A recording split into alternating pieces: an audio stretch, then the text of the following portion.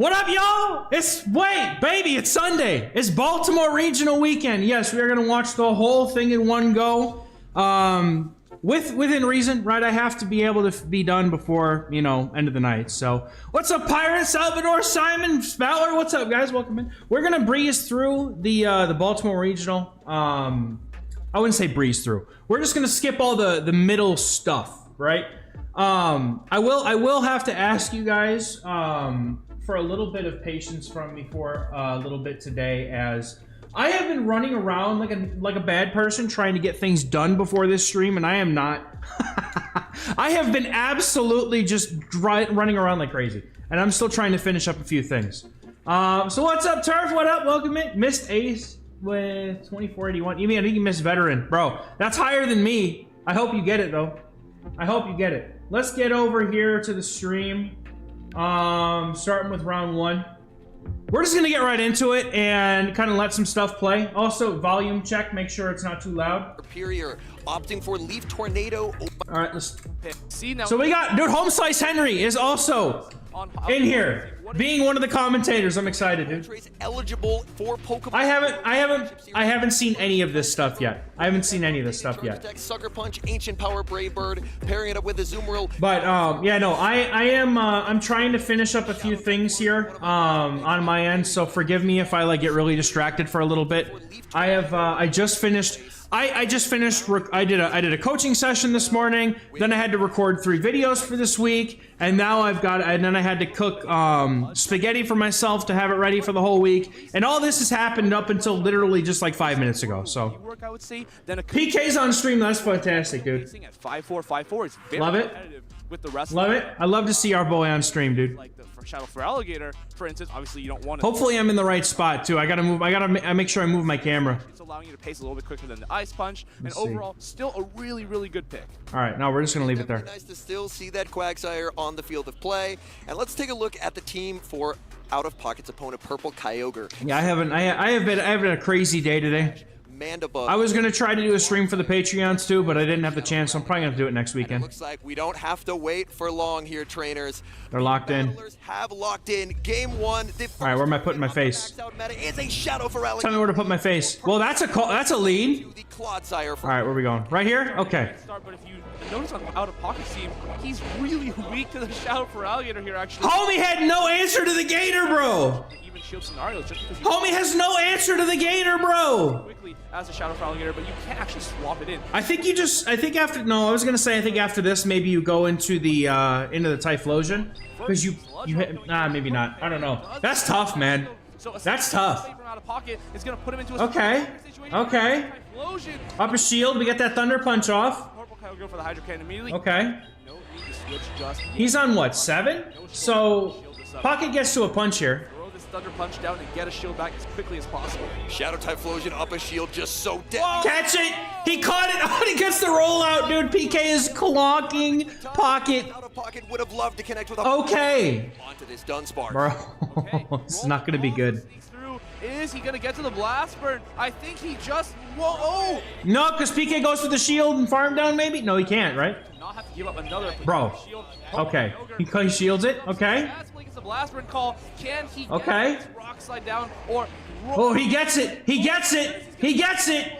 This is a really tough situation for Out of Pocket. Yeah, bro, if I'm Pocket, I'm shaking in my boots, man. He gets a tremendous amount. He's out of shields, but like that A slash just goes to town now. Does he have a Hydro Pump on his Azu? That with shields down. If he has Ancient Power on, or if he has a Hydro Pump on the Azu, we're okay. No, he doesn't! Bro's cooked! Pocket's cooked, bro. Pocket is absolutely cooked, bro. Before Out of Pocket gets that Ice Beam. And all right. Great magic for Azumarill. Give me a minute. Dunsparce moves all not being same type attack bonus. Draw Run comes through, still puts a hefty chunk in Azumarill. Very tanky Pokemon, already going to be going into about 30% health. We're gonna watch this. Give me 2 seconds, though, y'all. I need to do some fixing. I'm trying to get my videos for this week all ready to go here. In the back, and the Sand Slash is going to be a wall to this energy from the Azumarill. Yeah, dude, the Sand Slash just kind of cooks at this point. Kyogre with the catch and sneak earlier saved energy on Feraligatr, and this Feraligatr energy could be very problematic for Pocket in these endgames. Here comes Sand Slash, here comes Clodsire, but is it going to be enough to reach out? Earthquake, Ice Punch is going to be thrown by Purple Kyogre. If Out of Pocket shields this, I don't think there's anything he can do, dude. Forces him to throw. I don't think there's anything that can be done here. Sand Slash. Let's see, shield comes down. Here comes the Feraligatr. Sludge Bomb is thrown. Prediction! He gets the prediction correct. Oh, dude! The switch going. He got him, bro. Going for an Completely got him. Sludge Bomb will still knock out. Pocket, don't. I mean, he really doesn't have any really strong answers to Feraligatr, dude. Like he's kind of. Got the really nice. Homie really bought a Quagsire. Going to take down the Azumarill now with that. Okay, I mean, I get it. It makes sense. Superior and Moltres are like his only actual answers to the Gator, dude. The pivotal moment in that game. That's wild. Prediction by Purple Kyogre, anticipating that Out of Pocket would go for one Incinerate and a Thunder Punch, throwing two Shadow Claws, the perfectly timed switch down to the half second to get the catch of the Thunder Punch and sneak a rollout, which can deal devastating damage to the glassy Shadow Typhlosion. Shadow What? Typhlosion Nope. honestly tried its best there, was even able to get shields back from the Feraligatr. One of the best things is it's actually a fire type against a water type, but you don't take super effective fast move pressure, so you're not really too worried about getting farmed down by the Feraligatr. At the same time, Shadow Typhlosion's Incinerates actually have the same damage effectiveness as a neutral Shadow Claw. If that gives you What's any cracking? perspective on Nope. how much damage that move does, I'm trying to fix up my videos so they're ready to release, man. Shadow Typhlosion, I believe, actually can win the even shield scenarios versus the Shadow Feraligatr. It does if you get does not have an energy head start. Yeah, the Gator wins if it's ahead by one, but if it doesn't, Adjustments do you make? Cooked. This is the first tournament of a meta. You do not want to go to the losers bracket this early. Out of Pocket, a very experienced competitor. He's been here before. He placed very well at Worlds. Pocket's actually Pocket is legit cracked, bro. The leads are set, and it's a bit of a tough one here. The Clodsire versus the Shadow Alolan Sand Slash. Not again, bro. Sand Slash, which means as opposed to the regular. What do you do here? Comfortably survived. What do you do here? yeah, here we go. Ice Punch or Drill Run. It's going to be an Ice Punch, actually. This does a little bit less damage than the... I mean, Alolan Sand Slash just cooks his whole team, honestly. Like aside from Quag, which is okay, and the Typhlosion, like he doesn't have. Or get a shield. Well, it's Powder Snow, right? So I guess then, yeah, the Azumarill does okay, but not energy-wise. Sludge Bomb at the same time would be Oh my so goodness, bro. diabolical. Here we go. Switches right into the Quagsire. What is Purple Kyogre's answer? Our shots are actually doing. And PK's got all the answers in the back for it, man. That Typhlosion's gonna have a bad day. Energy generation. The Typhlosion's gonna have a bad day. Ice Punch connects. Purple Kyogre staying in, and this Aqua Tail is going to do quite a lot of damage between these two Shadow Pokemon. I like this no shield. I think he recognizes there's a Typhlosion in the back, so he's just opting to let Sand Slash go down. And now, Out of Pocket has to make a choice. Does he give up this Protect Shield and farm all the way down, or does he need to let the Quagsire go? There we have it. Hey, Whippy, what's up? Welcome in. Sorry, I've got my attention's on another window at the moment. I did my chat up, but I'm doing good, man. Hope you're doing well. Hope you're doing well. Switch takes a turn. There it is. There it is. He's down a shield. The Thunder Punch. Bro, the Thunder Punch is gonna hit really hard, bro. I really like this. So much damage. But no, I like this because he puts it on the Dunsparce. He's still... Oh my god, it does, dude. It's one shot. It claps it, dude. Completely clapped. KO. There's Completely clapped, bro. But Typhlosion has shields to hide behind, and this damage. Is it gonna matter, though? Okay. Roll Is it gonna matter, though? significant amount to the Typhlosion. I think so. I mean, PK can never, like, swap in and catch a move because he's just gonna catch an Incinerate on the Slash, so... We're gonna see Pocket Oh, dude. Hold on a minute. Hold on a minute. be able to tank 2 more rollouts. Shiny Groudon dope, dude. Purple Kyogre calls the bait. He calls it! What a Giga Chad, bro! Switch into the Clodsire. Oh, no! Can Typhlosion live? Kyogre go into the Sand Slash. Oh, man. The shield made so much sense, dude. Oh, No! no. Can he get the farm down? Holy shit, he gets the farm down! Resistant. That's it, bro! That's it! Sludge Bomb force the shield, but if he Can he get to another Sludge Bomb? forward on on that Shadow Typhlosion. Shadow Typhlosion. Because PK's gotta go, because he gotta go for farm down, right? He gets to it. He gets to it. Pocket, bro. It's not going to be needed. The Pocket. out of pocket, taking the I have no idea how he actually won that game, bro. That was nasty. decisive. That was nasty. This is exactly what happened in Baltimore. Actually, two. All right, let me go in finish this up. Championship. It was out of pocket versus Purple Kyogre on the first round. Here, it's looking to be a Oh man. change history and run it back here for his win in this winners round 2. Galarian Moltres, we haven't seen Okay, it yet, that. but Purple Kyogre was really liking that for Alligator. Maybe there's some kind of an opportunity here. We still have yet to see the Superior from out of pocket, which, as you take a look across his team, does look to be the strongest check into that Feraligatr. This Superior able to outpace the Feraligatr, as Feraligatr does need to land an Ice Beam to deal significant damage. We take a look at the replay. This game-changing farm down poison. This is good. But Clodsire does What's up, some Pokemon, dude? farm down and being able to survive these Okay. rollouts due to resisting those rock-type moves. I'm almost done losing my mind today, chat. I'm almost done. Needing that charge attack on the Typhlosion. And really good Poison Sting down. I think if he didn't do that, this was over. This was Yeah, he had that poison sting down was his only win con. He had to do it. So it was a very nice call. Holy Poison Sting down, a double resisted steel type, and oh my goodness, that was It can be done. Purple Kyogre. It can be done. Here for us in Baltimore, but let's see which one of these trainers will wrap it up here. It is Dunsparce into Superior, a great lead for out of pocket. Okay, now we're cooking. Because Superior absolutely goes nuts here. Running Frenzy Point. And Pocket has a chance here in the back as long as he keeps shields to deal with that stupid Gator. No, instead, looking for the harder hitting Frenzy Plant, and it's going to connect as Purple Kyogre does not choose to use a Protect Shield in this matchup. Yeah, and Dunsparce, no shields. He doesn't need to. The Rock Slide, Neither one of them need to shield anything here. pretty decent move with the recent Rock Slide nerf going from 75 damage to 65. This is just gonna look like an absolute tickle to the Superior. Will outpace to another one though, and I think there's an opportunity for Purple Kyogre. If he just lets this Dunsparce go, farms all the way down with the Feraligatr, we see what out of pocket can do about that in the back. This will be interesting because this Yeah, that's true. It's very risky. Like, yeah, he has to go with good timing. Otherwise, if he lets that go, that could be a problem. But or the knockout, and down goes Dunsparce. at least it worked out for him. Switch advantage. Okay, so right, but like even Clodsire here can absolutely cook.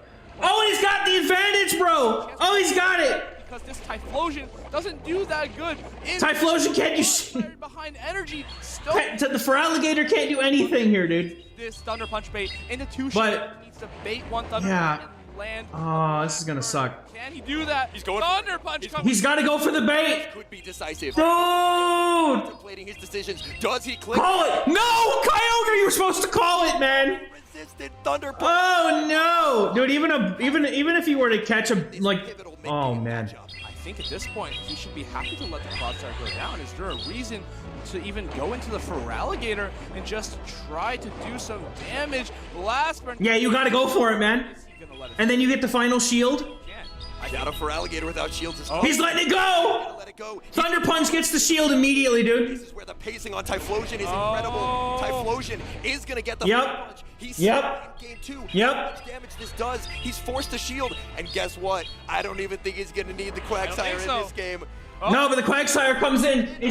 He's got Stone Edge. One Stone Edge will be enough, dude. Look at how much the mud shots are doing. That's disgusting, bro. Hydro Cannon comes down. Cap tie, Pocket. Pocket gets it. Let's go. I think it's just Good job, Pocket. down the Feraligatr. Good job, Pocket. Will the Quagsire hang on? I think it just by a little bit, but Stone Edge just gonna All right, I think I'm done prepping videos for really later. in games 1 and 2, but was able to bring it back game 3. Really nice alignment of the Superior. I think if Purple Kyogre came in with the Pocket absolutely cracked, dude. Pocket is absolutely cracked, dude. All right, It was difficult. Let's I get- loved that who's decision by next? out of pocket. Who's next? All right, who do we got next? damage, it's not a completely clear-cut matchup. we got next? Where if they can use shields, generate an advantage, it can still be a flipped matchup. As we take a look at this second All right, team, we're getting straight in, things actually. do get a little bit interesting. We have a Malamar, an Arctibax, a Clodsire, a Shadow Typhlosion. I love the Arctibax, dude. And Superior. And one thing that I noticed, Valorash with the Mud Slapping Gastrodon, and Valorash's opponent with only one Mud Slap resist. It looks like the battlers are locked in. All right, Game I gotta clean my glasses, chat. I got ground beef grease. Arctibax. Arctibax. Not a good lead, though. Not a good lead for the Arctibax. Arctibax is going straight out to Claude. Immediate swap. Oh, record broken by the... Dude, Dunsparce is ridiculous. Go for a drill run. I personally, I love the fact that Dunsparce Here is now is in this meta. I love it. Heather. I think it's fantastic. Actually win the zero shield scenario and force the first shield from Valor Ash. I have a team that I've got for my own play Pokemon stuff when I go to my locals next weekend. Looking to make it. Dunsparce is on it, and I am so here for it, dude. Could have thrown, but choosing not to, instead going for a bit of an overfarm. And now Heather with a difficult shielding decision.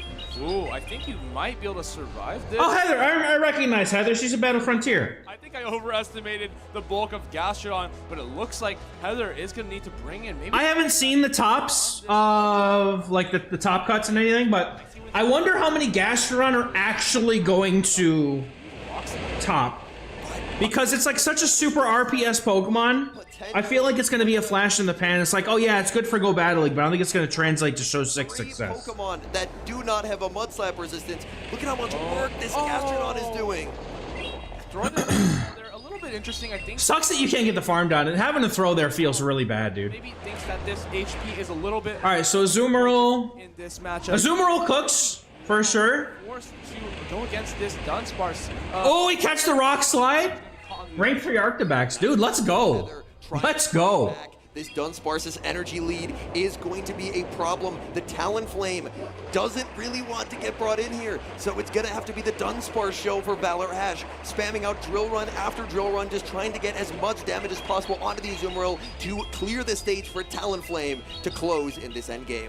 Talonflame looks so good with these two shields. I think if Valor Ash kind of just opts to no Valor Ash loves his Talonflame, dude. clean up the Azumarill, that might just be He loves his Talonflame. shields down. The Arctibax probably has not a lot of play into that Talonflame. No, the Arctibax is gonna get melted by the Talonflame, Crucial dude. damage from the fire type Incinerate of Talonflame. Actually gonna put up a protect shield here with We're gonna hide the chat so you guys can see the team. a little bit of room to play Bro, the Dunsparce is just absolutely cooking. on the Arctibax. That could work. This will still be difficult. Yeah, she's got nothing, man.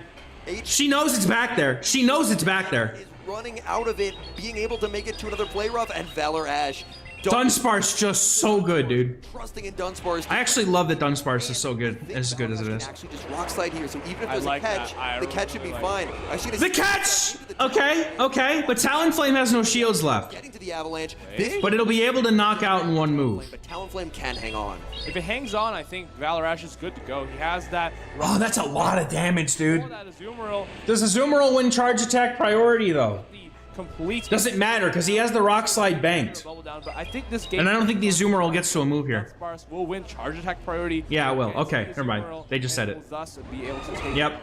with this rock slide or drill run. Doesn't There it is. Valor Ash Win. Good game. Actually, quite a close game, despite. A surprise, Talonflame, a Pokemon he has brought again and again. Every tourney, Yeah, he loves his Talonflame, these dude. tournaments as well, and he doesn't just bring it on his team. He brings it almost every single game, and we have lock-ins, and we have a bit of a surprise. Oh Valor my. Ash, known for that Talonflame, and the Talonflame, it's nowhere to be seen. Oh, no! And it's Gastrodon into Arctibax. Oh, dude, okay. Solid. That the Gastrodon is not against the Superior, but at the same time, how are you going to deal with the Superior in the back? You can't. Do not You know don't. how to deal with this in the back. The Superior just cooked. What's up, Jubilito? Welcome. What up, baby? Protection. Welcome in. Body Slam did get nerfed, so shielding that is a bit unfortunate. Yeah, that Going to sucks. fire off this Dragon Claw right before the next Body Slam is reached. Very well timed by Heather. Oh, Letting it go. Shield actually anticipating an avalanche not being thrown. Going straight for it. Gonna go for another Dragon Claw. He's gonna let him mud slap through. What's up, Jank? What up, baby? Welcome in. Build this up. It won't be very effective anyway. Okay, he does, and that mud slap goes through. He's gonna go for the body slam. Oh, Earth Power. I think Earth Power is more than enough to knock out this Arctibax here. Arctibax puts up the shield. He's gonna farm all the way down, and now here's the thing. If Heather has this alignment here, he's going to be able to align that Superior with the Azumarill. Yep. And, Don't swap. Don't swap. Don't swap. Don't do it to yourself. No! Fool! I love this. No! Will deal super effective damage, but this is why a lot of competitors are bringing Superior. Superior can survive. Okay, but like, what does Valor Ash have Aggressive switch into the Dunsparce. That the safe swapping the Azumarill wouldn't have been good. It can knock out. I mean, he has superior, sure, but... Rock Slide nerf is a negative for this buffed Pokemon. Oh, no. I think Heather maybe a little. What's up, Brian? Welcome in. Her head after it looked like a roll. I don't know who I'm rooting for yet. One of my friends is in, one of my teammates and friends, Lil Winery. She made it to day 2, so I'm really interested to see her games. Put the pressure here on Valorage. I know that she didn't make it all the way, but I'm really interested to see how it goes for her. So now it's a Azumarill mirror at the end of this game, and this is going to be great fun. Will use the protection. Yep, he's using the shield. Okay. Someone with the Arctibax. Arctibax, I believe, has some energy here. Throw it! Throw it! If Arctibax has a move, throw it, Heather! No! The Azumarill instead, Azumarill will be able to absorb energy. No! The eventual Azumarill mirror in the end game, a big. Oh, I know that neither of them know. I know we're all in like a third person. Oh, she needs to come in. What's up, T-Dubs? We're hanging right around 2,400. We're doing okay. What's up, Blank? Welcome in. Charge attack priority there. This Dunsparce would be history, and then the Azumarill will be able to finish this game off. How's she going to deal with this? I think has to go for a move. I like this play, but it might be too little too late. The Azumarill of Battle Ash is too healthy. Valor Ash's Azumarill with a pretty significant energy advantage in this end game. Yep. And that Yep, it's over, dude. There's nothing. This is it. It's over. The good news for Heather is maybe, I don't know. Will not KO the Azumarill here. Yeah? Shiny Does two play roughs plus an avalanche KO. That's the only way. I think that's the only way. Not knock out. We're going to see Valor try and farm up as much as possible, going for the play rough. This will not KO. So I think a play rough and an avalanche might be enough. Very close end game. It might be enough. So you throw the play rough here. Hold on. Hold on. I think there's a chance. You get in, you get in with the Arctibax and you throw the avalanche and you hope it's enough. I think it's enough, dude. Remember that she has energy. I think it's enough. Oh, I think so. I think so. It's enough. Why did you go for Dragon Claw, dude? No! I don't think the Dragon She had the avalanche trainer, no! Here. Dragon Claw. No! Oh, cooked. Oh my and god. now I think Valor still has that health advantage. She had it, dude. It was literally here. She had it. Still KO. She had It's gonna it. be a race. No! You could have won, Heather. What are you doing? The slight edge and will get Oh! down by the narrowest of margins. Valor She had it, man. And secure the 2-0 victory. I think Unfortunate. Great show. Unfortunate. But All right, next. low kicks. Who's next? If you can survive a sludge bomb. Oh, somebody brought low kicks. I'm not that familiar with low kicks. You might be able to just. You better get familiar with low kicks, buddy. It's good. The entire Claude side. Evan brought the low kicks. Definitely an interesting play that could be made, but I think the Pharrell. Hold on, low kicks cooks into this whole team, dude. Except for Mandibuzz and Dunsparce. Both trainers, Abomasnow, of course, it is a grass type, but it's not that good against Feraligatr, as we're gonna see in these first games, if any of these. No, Abomasnow. I think Abomasnow is probably a lot like. Into the Feraligatr as we see. It seems like it's good, but it's really not in practice. It has the same pacing. No, it's a little bit behind. But we'll see. Battlers are locked in for game number 1. Dugong for Evan, Abomasnow. Oh, good lead for Dugong. Is a very tricky matchup. Yep. We'll see Dugong have a slight pace. The energy ball is easily, like, they're gonna get to it easily, but Sword Slash kind of like does well in the back here. Need to have a little bit more coffee nighttime as Abomasnow outpacing by a turn, connecting with an That Arctibax is definitely gonna cook, bro.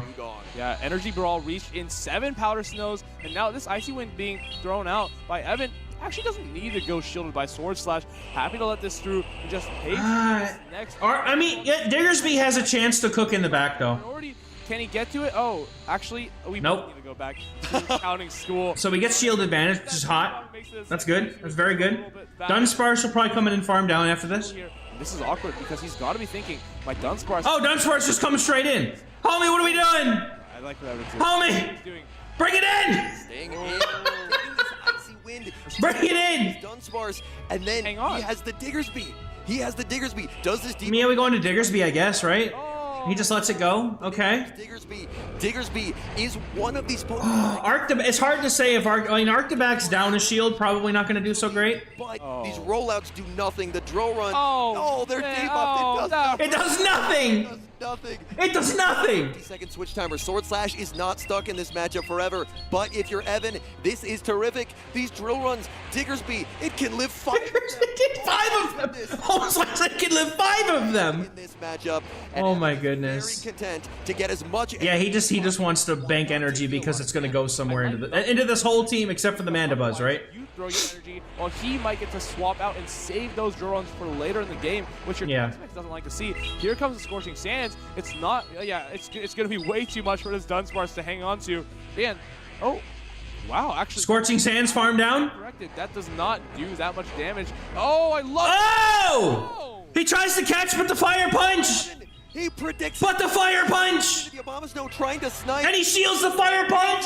With this move, he switches. And he goes for the icy wind into the Toxapex Bros. Oh my god, okay. Okay. In this game. Okay. He's not missing a Homie said, do it. He said, do it. Oh, the farm down of the... That's disgusting. Woohoo! Playing out of his mind. Bro, Evan really is though. He is just predictions in store. he's the meme of the dude with the salt going like this. He's just sprinkling it all over. Wave is debuffed, but Yep, we go for the sludge wave. Even though it's debuffed, it's still gonna hurt quite a bit. Dragon Claw comes through. I think he has to put up a Protect Shield here, or you just hang on very comfortably. that's a Toxapex. That does a lot of damage though. It does a lot of damage though. That with no shields used. Sludge Wave coming through. This is gonna do a massive amount of damage onto the Arctibax. Actually, I wouldn't say massive though. Scorching Sands being Oh, the Scorching Sands is gonna knock out though, I think. Dunsparce. Yeah, that's just a win here. That's just a win for Evan. I believe it has a drill run, but It doesn't matter. KOing. Nope. He doesn't even get to throw. Down it goes. Good game. Game 1, perfect. Back.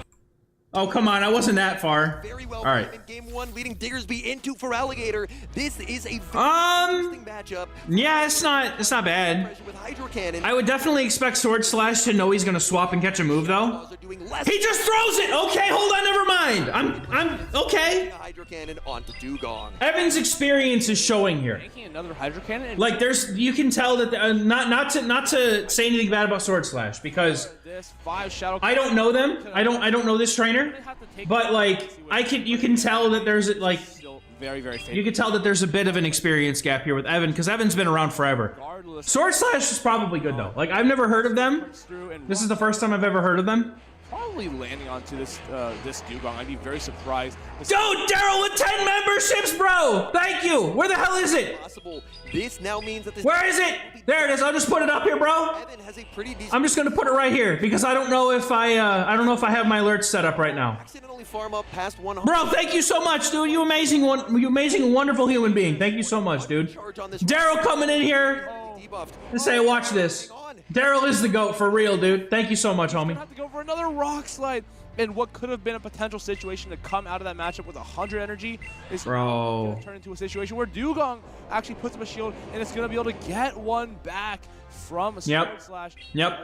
Sword Slash offer a shield, I think maybe. Does he want Switch? On the back of Does he want Switch? Yes, he wants Switch. Okay. Can you roll? Oh. No, he just comes straight in. Oh, dude, the Toxapex comes in and it's, oh my goodness. Okay, you know what though? These Hydros are gonna hurt, dude. For Alligator, but the Hydros are gonna hurt. And he's got a Mandibuzz in the back. That's it, man. Into the Diggersby. This is not a Hyper Beam Diggersby. It's on. No, he's gonna be sitting here fire punching forever. I don't think Evan's gonna win this one. Very well there. So honestly, despite Evan getting the alignment, It's like 50 or something. I don't know, man. It depends on the level of memberships that are gifted, but it's a lot. You can go for Brian here. It just isn't enough. I think a really good Toxapex can survive 3 Hydro Cannons from a Feraligatr. We're going to see here, it's going to be in Shadow Claw down range, but of course, Sludge. Homie's in shambles, man. Brian will be enough from here. Does he get the farm down? Oh. He does! He does! That is a bulky Toxapex, barely able to hang on. In comes the Mandibuzz. There goes Mandy. And that Snarl's gonna knock out. The Snarl knocks out. I think it does. He doesn't even know it's a sludge. He doesn't even care, man. It's over. And now this Evan knows it's over, dude. There's no way. the Dugong on 1 HP, and this Digger's Can he? Wait a minute. Can he time out with the fire punches? Can he just time out with fire punches and win by timeout? How crazy would that be, bro? The fire punch connects as Mandibuzz. No! But great patience by Sword Slash. Oh, he should have gone for the. He should have attempted to go for the timeout win, bro. Of course, this Dark Pulse isn't gonna do He should have attempted to go for that timeout win. 50 energy charge attack, and it just seems like Diggersby takes like a champ. Is there any reason to go maybe for a Scorching Sands here? Is there an argument for that? No. There is a 30% No. chance at an attack drop. It's not worth it. A double resisted move will be difficult. Both trainers still with a shield in play, but I think Mandibuzz can probably tank at least 2 fire punches, maybe even a 3rd fire punch, and there is still the Dunsparce. Yeah, you never have to. This is going to be tough. That poor Diggersby, bro. Very difficult endgame to play out of. He has gotten a couple free quick attacks. Death by 1,000 fire punches. Slightly, but this still, Oh. this is more of attrition. That is a very difficult one. Oh man, he's got to let it go, doesn't he? Oh, that's unfortunate. But it looks like here, I don't know, maybe. as soon as he gets it, pretty comfortable with this situation. No, it's definitely not happening. No, it's definitely not happening. Hung on to that fire. The Snarls will just farm him down at this point. Just goes for an airless here. I think, yeah, this should taste the exact same charge attack. Diggersby wins cap though. And I think Realistically, what he could have maybe done is shielded the he could have shielded that. Same type of attack bonus. Evan has to hang on here. Yeah. Can he survive? No. Oh, there it is. There's the timer right there, man. Sparse Oof. barely hangs on. Mega oof, bro. Slash, a sigh of relief. Landing a hyper beam inflicts some very significant damage onto any flying type. It glitched into the screen. I didn't even notice, dude. We now have a double lock-in, decisive game 3. Evan 7-7-7-7-1-3 versus Sword Slash, and it's Toxapex into Obama Snow. Oh! Devastating lead for Sword Slash. Toxapex into Obama Snow. Where's the game, bro? There it is. gonna stay in here. I think. Oh, No, don't go for the icy win, dude. for the icy Why are we going for the icy you're win? gonna have to swap after. And once you swap, I think Evan's just gonna swap as well and just counter that pick. If you bring in the Dunsparce, here comes the Diggersby. If you Why would you go for that? No. where is the play here for Sword Slash? Alignment so pivotal, and Evan He's just full sending. He's just full sending the sludge, dude. matchup is a dominating one. Obama Snow calls the bait. Sludge I would have gone straight into the Dunsparce here at least. comes Dunsparce. Evan Yeah, this is pretty much done, stay man. in here. In the back is Dugong, which takes super effective damage from these rock moves from the Dunsparce, and Diggersby, which is a wall to that rock damage. So I think Evan will just stay in here, happily take alignment. Yeah, and looking at the Evan's back happy with this, man. Alignment matters quite significantly. It is so Jover. Come through here, but Evan is content to let this Toxapex go down. It's already done its job. Yeah, it has, man. From a potential bomb. It has. Throw-on comes through. Dugong on its own just completely does well here. He just comes in with the Diggersby on this thing, and then he goes for the Catch, and you just go for the and then he throw-on. goes into Dugong and the Mandy. This is Content to easy. Let this one through and just put it on the back of Diggersby. Yeah, Sword knows it's no, he's just cooked, man. He knows it's cooked. Have the Dugong ready for whatever in the back. I think you're Evan. I think Sword had a much better chance Yeah. if he had We do see the nods of acknowledgement. if he had gone out of the. Alignment is so favorable for I mean, no, he's probably gonna get RPS'd either way, but his chances were way better if he instantly switches into Dunsparce, Icy wins, and the switch timer and then he's probably okay. in alignment. Like more okay than he would have been anyway. Second switch timer is he will be able to escape this matchup sooner than he could in previous seasons. However, Evan did a great job of switching right when Sword Slash switched, which means that unfortunately, when he Yeah, it's over. switches, Hey, Chad, I'm gonna go get some food real quick. I'll be right back. that Dunsparce is back where it started in a very, very tricky matchup. Mandibuzz already doesn't do a whole lot of damage, but this Icy Wind is going to make it do even less. I think if you shield this, there's just no way that Mandibuzz can get through this Dugong. Lets it go. Actually, you just, wow, oh, nah, I thought you were so close to hanging on there, but this Dunsparce, that just has not enough play against this Diggersby. Such a bulky Pokemon. We've seen how little damage Jorun does, and this is no exception. Diggersby, so bulky, so tanky, and it's probably going to be a big reason why some games go to the timer today. I really like the decision to bring Diggersby on this team of 6. Since Chairfell Rose was here. All right. now an increasing variety of The chair looks comfy, but it's honestly it's very like firm, so it's not like super comfy, but it helps me with my posture, which is a plus. but specific All right, I got my spaghetti, chat. Diggersby has an ability to be an incredibly unique core breaker, as by resisting the rollout, it's dominant into Dunsparce. So you can rely on having a bulky normal type, but your bulky normal type is beating the other bulky normal types, and that can really put you at an advantage. And we Yep. saw with the exception of the game where it got stuck on the mid. Pizza sounds great, dude. Putting in an incredible amount of work for Evan. Diggersby as well, taking down the Dunsparce here, and it's I think I ordered some pizza, I think, last week. through winners round 2. Even when things were looking I had a Domino's not too far from here. for, game number 2, There it is. he actually had a lot of success with Diggersby, I believe, in Charlotte, where he got top 4 with the Diggersby and Zapdos core. Here, it looks like Toxapex Diggersby is the new meta for Evan, at least, and we'll see if any other trainers are running something similar. One thing I noted, in his 2 wins, you know how many total shields he used during nighttime? 0. 0 shields used across both those wins. Oh no. It's a pretty dominating performance there in those wins by Evan. Did not opt to bring the low kicks. Instead, he supported the low kicks with some incredibly bulky. Lyles across the board. and Crimson. Oh, this is going to be a game right here. This is a game right here. Out of All right. Start out past Barcelona. Okay.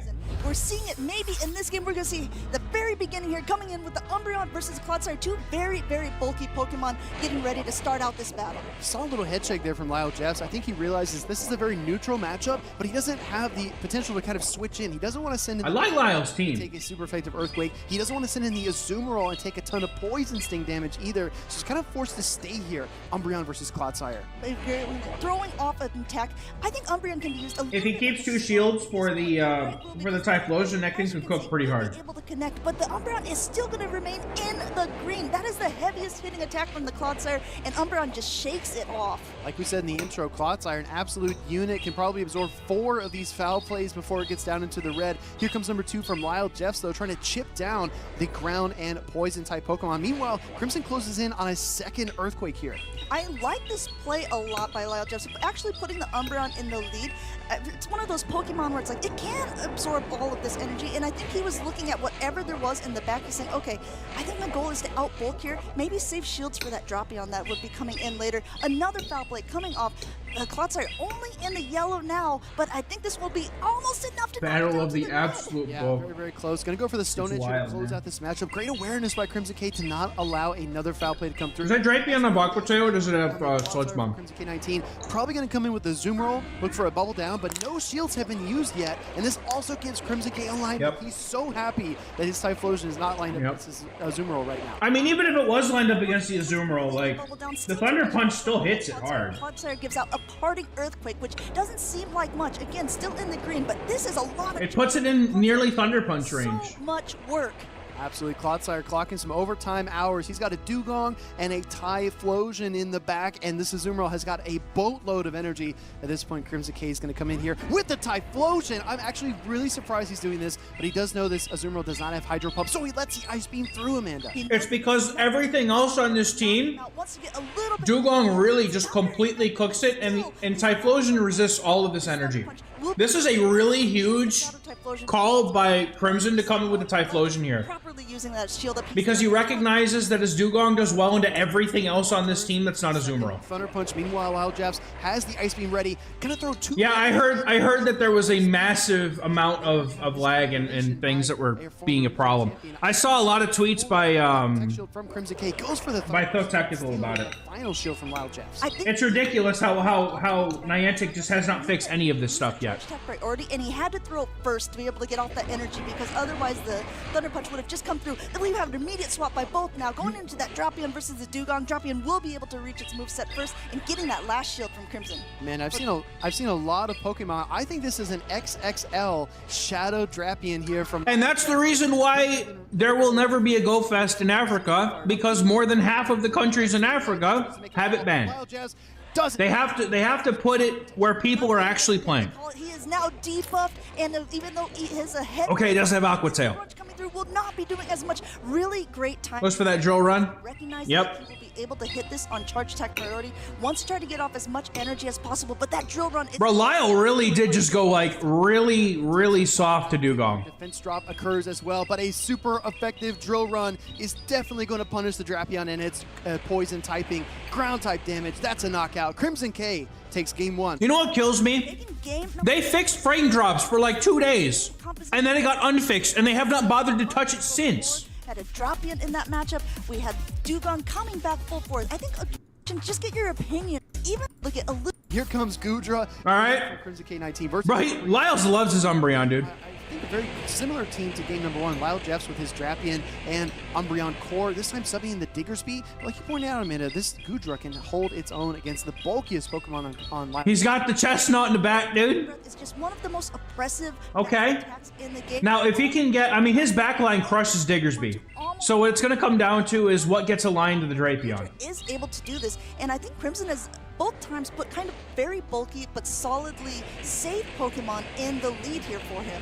I'm looking here at the back line for Crimson. I think he definitely has a team composition advantage. Chestnut with presumably Frenzy. Yeah, but population doesn't matter Thunder punches, but we'll if the people that are there don't play the game. It's ice typing. That's the thing. Drill run. I think that if Crimson K can maintain switch advantage and win this lead, he's going to set himself up really well in the end game. Okay, so he switches into Drapion, tries to get that farm down. Oh, the poison sting down. But Drapion with energy. And Crimson K is happy as hell to bring this in here. Game already added. He knows this Dugong is going to do fine. Here, Crimson's gonna let that first one go through. And as soon as that chestnut comes in on the Diggersby, it's over, dude. This is going to be one of the cleanest 2-0s I've Here seen. comes another defense drop from the second crunch of the Drapion in this series. Me too, man. I never get debuff. I never get my debuffs. I never get my debuffs unless they're against me. Anyway, even though it's not the drill run because this Drapion is getting low. Low to go here, and now it looks like he is gonna farm up just a little. Rare XL candy? Okay. That's good. As long as it's a consistently good source of it, then that's a good reason to do actually play the feature.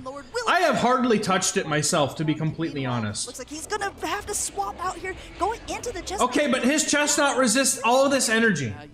I think the benefit here is that Chestnut is a fighting and grass type. We know this is not a sludge bomb Drapion, so he's able to absorb the crunch no problem. But the real issue here are the poison stings. Recently, Yeah, they're gonna really add up, doing dude. much more damage than they ever had, and now it's going to force Crimson K to use his first Protect Shield of the game. Yeah, he basically has this chestnut against the world here. Maybe he's thinking that Dugong later for a potential sacrificial swap. This will go through. Does Lyle just want to connect? Yep. Yes, he's going to let that Drapion go down. But hey, that Drapion did so much work. We still have full health Pokemon in the back and a little bit on that Umbreon. Yeah, I like the Clodsire we saw from Crimson Game 1. Drapion putting in overtime here for Lyle Jeffs, but now he's got the Diggersby with Fire Punch. Hey, nice weight. Frenzy Plant here. I think, Amanda, I think the Diggersby can tank this. Lyle Jeffs agrees. Lyle Jeff says, okay, I know what's coming through, but it doesn't even matter at this point. You're going to need to throw 2 regardless. Just getting up a ton of energy here. Oh! Trying to get He needed to catch, man. It's over. It's over. Attack before throwing this Fire Punch. Even though there's a shield, I think Crimson's going to... It's over. He's going to protect it up. Yeah, I think Lyle Jeff's built to the double Fire Punches. He knows he can throw the first one here. Will lose the charge attack priority, but Crimson K doesn't even go for it. He recognizes he still has to get past that Umbreon in the back, and Chestnut is just too weak, too worn down. It gets KO'd by the Fire Punch from Diggersby. Unfortunate. Cool as a cucumber there. When we were looking at the team composition, we even said at the beginning, it looks like Crimson might have had a team comp advantage, but Lyle just knew exactly how he wanted to play out that matchup. I think if Crimson invests more into, if he invests shields into his Dugong, by Lyle Jeffs being able to... I think he just completely takes it. he Wait, nailed it, what Amanda. I happened? think that the team composition was good for Crimson, but the farm downs are really... Did you guys really make them wait like 10 minutes to play game 3? Number 3. We talked about the teams. Let's give a quick refresher for just a second because we're jumping right in. Yeah, the teams going into these matches with Talonflame, Drapion, Umbreon, Diggersby, Shadow Venusaur, and Azumarill on Lyle Jeff's side. Crimson K with the Clodsire, Shadow Typhlosion, Chestnut, Goodra, as well as Dugong and Shadow for Alligator. We have not seen Shadow for Alligator for Crimson K. We have not seen Shadow Venusaur for Lyle Jeffs. Going to game number 3, it's anyone's matchup. I wonder who's going to take it. Yeah, we talked about this earlier on. These two are 1-1 in this. The loser of this will drop down to the loser's bracket. They'll still be able to play out, see if they'll be able to make day 2. It's not impossible. In fact, last season, we had a trainer... Niantic's not discriminating against Africa if Africa probably has laws that prevent the game from being allowed there. It's the same thing why it's banned in China. Possible here in Baltimore as well. Absolutely. Well, we are jumping right here into... There's probably an actual reason why it's not there. on the left, and we've got Crimson K19 on the right. Dugong lead into Azumarill. And this is a pretty neutral matchup overall. Both of these Okay. Pokemon, the play roughs, will be able to do a little bit to the Oh, dude, that Talonflame in the back is cooked though. We gotta see what Jeff does here. matchup here. What does Lyle do here? Going for bulky Pokemon, and looks like Azumarill. Talonflame is cooked though. I don't think he has a really positive matchup anywhere here. These two Pokemon have the same pacing with their fast attacks, right? Both 3-turn fast attacks in Bubble and Ice Shard. But at the same time, I'm noticing the on-field matchup, but I'm also looking at the back lines. I think Crimson K has another team composition advantage. He's got a Goodra and a Clodsire in the back to deal with the eventual Shadow Drapion and Talonflame. Yeah, this now is going to be able to go through. Still no shields on Lyljev's side. He knows that this Azumarill can tank these drill runs quite comfortably, barely knocked down to the yellow at this point. And the play roughs will start to add up, especially because it's going for the not going for the icy wins, going for the drill runs instead. Throwing right before the next one is loaded. Great timing by Lyljev's here. Play rough looks like it will connect. Crimson not using a shield. Yeah, Crimson could have chosen early on in this matchup to throw an Icy Wind to try to slow down the Azumarill, but even if you slow it down, I do think it will take the same number of play roughs to KO the Dugong, so he's going the safe route. He's just dishing damage. Bro, I'm getting cooked in fantasy football this week, dude. I got a work league. Crimson K. My opponent has Chimera. I'm cooked. I'm cooked. To get to the Icy Wind there. Lyljev's did the same thing game number 2. Came out with a ton of energy here though, and even though those Goodra's Shadow Breaths are just whittling away here at the Drapion, Drapion says, I already have a crunch loaded for you. Here's the first one. Will we see a defense drop? It doesn't even matter. This Goodra is in the yellow. The defense is dropped, and the next attack is going before he's even charged up for his first. This is so insulting for a Dragon-type Pokemon to have to shield an Aqua Tail of all things. That feels so bad, man. Still need to respect that charge stack from the Drapion. Gonna go ahead and fire off his own Aqua Tail and will pick up the KO. No! Yeah, to it. Yeah, man, jeez. Here for Crimson K because now weak Azumarill in the back and there's a Talon. Okay, here comes Talonflame to get a farm down. And the defense drop means the Incinerates are chipping down. Here comes Crimson K with... So he gets the shield advantage, or puts the shield back down. I had a pretty good week otherwise, but like the dude that I'm against, he scored like 170 points last week.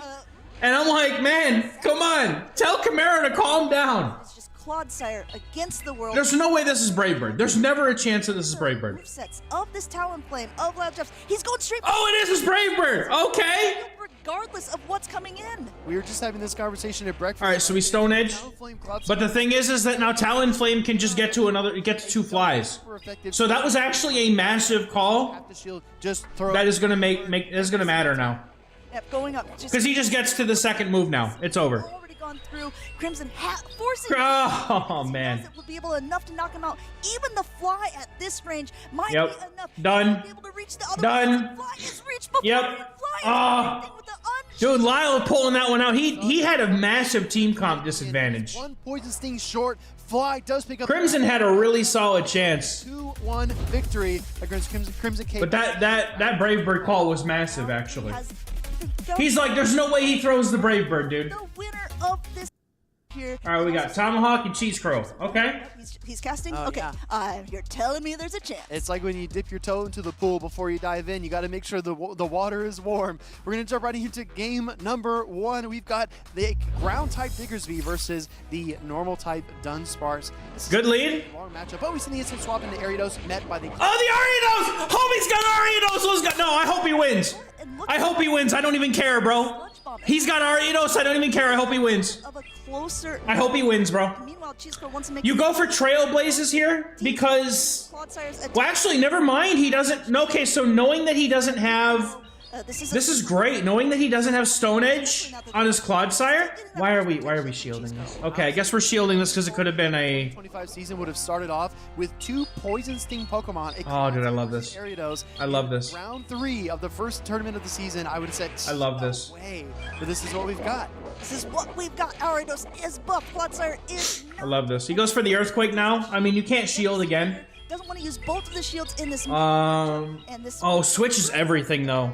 Switch is gonna be literally everything though. Got a ton of energy here, buffing its attack one more time. Like if Toxapex gets on that Azumarill, that's gonna be it, man. Because Diggersby just destroys Dunsparce. Poison type fast attack that is double resisted, actually triple resisted by Clodsire. That's a really tough position to be in. Trailblaze going off here again. Switch is massive. Okay. Tomahawk shields, and he does. Tomahawk forced to excuse me. Here. Has a lot of energy on his side. Didn't want to go down with all of that. Yep. Here. Meanwhile, just charging up a little bit more, getting yet another attack buff. He's going for the Earthquake because he doesn't want to risk it. Because if you're looking at the back, Switch. He wants wants to be able to keep some sort of alignment, getting that next shield. That's a Baffo. I mean, he didn't miss anything huge, but he did. I mean, there were some games that were played. It's been mostly like Lyles and Crimson was a good match. Coming right down to the wire. Another Trailblaze getting fired off here. Cheese Curl is ramped up and ready to go, but it looks like Tomahawk is closing in on his energy. He's gonna throw an Earthquake here to take down the area. He's popping switch now. Cheese Curl needs to start thinking. That's disgusting that Clodsire just wins. That wins that. Talking about Lyle That's disgusting that Clodsire just wins that, man. Have a similar My poor Ariados, man. do more damage with All those bubbles, but maybe So Dunsparce, like, yeah, getting switch here was necessary, and now that he doesn't have switch, knows that the Tomahawk wins this game, dude. and going down before that sludge bomb can even connect. Great timing with Cheese Curl here. Yeah, he knows it, bro. He's just like, shit. Yeah, I'm telling you, once you topple the Clodsire, I think Cheese Curl was happy to not take a Sludge Bomb there, but then when you see the Toxapex, it's even worse. That's it, man. I'd be so mad. The Dunsparce here, and then he's met by the Diggersby. I'd be so sad, man. Tried to move around, wasn't able to win the lead, wasn't able to win switch, and now he's stuck against Diggersby here. Yeah, and I think this was the big play by Tomahawk, recognizing that middle game potential. Sometimes you want to have a shield advantage. Sometimes you want to have switch advantage. I'm just gonna casually do a little fast forward here. At the same time, my one. Because we know I don't really want to watch. I don't really want to watch the Diggersby Dunsparce matchup when there's a Toxapex Azumarill in the back. We know Tomahawk wins that one. All right, he's gonna lead. He's gonna lead that Spider this time, surely. In tough. See what. Come on, Spider. No. Okay, it's for Alligator. That's a really good lead too. Out of this, immediately swapping, using All right. Diggersby as its No, homie, no. once again. No. It's still Azumarill, bro. Azumarill. No. advantage. Oh, throw the Hydro Cannon. Throw the Hydro Cannon first, man. Typically seen the Oh, trainer, no. the 2025 season, but fire can hit hard against any bug type. I wonder if he's getting some stage nerves or something, because he's not making good choices right now. Adding up, this Ariados has put in so much. He's making not good choices right now. Yeah, another fire punch now coming through, making Cheese Curl decide, do I need to use a protect shield? Oh, he has to shield it. Oh. He is at a lot of energy here and wants to make Tomahawk do something similar, right? Yeah, at least maybe. Yeah, like, and I have to keep in mind too that we have all of day 2 to get to, and day 2 is probably more interesting than most of the games that we're gonna see right now. These trainers could decide to swap out. And I don't mean that in a way to like bash on any of the players that are playing in the earlier part of day 1, but like. KO in the Ariados and locking down. Like this is just a massacre. Like Toxapex just beats the whole rest of this team, man. Azumarill has no play. The Feraligatr comes. The Azumarill has no play. Attacks of it are not going to be doing that much. Like forced to Cheese Curl wins this game if he goes he's going to use that last shield. if he goes Hydro Cannon into the Diggersby safe swap, This is going to be very and then he goes Azumarill into the Diggersby, and he he's got the stage nerves. The stage nerves for sure, man. Oh, that feels so bad. Yeah, he ain't winning this one, dude. He ain't winning this one, dude. I'm sorry, man. He had that game 2 in the bag. Because if he sees the opponent safe switch into Diggersby, that is a guaranteed. Holy shit! Hold on a minute. What is this on my screen? What the hell is on my Sceptile Eyes with the Celio, bro? I love it. He knows at that point that he doesn't have to deal with the Toxapex. At that point, he just gets Azumarill on the Diggersby, and then it doesn't matter what's in the bag. Because Toxapex, like, even if that's back there, you have play. With Feraligatr and with, what else did he have? He had the, Get to a body slam here, which is absolutely such a baller, but he doesn't oh my quite god, I'm get just there. completely crap. The Ariados. Yeah, Charm's still good. Or whatever he had. Man. Going to be able to get to another attack and maybe Okay. exactly what Sceptile Eyes. Okay. Poison jabbing down there. Dunsparce is kind of solid here, though. Does he come in with he comes in with Gator, or does he come in with the Guzzlord? Putting on its tie, getting ready. I feels like maybe he comes in with Guzzlord. Guzzlord being the more RPS option here makes sense. At least the 4th Okay. down we've seen from a fast attack that previously He had Ariados? Okay. very underwhelming. Now Yeah, I got this. Switches house. Scott, dude, I'm telling you, I'm pretty sure that he had like some mad nerves or something going on. Even available here, it's going to do a nice chunk of damage to that Clodsire should it go unprotected. Looks like Sceptile Eyes going to let that go through. Not enough to knock out the Clodsire here. Guzzlord and a Dunsparce. This will be interesting. He want to use his... I don't know that it matters. Let this go down. I think he absolutely needs to if he wants to maintain that for Alligator. So here's the thing, right? Alpha Phoebe has the Guzzlord in the back. Okay, we come in He's with got the rid of Dunsparce. Shadow Studio, so he knows that the Dragon type coverage is going to be so powerful for him because there are no other options in his way. Now that he sees the Dunsparce, it only I haven't either, but like, I've played in tournament settings before, and I can definitely say that like the nerves are a thing. Yeah, we have Guzzlord coming into it, going ahead eating up this drill run. Not Okay. doing that much damage to overall, but he wants to be able to start getting some fast. He does enough, but yeah, it's not doing a ton. Continuing now. Okay, so he's running Crunch instead of Brutal Swing. That's interesting. Already at the first one, going to go up for a little bit more. It looks like both of them just going ahead on energy. Okay. Way up on energy. I think that Alpha Phoebe wanted the extra. Maybe he just tries to go for the double crunch. Liable to throw first. We're going to see the drill run get fired off here. Now Alpha Phoebe can go for his charge attack. He does have Dragon Claw and Crunch, which is an important distinction. Brutal Swing got a buff in the Max Out Season update, but Crunch still has a chance to drop the opponent's defense. Do they cap tie? Catch? Okay, catching on Claude. Okay. The switch timers are very misaligned. This is actually very good for Sceptile because having that Dunsparce with energy, A lot of energy. that puts him in a good spot here. Now the for Alligator, yeah, that's unfortunate. Can he? Does he go for farm down here? Or does he try to just take it out? Chompers coming in here with the Can Dragon. he just say Big Chomper?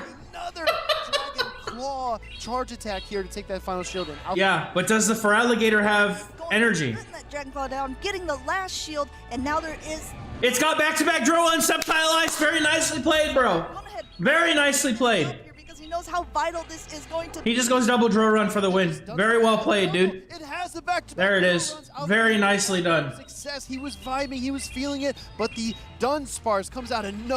I don't have to fear. Very you guys nicely done. at all. I can just. Is running a regular some of this damage, and we'll have to see these two players. Play Okay. Game number 2, Guzzlord into. Okay.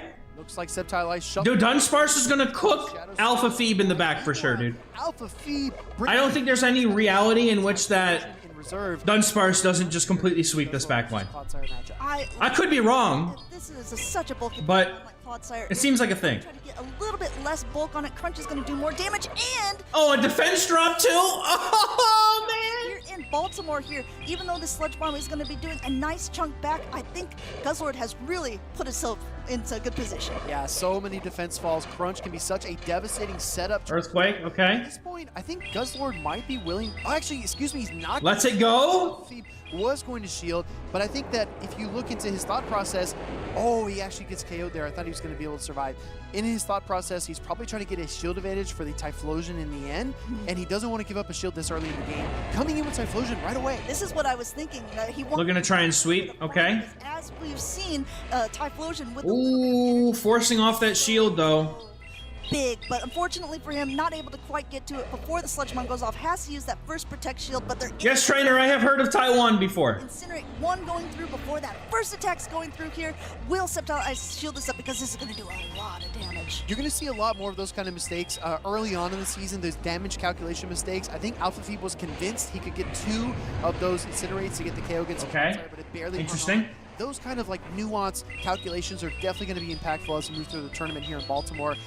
Dunsparce versus for Alligator. This was a really bad matchup for Alpha Phoebe last game, but now the Celio comes out. Oh, and he resists all the energy. Very nice call from Sceptile to bring this in here. For something to stop both Feraligatr. Celio is very interesting. I like it. Pretty good choice here. Hydro Cannon's not very effective. Celio tanking it like a champion here. Already at that first attack, and this body slam is going to be able to connect. It's going to do a lot of damage to this Feraligatr. Doesn't quite pick up the knockout. I think for Alligator will get the second Hydro Cannon here, which does apply a lot more pressure. He just lets the he just lets the Dunsparce finish the game here for sure. Resist this Hydro Cannon and hang in this matchup. Can he get the Powder Snow down? It's going to be really close. Oh, there it goes, man. He's got to shield it. It is just a body slam, but he has to shield it because otherwise he just gets roll-outed down. Now on this Typhlosion, Yep. and he will be able to win charge attack right over this Dunsparce, throwing right away here. Shield once. Will Sceptile Ice choose to fall for this? Yeah, I mean, you have to. It doesn't matter because if you're keeping track of the Incinerates, you're able to get to a move here. Be so powerful for Yep. game number 1. It does There it the is. same type of action. There it is. Well played. Sceptile did that so Absolutely perfectly. knockout on the Shadow Typhlosion. Dunsparce's got wings, but he's on the ground as well, throwing that ground. He's got wings. He does, dude. Dunsparce's cute little wings, dude. For Sceptile Ice, moving on in the winners semifinals to the winners finals of day 1. I know our friend Night. Pokemon in the last All right. Pittsburgh and Peoria metas. All right, I'll be right back, chat. I'm gonna use the restroom. Seems like the non-Shadow has Back 2 minutes. more favorite. One Pokemon that I did want to highlight as well. The Venusaur, I think its energy is terrific into just about every single team. Basically, the only thing that can take a Frenzy Plant comfortably is the Sand Slash, but I also want to highlight that Malamar with the updated Charge Attack Psywave. But it looks like the battlers are locked in for this game number 1 winners semifinals of Group E, leading Azumarill from Andrew Manjarres into the Malamar from Just Dirk. At first glance, this might look like a great matchup for the Azumarill, but I would say that Malamar... Oh, here we go. Here's the matchup we were talking about. Earthquake is going to be paced a little bit slower than the Ice Punch here. Actually does not go for the extra turn there because Andrew Manjarres got the switch in. He could have taken an extra turn from Just Dirk by throwing first. Lets it go, but as we see, it actually hangs on, and now he is just happy to let it go through, play out the zeros, and Poison Sting down is going to be pretty impossible. That is the difference with the non-Shadow Alolan Sand Slash. It can survive that Earthquake, and Andrew Manjarres now has an ability to farm up, but he That's lets what we were the talking Okay. get reached I hear some hype. slightly faster. Malamar on stream. Andrew forced to go down a shield and a Into an Azumarill, though. wanted to do so. I would have liked to see him throw a drill run there because, of course, Ice Punch, not enough. Okay, doubling up on moves makes a lot of sense. Take that Clodsire down. And Wait, is he running Mud Shot on the Clyde? already has come away from this Okay. advantage he was looking for. Interesting. Can it actually farm down here? I love this play because you're going to need to shield up the Azumarill no matter what. So you're okay with taking this damage from the drill run. It's like nothing even happened. Now, as we Psywave this down, Malamar, with 2 shields, can foul play through the entire Azumarill, which is absolutely disgusting. Goes into Venusaur, and now this is really awkward, actually. Yeah. Go into a Venusaur with 2 shields and an energy advantage. And Andrew throws the Ice Beam to grab that Protect Shield, but this is something to keep in mind. The desync in the switch timers by throwing a charge attack that burns through a quarter of the switch clock already, which means that Dirk, with the energy that he saved on the Malamar, can potentially do a combo play later in the match. Frenzy is going to be no-shielded, and that Frenzy Wow. does big damage to that. It does, dude. Venusaur is super good in this meta right now. Frenzy Plant reach at the same time as the Sludge Wave. I think Andrew has to shield this attack. He does. Frenzy Plant gonna be kind of close to knocking out there, but now this Sludge Wave will definitely be threatening to knock out the Venusaur. Does he go for a Brine Bait? He goes for a Brine Bait. I think you let this go. You just put it on the Malamar with the shield and the foul play already banked. You should be able to get the Yep. Oh, shit, dude. He does. He calls it. Into the Malamar. Malamar going to get hit with a Brine. I love Brine this. won't KO I love either. this. He's going to let it go. He is saving that Protect Shield, saying, you cannot farm me down. Switch timer up for Andrew. In comes Azumarill. The question will be, can Malamar put this into potential farm down range for the Venusaur? Venusaur would love to leave with a Fred. I don't know that it can. Knock out that toxic. Maybe. Here, do you even want to go? They don't do that much damage. You're going to reduce his farm and it does more damage, but I think foul play is still going to be okay. Azumarill has a lot of energy here, so Venusaur is going to have to be very careful about how it manages its energy here. Yeah. Be a very interesting Okay. game. There is a big Alignment. difference in the amount of health between these. Yep, he just wants to get that Ice Punch or the Ice Beam off. Okay. Ice Beam. Venusaur has to. He just gets up to double frenzy and he wins. Can Got Venusaur it. get the double up? Yep. If he does get. No! Trainer, no! And he survived. No! Jabs from the toxic. No! Very, very close. He needed like, oh no, that was it. You don't throw it till you get to back-to-back. Trainer, no!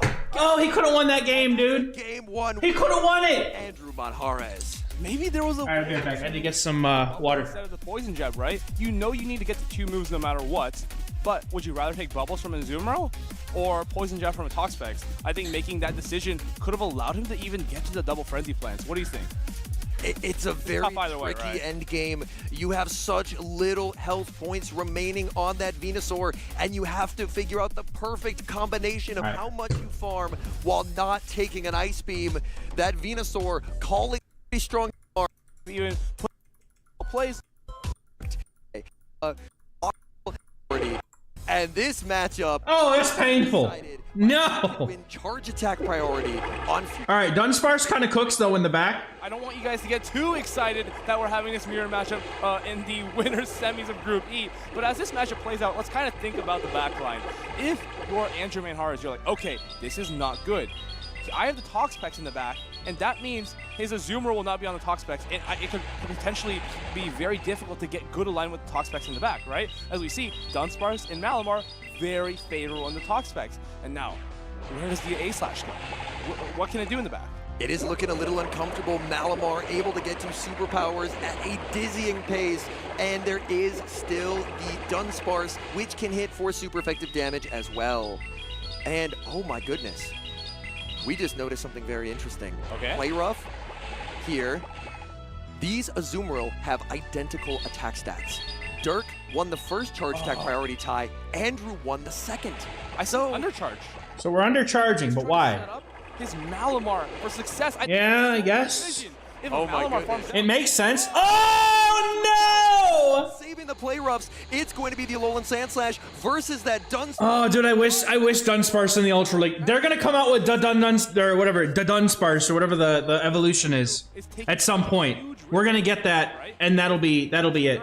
sneaks a roll out there instead of throwing. That'll be the Ultra League Dunsparce that we all know and deserve. Horrible, but here comes the drill run. It's gonna be shielded. Yep. And Andrew Manhar's actually. That's tough, man. For the swap here, he's gonna need to land. He's the getting drill run. outpaced. Oh. Oh, he's getting out. It's all good, boss. Thank you. Appreciate it. Tech priority tie there actually ended up working a little bit against Andrew because he gets outpaced by this pacing. The double shield on the. Oh my goodness, dude. Oh, he needs it. He needs it. Deliver victory. A massive overfarm. Going for an doesn't ice take it out. punch. Hoping it's going to work out. But Dunsparce is very bulky. It But I'm may be not. able to hang on. Oh. We do see the shield from Dirk. He's going to be shielding up. We're going to see Oh, a switch he- Okay, the combo play. out for a combo play against the Dunsparce. Did you notice he tried to swap out there? I guess was a little bit slow in the reaction. That may cost him. Yep. Here. This Malamar in the back is such a menace, though, because it has just the ability to one-shot the Alolan Sand Yep, Slash I like it. with So much charge. But now that Sandslash might get a nasty little farm down from this. Get this down, but the Toxpex. Well, actually, I mean, the bubbles in the play rough are probably enough at that point.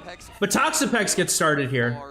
Malamar side. Toxapex farm here is going to matter. I believe there's energy stored on the Dunsparce as well. Yep. In comes the Toxapex. Toxapex. Unfortunate. Just go for the play rough chip and then be done with it. Yep. Toxapex should leave with just about a brine's worth of energy, but against Malamar, landing the Sludge Wave is going to be key.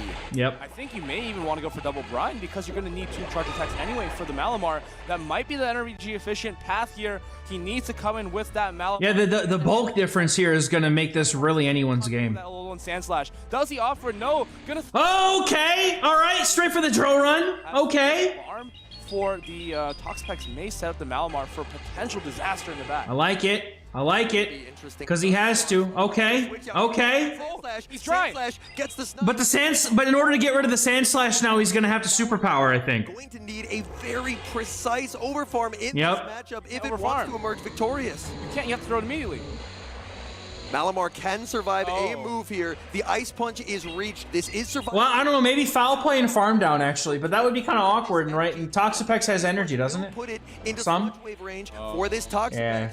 Oh my goodness, this is definitely foul play range. Going for the foul play. Foul Yep. play will be able to pick up a knockout, but how much Not enough. energy does that Toxapex have stored? Going for the foul Too play. much, man. Sandslash does get Oh, KO'd. this is Backing rough. up the Toxapex. Oh, it has the move. Never mind. Oh, got him. Really able to Got him. Sludge Wave should That's it. be It's able over, to dude. Good knock game. out the Malamar. Can Malamar hang on? No, it cannot. No, it cannot. Andrew Manharas is able to advance to winners finals with a 2-0 victory. And Gudra, honestly, Sceptile versus Hadonis. Okay. even into that for a down decent course. Aqua is a water type, and the Aqua Tail to hit against the Clodsire, and your An actual Ariados enjoyer. I love it. superior as well. Ariados kind of It may not dominate any. doesn't have any great, like, it has a couple of good matchups here, but not anything that I would really, like, that Hadonis can run. feel like it has to come to. Top, a little bit of both. Let's see what they bring. I'm curious. First team, if he doesn't have the Azumarill on his side. I like that Hadonis just said I'm not bringing Clodsire. It's technically neutral. Like, Clodsire is just the easiest thing to bring because it's so good into everything. Going into game number 1, Ariados and the Mandibuzz. Oh, no! No, not the spider into the bird, dude. No! If you do, you're going to have to switch out eventually. because Mandibuzz can enforce super effective damage with the aerial link. Okay. Jonas is gonna go for a debuff and a potential switch out if he wants. So we got Dunsparce in the back well later in the on both I sides. think it's okay to take a move here. Yeah. Kind of like you're kind of baiting your opponent into throwing energy that is less effective. If Yeah. you swap there, then Sceptile has to just swap and keep the energy. Yeah, he just keeps the energy, yeah. Actually hang on to 2. Can he make a catch here? Oh, actually goes through and lets him have a free point. Okay. This might not be too bad if he goes into the Goodra now. I don't mind that play as Sceptile. He's wanting to guarantee damage before a second lunge debuff gets applied. These lunges plus poisons things are genuinely adding up. Yep. This matchup surprising me with how fine it is for the Ariados. Well, we saw Bug into Flying type, and It is really actually not all that bad. Haydonis maybe teaching us a little Oh. something. We're going to see the switch out there. Okay, he saves the lunge. This is a double debuff. Okay. The energy, and in comes Dunsparce. I see a problem here because now that Mandibuzz is going to go use that energy for the Ariados later. Goodra into Dunsparce, it's a pretty neutral matchup, but I think you get out bulk. 2 draw runs is going to knock you out with the buff. Yeah, but Dunsparce into the Superior is going to be really good for Sceptile's This will be Superior. a very interesting endgame because Mandibuzz is very close to lunge range. If you can knock that out with the Ariados' energy, then suddenly things get uncomfortable for the Superior. Another drill run is reached. Haydonis putting up a Protect Shield as he looks to get maximum value out of this Goodra. The Dragon Breaths are really adding up, though. Can he farm all the way down? 2, 3 rollouts, and then he's going to have to go for the move right here. I like throwing not on the charge attack priority, because otherwise Sceptile can shield and kind of force a shield back because you don't want to lose all that energy.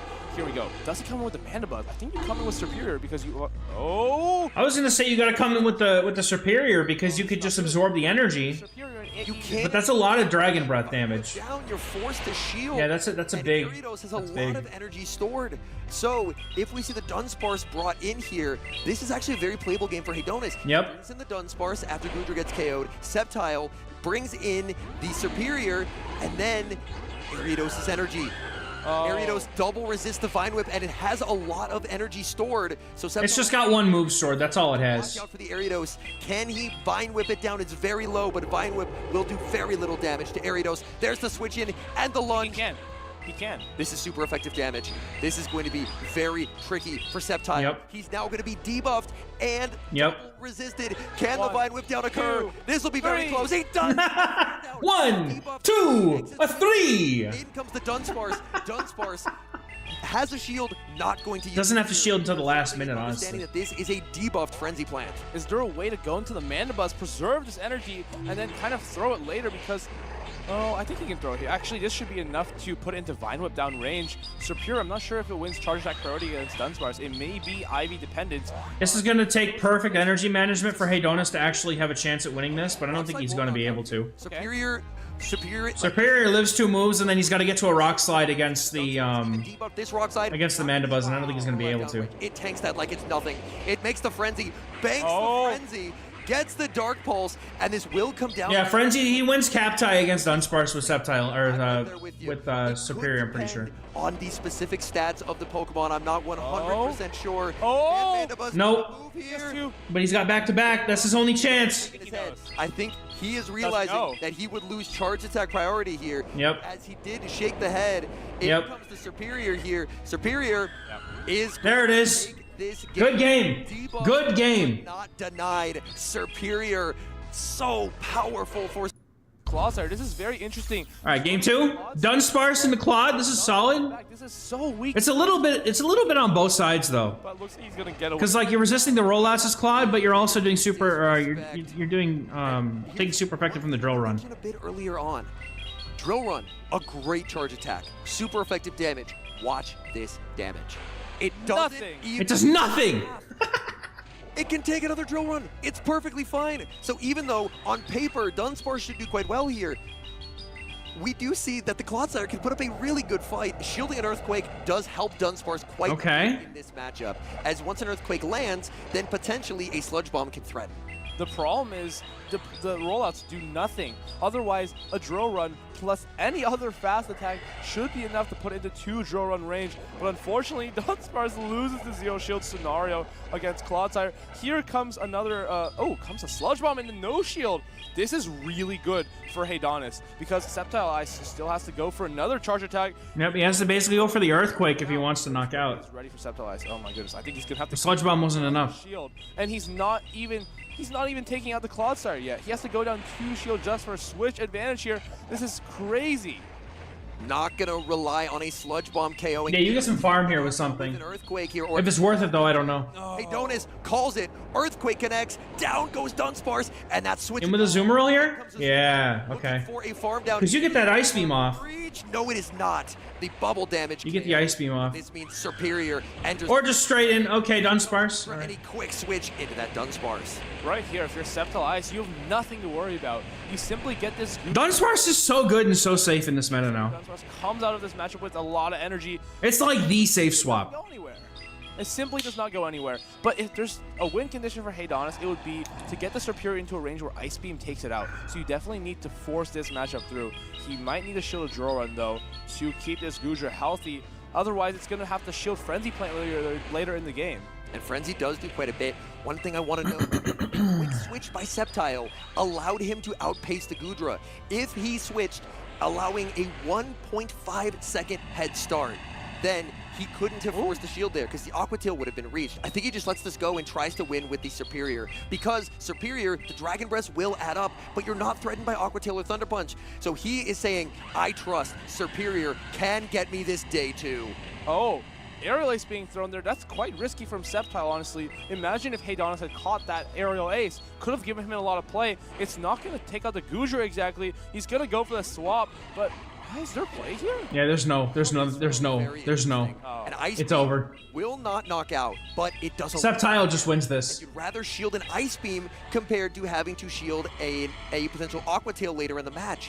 Can a Azumarill outpace? This will be close. Frenzy. Oh, I mean, even if it outpaces, I don't think it matters. Aerial Ace and Frenzy Plant. Yes, will this potentially put it into Aerial Ace range, and can Sceptile get there? This will be a race. Yeah. The moment charge attacks are reached, they will be clicked. Oh! Gets outpaced, and this could come down to charge attack priority here. Ice Beam. Oh, okay, I remember seeing this one. Yeah, that was this game. Okay. Not by much. Oh, wow. Superior That was this game. throws the Aerial Ace. What did he farm down? Oh, he thought the switch timer was up, but Haydonis is going to be able to take this game. It's close.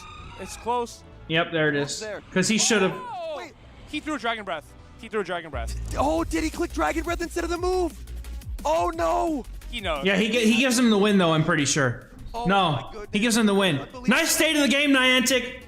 Very nicely done, Niantic. So little damage to Superior, but Superior was so low that Azumarill outpacing by one singular turn. He had the game locked. He literally had the game on lock. at that Oh, point. if a Dragon Breath was thrown instead, that is very unfortunate. And oh my goodness. I think based on his reaction, he knows. He knows what he's done here. But dang. No, he was mashing. He was mashing on the thing, but because what happened was he got one turn bring in lag, and then the second turn. I mean, they said he threw a Dragon Breath. That didn't happen at all. He was mashing the shit out of his Aqua Tail. Our terrific judging. He knew. To see, was that charge attack available? Yes. Switch in. Because he had one turn bring in and the Vine Whip went in on the second turn, the damage registered on that second turn, and then the Goodra goes down. The Aqua Tail is available, which it is. You He should wins. be able to click that. Yeah. because The using of a charge move takes one turn. The Vine Whip is a 2-turn move, so you should be able to get that charge Yeah. attack off. Even if there was lag, I believe he should still. He's like, come on, man. Judges No. are getting a rematch, so a quick resolution. That shouldn't be a rematch. Didn't Sceptile just give him the win? Okay, I'm happy to do a rematch. That sounds completely reasonable if he had the charge attack, and that's just great sportsmanship. Hey Donna, starting Absolutely. up the prayer emoji and completely Sceptile Ice may have just been like. Wait. Get to watch more battles between these two incredibly talented trainers. Oh, it looks like Haydonis is giving Sceptile Ice a thank you. I think there's a little bit of recognition here, like Sceptile Ice. Yeah, I think he just gave. I think he just gave him the game. I'm happy to do. I think that's what I heard happen. He just said, he's like, dude, I know you won that game. Just take And it. that's just great sportsmanship. Yeah. for just here in game under. So is this? Yeah. Yep. Okay. I want the reactions. And a terrific understanding of the game, understanding that that move was loaded. And oh wow, gave him the win. He conceded. Oh wow, that is unbelievable unprecedented. sportsmanship. Yeah, that's awesome. That's awesome. If the game worked as intended, Hedonis would have got the win. And for all of you watching at home, they can't educate deaf wins. That makes sense. Today. Yeah, no, I know they can only say. I know that they can only do rematches, but like I remember reading that Subtile just handed him a win for that one because of what happened. Saying, awesome, dude. I'm glad to hear that because Hedonis did absolutely. He absolutely very played that so well. We see here as the All day. right, so now what happens? Exactly. Top 8 are now maybe shut. A block. Today 2 on the line. Superior on the lead for Subtile. Oh no! Okay. Okay. Oh, goes right into Dunsparce. Okay. This is interesting. He doesn't. So he's happy to stay in here because he's got Ariados in the back for the Superior. Still gonna need to take some draw runs. I believe that Dunsparce wins a zero shield scenario if it swaps first, because it's gonna make it 2 charge attacks before the Malamar based on that type. But then Malamar into Clodsire is surprisingly not dominant. Going to be worried about whatsoever. Yeah. Dunsparce. Yeah, I love to see stuff like that. Like, just the sportsmanship on that was incredible. I love seeing that kind of stuff. Small chance to outpace here and takes advantage. He needs to take Switch here because of the damn, because of the Sceptile. The answer is Not this. I keep seeing Sceptile and then it's Superior below it. No, because of the Superior, he needs to take Switch advantage. What? The Ariados is gonna be up against the Superior in the back. Yep. One of the most dominant matchups in this game right now. And Sceptile recognizes that he's fighting for Switch. Run here. I think he does. He does. Yo. That's okay. Hedonis just lets it. No, he just shields this and takes Switch. into Superior, but He takes it. Take Switch. Yes, he needs it. Yep. Switch advantage. 100%. 100%. Down. This does put Clodsire in a situation. Okay, so here comes Superior. At the start of this broadcast, it really likes to be in when all shields are down. Clodsire with these hard-hitting charge attacks. Earthquake will do a lot to Malamar and a lot to Ariados. Yep. Yeah, and not only that, Oh, does Sceptile's Clodsire have Sludge Bomb or does it have Stone Edge? Because if it doesn't have Stone Edge, goes for the arrow. I love this play. I don't like swapping an Ariados like that though. And this Clodsire's Maybe, I mean, he wants to finish it up with Malamar, I guess. arrows against Malamar. But he can get off these moves, and Clodsire still got a shield, so this is kind of awkward. And a huge earthquake. This is awkward. Debuff. What? Going for a heavily resisted move, just trying to slow down the damage from this Clodsire. That lunge not going to do a whole lot of damage. Okay. And will that lunge allow an earthquake? Wait, to be it does. survived? Yes, you 100% hang on here. It already did around 45% damage before, but 100% Hedonis can hang on. Oh, it barely. He said what now? Oh no! Malamar. Oh no! Let's go. Now, this is good with how Sludge Bomb, because just 2, I believe, should knock out this Malamar. It is debuffed though. It is So, debuffed. Yeah. Sludge Bomb does get same type attack bonus. It is a pretty decent charge attack. The Sludge Bomb, Malamar hangs on, and this will get interesting. There's a ton of energy. Oh, I like Okay. Okay. Going for the Aqua Tail. This will not KO, and this is going to be a very complicated endgame with Malamar having so much stored energy. Aqua Tail doesn't KO. In comes Superior. Superior, can it commit to a farm down here? This will be very close. I think it just farms down. He has the shield, man. He's in a great spot right now. I don't think he can. I don't think Malamar. Does Malamar win cap tie? I think that's the only thing that matters now. He comes in here. Does Malamar win the cap tie? Oh, he doesn't throw. Why didn't he throw? He threw a side wave. He didn't click on the move. Why did- do a lot of damage here. Why didn't he throw? Why didn't he throw? It KOs. It KOs. Why didn't he He throw? thought that he only had the Huh? but he had the frenzy plant. Huh? Tile ice. Hold on, who wins cap tie there? I need to find out. I thought it was Malamar. The bracket. This player, no stranger to the big stage, played at the World Championships as we see from his hat, and now he's going to be playing in Baltimore Day. Yeah, dude, Malamar wins cap tie. He just goes for the foul play. Maybe we'll have an interview with And then he gets to another move against the Clodsire, doesn't he? Oh, man, that's unfortunate. trainer who is kind of on the come up. Hedonis, such an established trainer, really has made top 8 many, many times, and Sceptile Ice is now again. All right, now we have Arrow and Tomahawk. One Gary. Oh my goodness. That's a lead. Show here, and it's gonna pace these close combats so quickly. Can just go straight for it, no remorse. If this gets, He doesn't care. He's going straight for it. He just doesn't care. consistent pacing care. every single 5. Malamar had almost 2 moves stored. Oh, wow. That was like For Alligator. that was like the easiest. To hang on. That was the And it looks like easiest. Just Tomahawk throw the move able to in my. shield From, and karate yeah. chop down. Valor at BBA weak. Both the For Alligator and the Dunsparce do. Yeah, there was a Celio in at least one of these matchups. Oh, and the switch here. Bro. What do you do? I feel like Oh, the Pangoro is fucking cooking right now, dude. go to the Duns. Oh my goodness. Matchup. No, Valor Ash is cooked right now, dude. I think there's definitely play here with the shield advantage, but the Gastron is gonna have to put in. Valor Ash is cooked here. Lose the Pikachu is watching because this is his time to shine. Even has the blue one on there, although he's using the pink one. I like the banking of the energy on the Gastrodon with no, at least on the team of 3, no Mud Slap resist. This energy is very valuable on that Gastrodon, and Dunsparce can just take a hit after. Yeah, he's probably just. I wonder if he was expecting the Clodsire to come in and he tried to farm up to 2 moves. Maybe he was expecting there to be like a swap and catch the move kind of thing. Not appreciate going up against. I can't get Panda to work. Every time I use it, I end up getting slapped against fairies and poison types. I just can't make it happen. Snipe with that Gastrodon. If he I have it, but I can't make it. I can't make it work. get this down. Oh, wait a minute! No, the Panda comes in, dude. That energy advantage. Body slam. allow him to throw Body 2 slam. moves against. Oh, does he no shield? No shield Wait, no, is wait. huge, bro. Body slam, and now 2 Night Slashes are reached, and I think it might. Does he live? Survive this? Does he live? This is going to Don't be think so. very close. It will be a margin of literally 1 hit point here. No, he doesn't want to take the risk. Just going He for doesn't want to take the risk. Night Slash. Has Valor Ash been counting? Nope. But I probably wouldn't either, though, to be honest. out. However, This is rough, though. damage, maybe there's a chance. In comes Toxapex. It hits the field of He play. comes in with a Toxapex, dude. It's about to go everywhere. Oh no. Poison jab there. This might make it a little bit more uncomfortable. Great shield from Tomahawk UK, but I have a hundo and I have the XLs because I've hatched a ton of red eggs. I have the XLs. I just need to pull the trigger because I don't have a whole lot of Stardust. power. Otherwise, I think this may knock out the Toxapex with the Mud Slap damage. This will come down to a prediction. Can Tomahawk predict correctly the switch out? What? Whoa, dude. Tomahawk doesn't get it right, and now can this actually KO? Earth Power is super effective. It's but it's 2 very bulky mons. The energy on that Azumarill. Almost. Slap. One Mud Come on, Brian.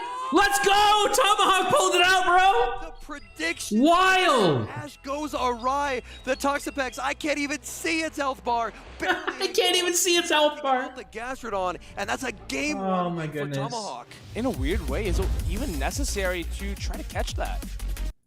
4 Night Slashes. Oh, that is so unfortunate. That is so unfortunate. And Oh, me too, Scott. Dude, I'm so happy. I'm so happy when they release it. I cannot wait. it's I'm right there with you. I got a hundo and I got XLs. I'm ready, dude. dead of that Shadow Machamp. What I'm liking to see out of the trainers I am ready. day 2 so far, we're seeing these unusual picks.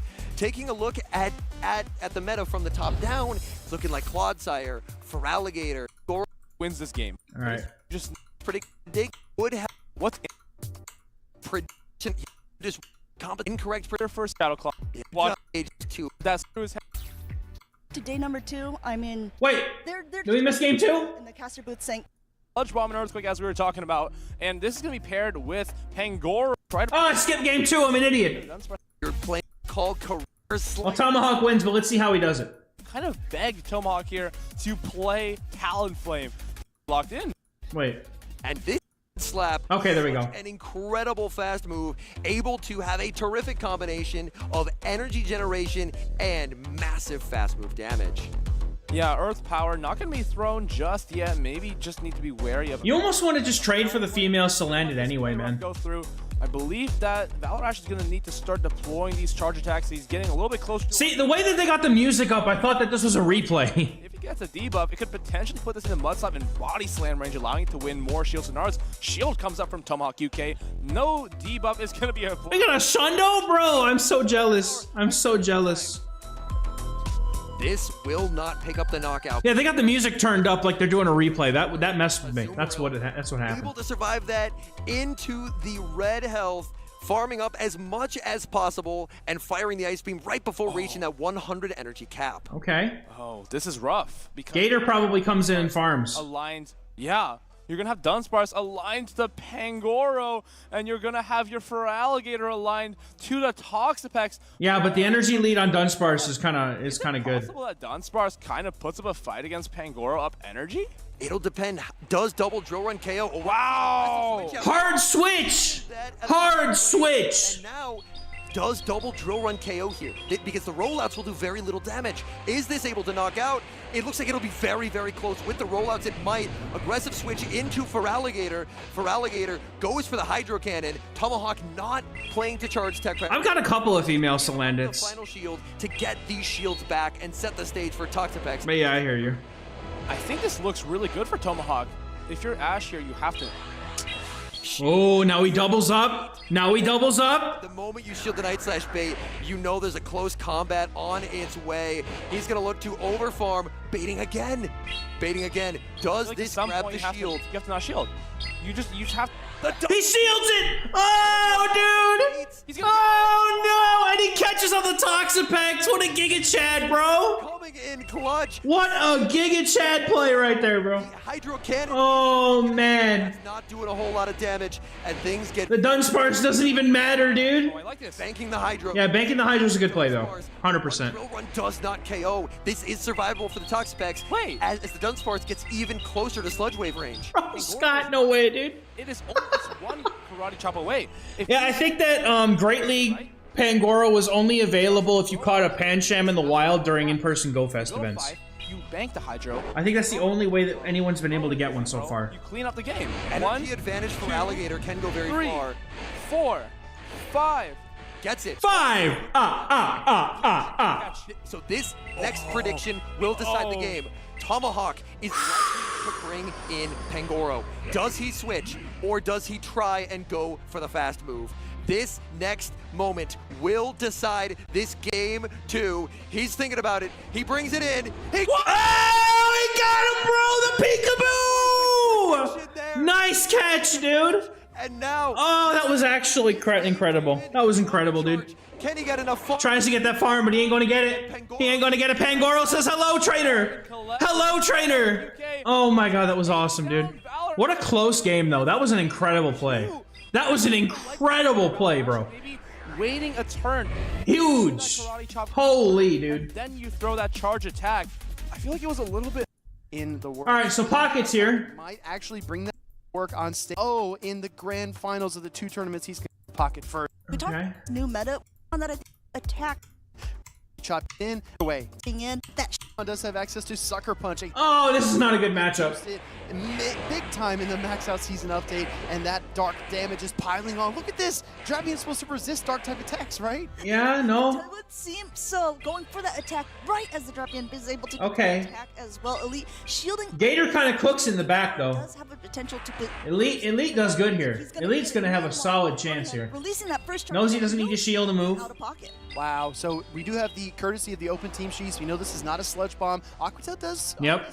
significant damage, but look at the bulk here on the Galarian Moltres, a little bit stronger than I thought. Switching him. Knows he can safely get into the Azumarill here. Cresselia comes in, and Elite's Feraligatr should just cook in the back, dude. Amount of damage to this Azumarill here. Throwing, looks like they wanted to both get a little bit of extra, not throwing right on alignment, but this Grass Knot will be doing more to the Azumarill than any of the attacks Azumarill is going to be hitting back with Cresselia. These are 2 bulky Yep. Pokemon, but I think that Cresselia's got the upper hand. Yep. I would say out of pocket also has the upper hand here because he's got the protection advantage. He's going to land the play rough here. And like you said, Amanda, this Grass Knot's going to hit really hard against the Azumarill, but I Yeah, that's one of the things that I've not liked about this game's like play loop is that it's really not friendly to newer players or people who have been playing for like years at this point. Yeah, well, There's so many things that like they just bring out one time and then whether you ever get them or not is just up to, well, are they ever going to bring it back in rotation or do I just happen to find somebody with this thing that hasn't been out in years? in this tournament so far is leaving a little bit of HP on any Pokemon is a great. They don't handle it very well, man. Look at this. Okay, Drapion comes in.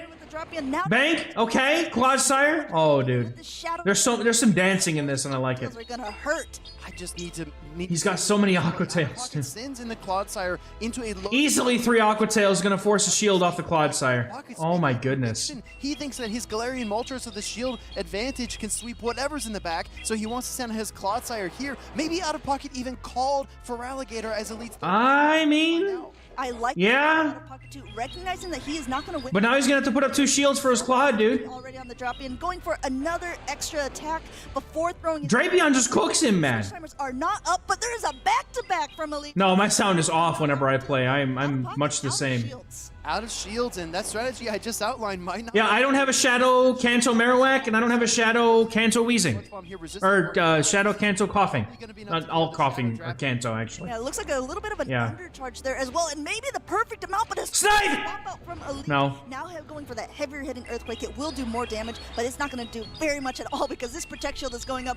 Elite wants to keep this for It's not gonna do anything at all because this Protect Shield's Away going. from the Hydro Cannon. In comes the Galarian Moltres. Okay, just Moltres. Actually doesn't throw. Out of Pocket loses count, and the Hydro Cannon will come through. It's 1, 2, 3, 4, 5, man. out this Galarian bird from the skies here, coming back in with that Clodsire, but it is just a little Oh, he's cooked. too little. Oh, Pocket is cooked. played this for- Pocket is not. Pocket has been. I mean, on stream at least, he hasn't been playing incredibly well today. Another Hydro Cannon. At least the 2 games that I saw. Maybe I'm just. Go home, but you can't stay here. It's closing I don't know. down these matchups. Against Hopefully he adjusts because that was kind of rough, dude. the Azumarill. That was rough. It's out the two last. Let's see how he adjusts. I think him lose. very calm and he knew. Look, Find a way to shut it down, and this is not a good start. Clodsire lead into the shadow for Alligator. He's got type. It's hard to count your fingers while tapping the phone. for Alligator. yeah, it's a dangerous position to put yourself in when you have a Pokemon in the lead. That is Yeah, but it's like not only do you have to get one, but you also have to get one and get frustration. And if you don't have the shadow coughing, who knows? They're never gonna bring this event bonus back. They'll probably never bring back the opportunity to evolve into a Galar Weezing, I'm gonna keep it. unless like it's a season end bonus maybe. And at some point, maybe the Rocket event they put back. With the Protect Shield advantage, Hot Pocket. Maybe they put back Weezing into the or Kanto or coughing into the rotation. There we go. Elite is probably going to see it coming. Yeah. But yeah, I missed it. I How missed it. often do you see someone going ahead and swapping in a fire type Pokemon to a water type one? No, he knows he can. That's why. Advantage over all. He knows he can. That's why. See the out of pocket. Wasn't sure if he was going to try to swap out there, waiting a full Incinerate before throwing off that Yep. Thunder Punch. For Alligator has the Hydro Cannon. I don't think Out of Pocket can outpace this for Alligator at this point, but he believes he can. He's going to go and use his fire. He's outpacing the Gator. He knows he can. It's 3. He's got it. He Thunder Punch. That's it. He knows. There's no protection. He's counting this time. Though for Alligator was A 14-0-0. Oh, no. Oh. It's turn to be knocked out. We'll see All what right. else Drapion's going to come in, gets to the Aqua Tail fast. farm it down, but it will be able to quickly But he's forcing him to throw here. refresh this Typhlosion and put it back in its ball. Yeah, only 4 poison stings to the Aqua Tail. 8 turns is quite fast in the current meta. Typhlosion cannot hang, but now Galarian Moltres is squared up here against the Dark-type Pokemon like we saw in game number 1. Out of Yeah, dude, I don't know about this one. I don't know. Shadow Drapion. I don't know about this one. Does it throw or does it try to catch? Here comes Aqua Tail for Shadow Drapion. And we saw the very first. I don't know that he can do it. I don't know that he can do it. Bulkiest of Pokemon, it is able to take it, but it's now down into the yellow. Yep. It does have a lot of energy here. There is a Brave Bird already stored, and if he knows his counts like we know Out of Pocket does, he's going to throw right before an attack is being able to be reached. No Protect Shields remaining. Actually throwing it at the same time as This the is grass. Brave Bird. Ancient Power coming through here. I'm kind of surprised to not see the Brave Bird and then swap. Ancient Power. He needs the boost! Oh, and he goes down! Oh, it's a Moon Blast, bro! No! Might be. Oh, I thought I saw him trying to make that catch, but it didn't work. Oh, that's unfortunate. Once again, out of the sky. Cooked. Sire now has to Poor Pocket, man. He got cooked. for Celia and a fully like middle health Dropion in the here. Gonna I couldn't tell if that was bad teams or not. winner. All right, Firestar and Arrow. Okay. Wow, opening the battle with Pangoro Typhlosion is crazy work, but here we see a Azumarill safe switch met by Cresselia. This is exactly what we saw in the previous series with Out of Pocket and Elite. Exactly, the switch was a little bit quicker on Firestar's side as well, being able to reach his grass knot even before the Azumarill has gotten up any energy. But if you're Arrow, I think you're I don't know that Superior is going to do too much in the back, though. playing into Arrow's hands here, saying I'm luring out the Cresselia with this because I do have another answer in the back. We'll have to see how they want to play this out. We saw Dugong has a chance. enough to knock But Dugong into Typhlosion would be like worst case scenario here. a good amount of barn on whatever comes in. Arrow is definitely an interesting strategist, right? Because typically you would say, okay, lure out the Cresselia because I've got Quagsire in the back, or because I have Galarian Moltres and I don't want to take a Moonblast. But at this juncture, I don't feel like Arrow is weak to Cresselia anywhere on his team, but maybe he just identified it as a Pokemon that's really bulky. He cannot really hit it for super effective damage unless he brings Galarian Moltres. So he's trying to pull it out early and deal with the most problematic Pokemon first. I think what, oh my goodness. Nice catch, dude. Nice catch. Going through as well, this grass damage doing absolutely nothing to this fire type Pokemon. Meanwhile, being ready to collect a little bit of energy, but a quick swap by Firestar. Bro, that incinerates. They do so much. Let's remember Pangoro coming back into play. I'm telling you, Arrow swapped in, got a full 5-turn Incinerate, but Firestar is keeping pace with him. He sends in the Pangoro, immediately does use the protection on the Thunder Punch, throws the... Has to. But Pangoro almost gets to a move now. At this point, I mean, Firestar is keeping step for step with Arrow. Yeah, he is a shining star as well. Being able to take this fire damage, the Thunder Punch is readily available before that Karate Chop is able to generate. Lets it go. Okay. Firestar's gonna go ahead, let that go down, and we'll have to see. What's he gonna do? Respond to the rest of this here, we have the Dugong and the. What's he gonna do? Farm down with Dugong? No. Later, Hold on. a sacrificial swap, or This might be not off. In the meantime, having because now the Superior just frenzy plants a him. lot of damage to that Dugong. Yeah, I appreciate Arrow's patience there as well to knock over to the third Incinerate and try to get to the Blast Burn. He's got a protection advantage. He has to make a catch here and land like 3 charge moves. We know that the Dugong needs an additional 4 Ice Shards to get to the second one. That's 12 turns, 6 Vine Whips. That's a Frenzy Plant. Yeah, Frenzy Plant will be already loaded. Leaf Tornado is there, trying to go for a catch, going for that combination play. This is just a grab. The combination play. Recognizes this, but he knows it is still is going to happen. That is an interesting way to put it. Damage here. He's got some more energy. He just goes for the frenzy plant and it's over, man. There's no Protect Shields left remaining on the Dugong. This will connect. Yeah, Firestar said, please make a mistake. Please think this is Moonblast and use Protect Shield just so I can unleash the Icy Wind. But at this point, Superior looks like this is all... Unfortunate. Wait, hold on. He's pretty confident he's got Yep, he gets it. This is double He gets it. buff now, still shielding it up, but he wants to be able to. I mean, he had it as much anyway, damage but as yeah, he possible. gets it. Still able with the attack debuff to knock that Dugong out, getting. He brought it home, baby. He brought it home. exactly All right. Amanda. I mean, you always get a try, right? Some Peng fate here. Very doubts the opponent. In the lead, I think is going to happen. Let's go ahead, take to the fielder. All right, surf into Panda.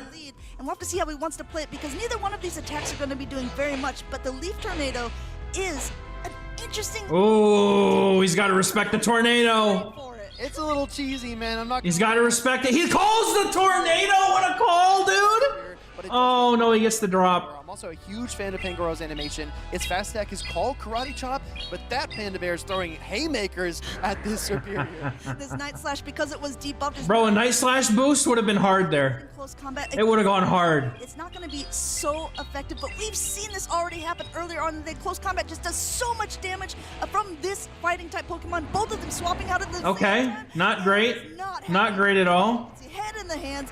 But highly favorable for that Dunsparce. Clodsire into the Jumpluff is a really, really good matchup. But Clodsire could do very well for Arrow in the back. He wanted to get ahead. Why run Leaf Tornado over Aerial Ace? Honestly, I don't know. I think people that run Leaf Tornado are crazy. Rollouts are not. But the 50% drop chance is, I mean, it can definitely make games. Didn't want an extra Incinerate to go through because giving extra energy to a Typhlosion is so dangerous. Meanwhile, able to get one more rollout through himself here, shielding this up, and there's already another Rock Slide and Drill Run stored. Going up for one more here and then throwing. Yep. It's so beautiful to watch, right? Because it does take one turn to switch as well. So typically Oh, he's going for the Incinerate down? now it's 6 to start off with. So Is he calling that there's... Incinerate damage. Whoa, dude. Is he calling? Is he calling this? Problem. Pangoro's back on the He's got to be calling that his Clodsire is going to cook. Take it, and this is the problem with what's coming in the back. The Jumpluff is a grass-type Pokemon and has very weak Jumpluff is not going to have a good time. attack here. Oh, and he says it's the last thing you have alive, so I'm going to give up Switch just so I can leave Tornado. Leaf Tornado Oh, no.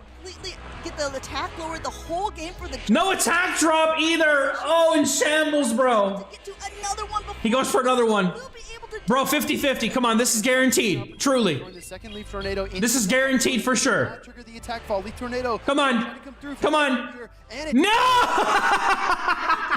Not 50%. Not in my house. Clodsire Not in my house. movesets of Yeah. this jump up here. We got double flying Talon Flames. We got double flying Shadow Jump. Not in my See house. how much acrobatics does? Answer. Oh, Not much. more than I thought, right? Not much. Timer tick down. Arrow throws the sludge bomb here. He knows the switch timer will be available as soon as his charge attack animation finishes.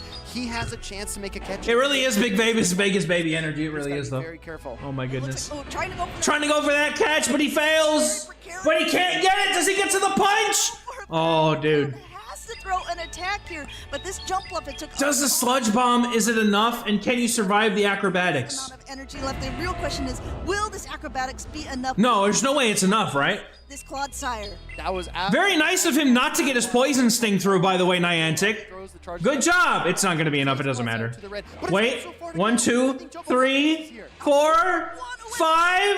The aerial ace is not going to be that effective, but I think it just might be enough to knock this. Well, if he gets his poison sting through, Number 2 for Fire Star. if he gets his poison sting through, Aerial Ace double flying type attacks are able to pick up the knockout there. I think Clodsire loses cap tie no matter what, though. would have won charge. So it didn't matter. You notice Arrow wanted the It didn't poison matter. sting when his Clodsire came back out. Didn't quite get it. If he gets that extra poison sting, It didn't matter. The exact same amount. this is the final matchup when we see if Arrow versus. It doesn't matter, though. Jump Club wins cap tie, bro. A very similar. Yeah. of the They last said that it doesn't matter. That's good. situation Okay. story, if you will. Yeah, Claude loses cap tie, so it didn't matter. Winners finals of Group T. We got that jump up versus that Clodsire. I can't get over the double fly charge attacks here by the jump. Okay, here comes the Diggersby, and he's got the superior, dude. Arrow needed to Oh! been such a problem for his Typhlosion in the back, but now it's on the field in front of the Superior. Even though these fire punches Yep. are doing a lot to Typhlosion's gonna rip through this team if he lets it. and it could go. Don't bait, dude. Just go for the frenzy plant. Frenzy Plant, do you go for the potential Leaf Tornado bait? Looks like he's going for that heavier hitting attack. Will Firestar believe that? Yeah, I don't think Firestar ever shields here. Oh, he shields? Hold on a minute. By Firestar. Huh? Interesting. I think Arrow wants to, first to win this matchup, but second for his Superior to be a bit low in HP. Yeah, he definitely wants it to be low, but it's not gonna matter here. Much health to exit this matchup. However, he's got to start shielding fire punches. We see the first potential from Arrow. It looks like Firestar already has another one. Charge tech priority tie. Arrow. Firestar's messing with him. He keeps throwing one over, and Arrow might be thinking that he's throwing right away. He's bringing this into it. That I mean. He's gonna try to catch a frenzy plant now.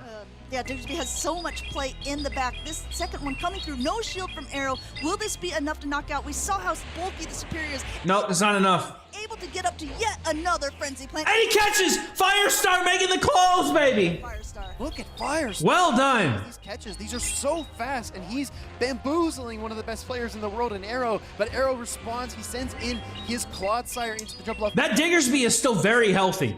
You were asking, well, you are about Like, you need a blast burn in order to get a knockout on that thing. very low. Jump off. The only way you're gonna get it. We saw this before, but at this range, I think the Arrow can comfortably farm down. 2 acrobatics is not quite enough to take it out. Exactly. Jump left is taking a ton of damage from the poison stings, but it can't quite get to the acrobatics. Oh, yes, it can. Gets to the second one. I think Clodsire. That's okay, though. Barely hang on. But look at Jump left's HP. I can't even see the bar. Jump up with this little angry face, doing so much work in this, going for that heavier hitting. Yep, we're going for the earthquake here. Is the correct attack.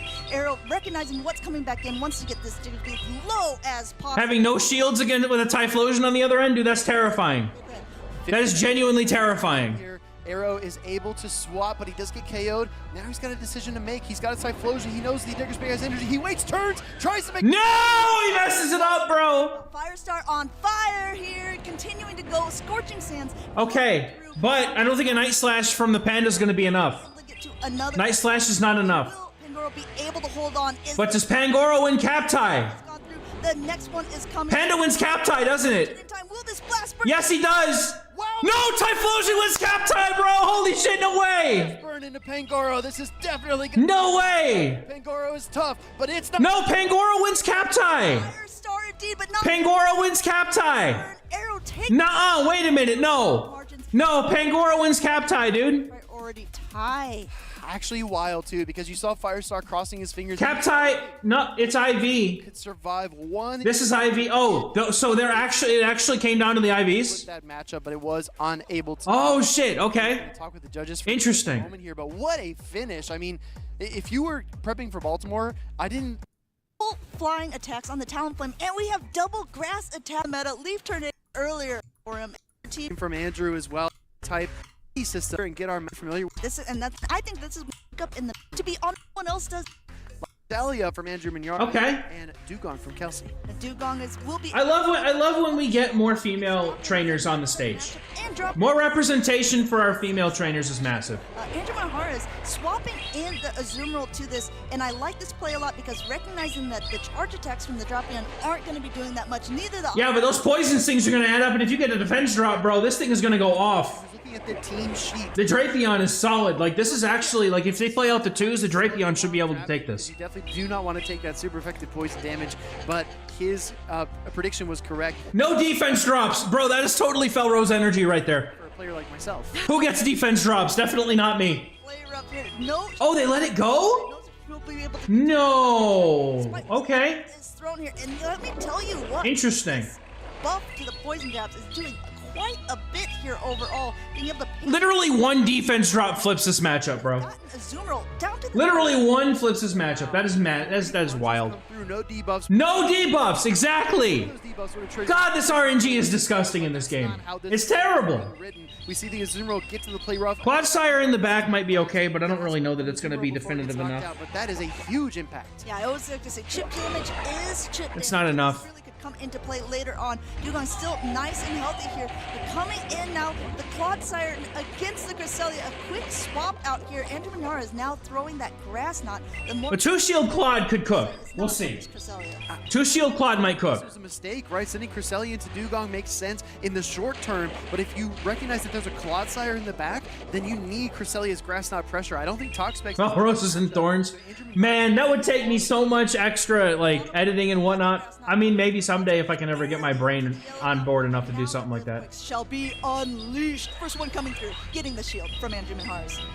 Wanting to I haven't been in enough tournaments to really have, like, the proper insight for that stuff, Andrew. honestly. That's his first shield of the game. Kelsey still has both of Okay. hers in reserve. She might decide to use one here because the Clodsire is getting really weak. She Yep. doesn't want to get Psycho cut down. I mean, that would be the worst case. I think the big indication that Chelsea, that's like, okay, well, Interesting. they stayed in. We still haven't seen what's in the back. Okay, I'm gonna have to do some quick maneuvering here. Going for this Icy Wind, which will now debuff, and we'll have to see how Andrew wants to play this out. Will he just continue to gather energy here against the Dugong? Yes, gathering as much as possible, now going into the Toxapex, but there's a drill run already loaded on Kelsey's side. Amanda, you nailed it. I think Kelsey was thinking about the team composition. She didn't see Andrew switch into Dickersby or Sand Slash, so she knew that something back there was going to be tough for the Clodsire to deal with, and it's definitely on the field now. This Toxapex has been so impressive this weekend in Baltimore so far, and I think we'll see a lot more of it as the day progresses. But Sludge Wave coming through, I think Was this even knockout? This is going to be the heavy-hitting attack from Toxapex. Yeah, it is. Enough to knock the Dugong out, and now in comes the Clodsire. Clodsire already has so much energy, but there's still a shield left on Andrew Minharas' side,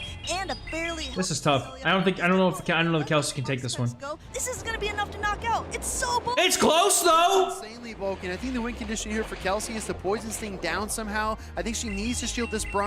It's the same type attack bonus, water type damage, super effective. Yeah, it sucks, though. Grass knot is Because then the grass knot comes through. come right down to the wire because Cresselia is back on the field. Yeah, combination. Yeah. One brine. It's going to get that shield. That's unfortunate. Because the Psycho Cut's cut, they have to take it out. Afterwards, if this grass knot is not. It's a Psycho Cut down after this, and she doesn't get the two moves. On Kelsey's side, but just Yep. not enough health for the Clodsire. Unfortunate. Andrew Minharas taking game number. Good try, though. That was well. I mean, that was well played.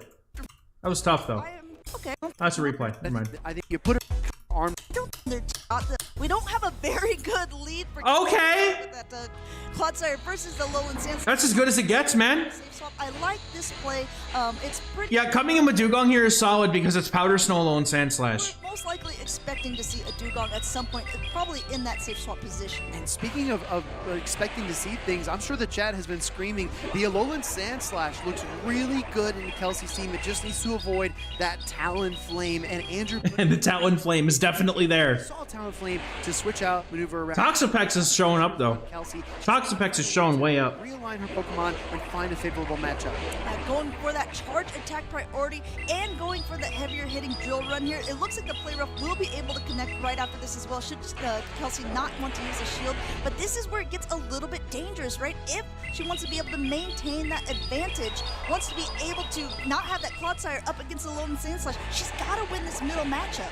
Exactly right, but the Dugong is struggling already. These bubbles are resisted, but it needs at least 2 more drill runs in order to damage this Azumarill enough to get the knockout. And meanwhile, Azumarill continues to gather energy. I think it'd be too It's all good, Pika Force. Welcome in, baby. farm down the Dugong. Hope you're having a good Sunday, dude. Throw at some point. Yeah, I like this play by him as well, though, recognizing, okay, they're at the attack. I'm going to go for one more bubble beforehand, at least Yep. to get a little bit more energy on the Clodsire gets a solid farm down, but it has to take an Ice Beam, I think. quite slowly with bubble being a 3-turn fast attack, but now he still has But like Clodsire energy is really good here. farm downs here. I think we're going to see it on Kelsey's side. Still going to have to beat an Clodsire energy is very good here. chunk of damage to the Clodsire, but Clodsire is going to come out with a ton of energy, Yeah. and that can threaten the Alolan Sandslash. This play by Kelsey is so clever because if she can get the Poison Sting down, she can equalize the Sandslash matchup a little bit more. Yep. Energy advantage on Clodsire is huge. In comes a Sandslash. Great call there by Andrew to send this Pokemon back in as well and keep his Toxapex in the back. The main thing about the Alolan Sandslash you see this season is that it's not a shadow version, right? So quick swap by Yep. not even taking Here it comes. incinerate damage onto this, and this is going to be a little bit of a problem. Toxapex just I almost would have gone for the Brave Bird right off the bat because he's probably not going to shield it. Brave Birds at Yeah, he the- never shields this. It's just too bulky. Doesn't want to be able to have those poison jabs do too much damage to the Talonflame. Yeah, here's the problem, right? If you throw the Brave Bird too early, then you just get Poison Jab down. So Andrew, I mean, true. very safe read there. Do you live a Brine? Tech shield, but Oh, I think you live a Brine, dude. this Toxapex is at double brines, and I would have put all the shields into the Clodsire. I think it might have been able to do it. chooses to do so. Yeah, going for one more Incinerate here, but the Yeah. go for correct timing. But Andrew also recognizes this as well, going for another attack before throwing the Brine. There's one more and then the Fly. Is that going to be enough? Kelsey has so much energy on the Talonflame, now throwing that Fly. How does Andrew want to respond? Doesn't want to use a shield here, even though the switch timers are up. This is actually something our trainers talked about in their interview. They Almost, okay. Flame charge. I don't know if Talonflame can power its way through this Toxapex and the Sandslash. Oh, it took the Incinerate damage, bro! No! Put out the flames. Oh, the pain! Oh, the pain! The shield as well, even though neither one of these. Oh, the Incinerate damage just cooked him, dude. And Talonflame wins cap tie. Oh, bro, Kelsey making the comeback! It might not be. Kelsey with the comeback! Exactly. Fly coming through here. It's It's not enough! quite enough. Oh, no! Let all this Yep. energy from the But now Clodsire farms down. Sandslash. I think Gets to a move against the Pex. Coming back into the fray. I think. Able to knock it out in 1, 2, 3, 4. Bro, that resisted farm down is massive. Left as well, just one away from the stone. It's one away. Oh, let's go. Good job, Kelsey. Clodsire. Toxapex is bulky. It's Let's go, dude. Nicely done. Against to be in. We're jumping into game All right. number 3. Let's see what these trainers have in store. we have the Dugong against the Azumarill. We've seen it plenty of times before. It's a long, drawn-out matchup. It's not as bad as the Lickitung mirrors that we've seen in past seasons, but because both of this is a water and ice, and we Bro, we're gonna be here a while. type Pokemon, The heck? it's just it takes a little bit of time. Because we're going to take a few minutes to work through our opening matchup, I want to take a glance at the back lines here. Toxapex again on the team here for Andrew. Such a powerful Pokemon. And if you look at the team here from Kelsey, Talonflame, Superior, Azumarill, all these Pokemon do not want to face against Toxapex, so it definitely makes a lot of sense that he's brought it. I think Kelsey needs to fight hard here for switch advantage because she's got to anticipate Toxapex. I need to go use the restroom real quick, chat. I'll be right back. Yeah, I really Have fun with this matchup. Andrew Manharas because he's ABA water-ish technically, right, with the Toxapex and Azumarill. And usually if you do that strategy, you want a Pokemon that can fare better against everything in the front. In my opinion, against Kelsey's team, that's Toxapex because say it's a Superior in the lead. What are you going to do then? I mean, you're going to swap in the Toxapex? Exactly. But Andrew is being able to just play out this matchup with the Azumarill. He will come out ahead overall, but is that just giving farm to whatever is going to be in the back? It's a good question, right? Drill Run will connect into the Azumarill. Meanwhile, those Ice Shards and Bubbles on both sides are resisted, so it's going to be really tough to farm down. Here comes another charge stack from the Azumarill. If this KOs, Oh my goodness, Kelsey deciding to shield. Shielding this up, recognizing that she could perhaps win that alignment that she's looking for at the beginning, going ahead and completely eye-sharking down to be able to throw at whatever comes in. And I mean, at this point, it's a great call, I suppose.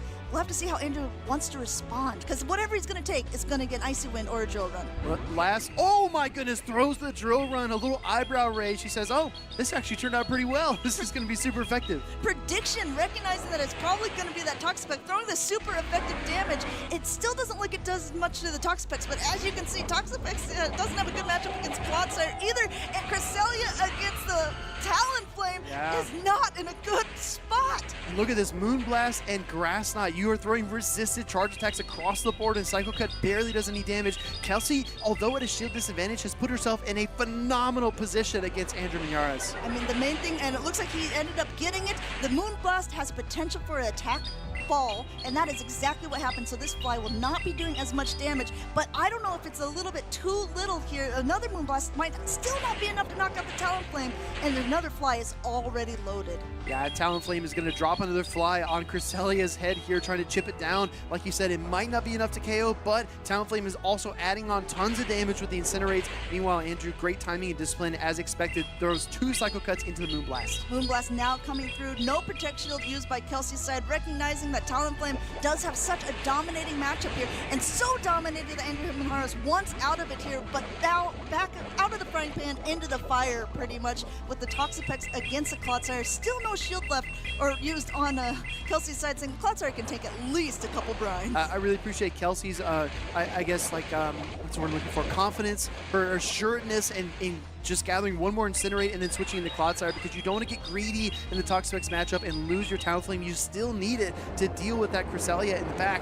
Meanwhile, like you said, Amanda, these brines don't do too much, but they're adding up, and this Toxapex will pace a little bit faster to them as well. I tell you what, this is a bold call by Kelsey, and it paid off here. You talk about confidence. She knew that the Andrew Minares had to shield this up, shielding up a Stone Edge, which is not going to be doing as much damage. Andrew Minares is out of shields here, but he has so much energy on the Toxapex, and these brines are adding up. This will knock down to the yellow. He's still calm and collected. He knows that he's coming back into the Cresselia. Wow.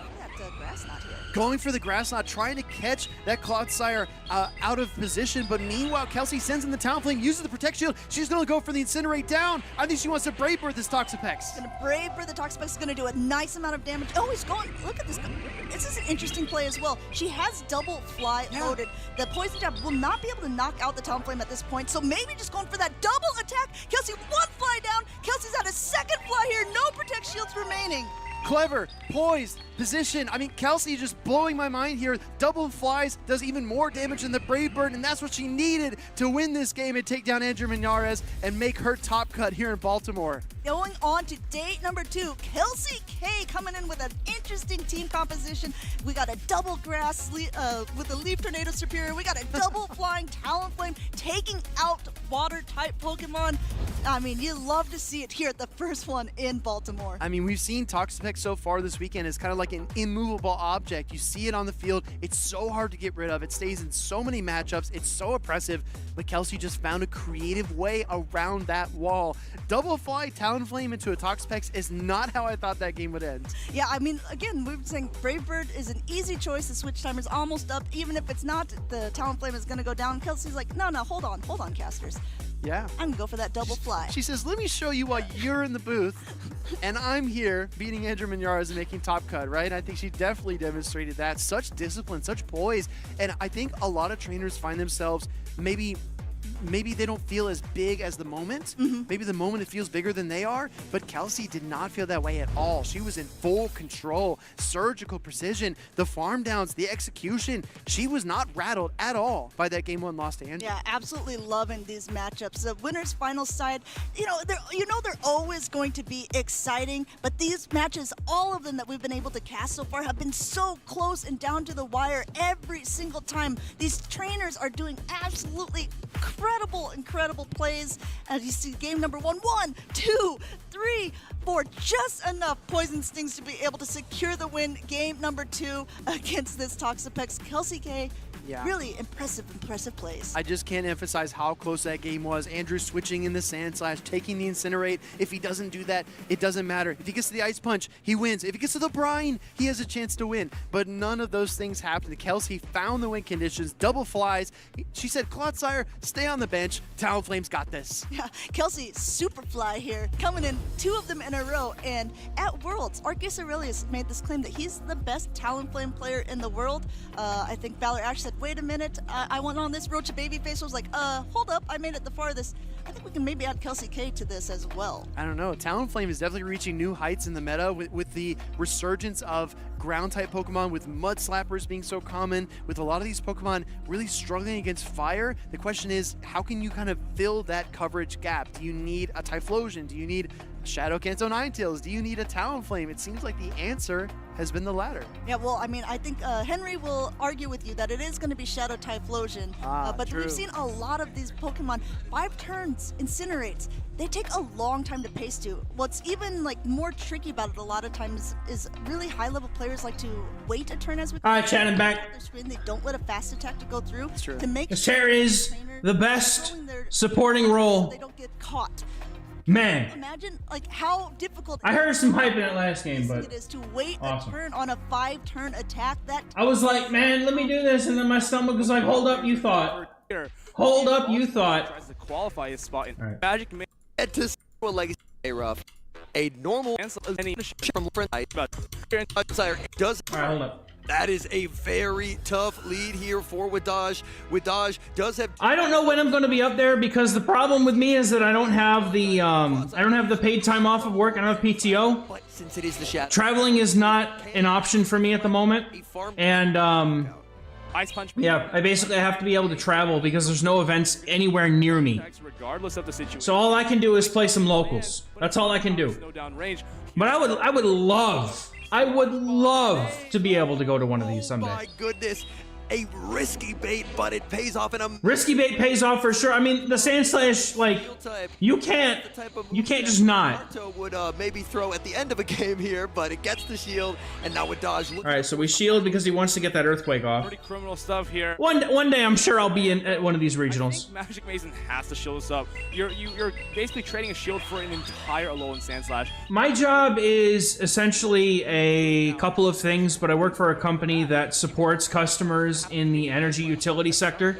And my company, what we do is we manufacture and sell equipment that he realizes what's in the back. He's that helps keep things on the grid, like the assets like transformers and circuit breakers.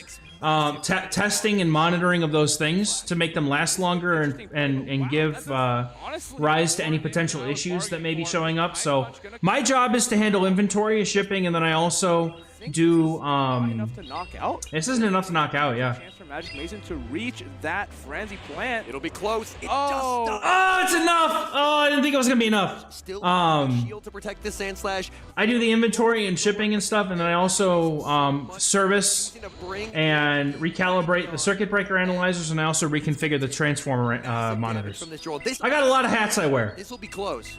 And they're gonna one shot, but it's gonna be close, bro. Oh, it does it one. Oh my god, it almost does. Gosh, maybe has to. Woo, bro. Last Woo.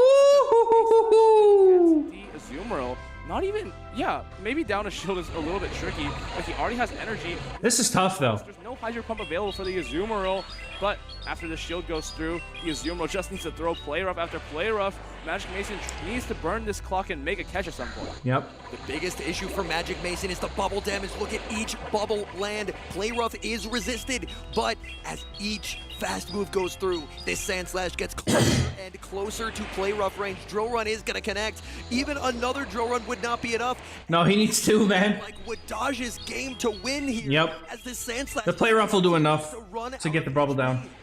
It's so interesting to see this because Azumarill looks like to be putting in a shift here, but on Magic Mason's team, he had Drapion, he had Alolan Sand Slash, he had Superior, seemingly a lot of ways to answer the Azumarill. Yep. But Wadaj finds play, finds the connection with the bubble, and is going to be taking game number 1 here in the winners finals. Wadaj beyond survive, not shield bubbles. But Azumarill, you can shield charge attacks, but you cannot shield bubbles. Oh, they don't put the replay tag on it. Theoretically, Quick enough. poison type. It's good. An interest for power can with dodge. There's so Havelock. lead for the Chestnut because Ooh! one hit KO and you. Ooh! This is not good. Is gonna switch out. All right, we save swap Azumarill, and he doesn't have an answer to the Azumarill. From Mason. Mason stays in with a Sand Slash. Will get some Oh no. with this Shadow Drill Run. Yeah, I would say he doesn't have a solid answer to this because the Gator's not Shadow. A Superior brought this line is basically triple weak to Superior. Yeah, that is crazy work here from. He's like, Play rough oh through. no. Mason knows this is not a Hydro Pump, doesn't need to recheck the list. I see players sometimes pulling up the paper, but here we go. Play rough, actually doing a pretty competitive amount of damage here. A pretty competitive amount of damage. Think about the backline, right? That's one way to look at it, yeah. You cannot. Yeah, home slices, him slices casting. Absolutely. But Right now, yes. It's so awkwardly placed. You need it for the Machamp, but you also need it for the Feraligatr. Now we see the switch out into that Feraligatr. Feraligatr Okay. will get up energy. Okay. It can threaten this Chestnut. Yeah, he's gonna need that energy though. The Frenzy Plant. Clock should be up here for Wadaj. Yep, here comes Chestnut. Out into the Chestnut, and Chestnut can potentially look for a one-shield farm down. Yep, he has to do it. Energy This is a goes safe so shield. threatening. He probably lives it too. Instantly shielded from Wadaj. He is confident that this is an ice beam. He nods at Mason. Mason doesn't look up. He's tapping away. Here we go. Huge farm down. Well, he wasn't gonna get the 2 moves, so that was still a good, Everywhere. that was a good Sand call. Slash or Machamp, neither one wants to take a Chestnut looking so deadly. Ooh, no, dude. No shield. Boom! Boom! Shield for this Shadow Machamp. Here we go. Bro, this Machamp actually with a shield advantage is gonna fucking cook. And he's like, why didn't I get my move, man? Fix it, Niantic. Just gonna go a long way here. It's ridiculous, man. Get it into a rollout and drill run range though. This will be close. What? Their superpower is reached. That's okay. But That's okay. does Wadaj switch out? He is double. That's okay. That's okay. Shield. We're gonna see the switch out into the Oh. Dunsparce. Dunsparce needs to try and make a drill run. There's so much. I don't think it's gonna make it, dude. Machamp Oh no, never mind. He does. He gets. 2 more cross chops. So I don't think Dunsparce actually. No, Dunsparce can't. Dunsparce can never get to one. damage. He can throw right here. Yep. And if it shields, he just throws it again. Uses charge attack priority. Yep. This will force Yep. all of the energy Yep. from this Machamp, but this Machamp. That's okay because the Machamp outpaces everything, bro. Got him. The move, and that Yep. is the Shadow Machamp difference. But Wadaj probably knew that. His pacing is unbelievable, and Dunsparce does not even get a single charge attack. Wait, he can catch onto the Azumarill. If he catches, 4 Vine Whips and catch. And wait a turn. Maybe wait a turn. if he catches, he's okay. Oh, he didn't wait to... Never mind, he can't. The clock's not up. The clock's not up. Oh! He's going to pick up the knockout and 2-shield Shadow Machamp. Mason putting it all on the Shadow Machamp, and Shadow Machamp delivers. In comes the Azumarill. There's no energy to speak of. Nope. This is a full 1v3 Shadow Machamp. Going absolute beast mode there. Oh, and baby, 1v3 it's triple. reverse sweep There it the is. entire team. There it is. Wow. I appreciate that Wadaj is back because he's such an incredible player. At all. And if you weren't... I just wish they would fix the damn issues in the game. There's a lot of people that would come back. It still looks like... There's a lot of people that would come back. See how these trainers... To adjust. One. Olin Sanchez versus the Ooh, this is no good. lead for me. No bueno, dude. Yeah, but as this Azumarill gets swapped, this is going to be the same problem. Oh no. Oh no. Wadaj can always force it if he wants. Otherwise, he forces the first shield with a play rough, and Mason can just throw these drill runs, but none of them are really pressuring shields. Wadaj would love to make a play for switch advantage, and that is actually doable for this Azumarill because the Sand Slashes this season are more commonly on Powder Snow. Powder Snow, great against Mandibuzz, great against I gotta be honest, man. Shadow Claw still seems like the right way to go. almost no ability to farm things down. Yeah, Shadow Claw just seems like a relatively safe thing to do. Here's a drill run coming through. He's going to get bubbled down. If He's probably not bringing Cert because he doesn't want it lined up against the Alolan Sand Slash that Wadaj is bringing every game. But I think this might give him one bubble. If I had to guess. Play. It'll be close. Ice Beam Yeah. does not KO. We're going to see an aggressive switch out into Okay. Oh, Okay. it's too late. and switch to the Sand Slash. And it's so ahead on energy though. World and Drapion up this much energy is quite scary to deal with. Crunch is no shielded, but look at the damage. Wow. Crunch connects. Do we see a debuff? No, we do not. No, we don't, because when do those happen? Never. This bait is Never. huge. Oh, he doesn't try to call it. A little bit too risky for Mason's style. and he's going to be shielding this one up, building to another Aqua Tail, and just throwing it off on the Sand Slash. I think Drapion wins the charge attack priority. I'm not 100% sure. It should. It should. It might be like statistically dependent on how much attack they've given to their Pokemon, but of course, How much attack they've given to, or how much attack they caught it with? Mason lives it. Because we don't give our Pokemon anything. Committing Niantic just says, here you go, here's your random stats and you can never change it. deliver this decisive game. Have fun, fools. Victory. Switch out to the I love this Feraligatr, play. and this will be very interesting. Making the drill run. Okay. One will put it into grass. Okay. Regular Feraligatr can survive a grass knot from Cresselia, so this is Radaz trying to put it into a potential grass knot range. In comes Cresselia. Cresselia down quite a bit of energy, but it will be able to survive these Hydro Cannons. Has to no shield 2 Hydro Cannons, I believe. Needs to spend the shield on the crunch from the Drapion. We give them love and little walks, true. Cannon comes down. It doesn't make their stats any different, though. On the yellow range, throws the second Hydro Cannon, and can Mason shield this move? The 50-second switch clock has been one of the biggest W's that this game has received in so long. I love it. Switch time. It has been amazingly good for not only Go Battle League, but also for display Pokemon Playing it safe. circuit. It's been incredible. This move lands. The switch timers have been misaligned. Mason's done a great job of that so far, taking advantage of this new switch timer. In comes that Drapion. Drapion going for an Aqua Tail. Has to catch. Is it really Drapion? I like Drapion. I think Drapion is a better thing to go. What's up, Leveron? What's up? Welcome in. One. Oh, he waits a turn, gets the poison thing through, and that is. Oh, this is Not the grass knot. It is resisted. Yeah. I don't think it'll quite knock out here. The Grass Knot does get the Drapion low. Drapion farming up a ton of energy, choosing not to swap. Aw, Instead, dude. Forcing the energy Aw, dude. from that Azumarill. Aw, dude. The difference maker in this game if it can knock out that Drapion. Is it enough?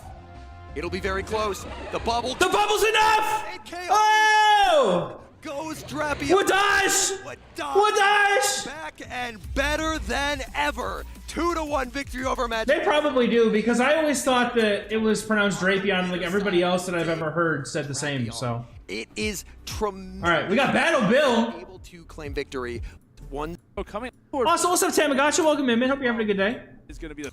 Bill superior for Battle Bill. Okay. Quad Not a side great lead. hero.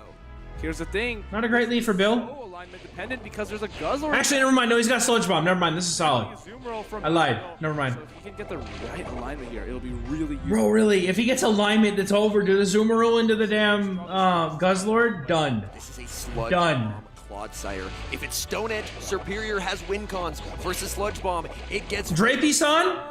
We see a switch, a catch. Okay, we catch. Beautiful gameplay there by Battle Bill. But he has the superior here. Saving that superior. Here's the thing, like, how do you play this? If Oh. you swap the Dunsparce, you risk getting that alignment on to the Azumarill.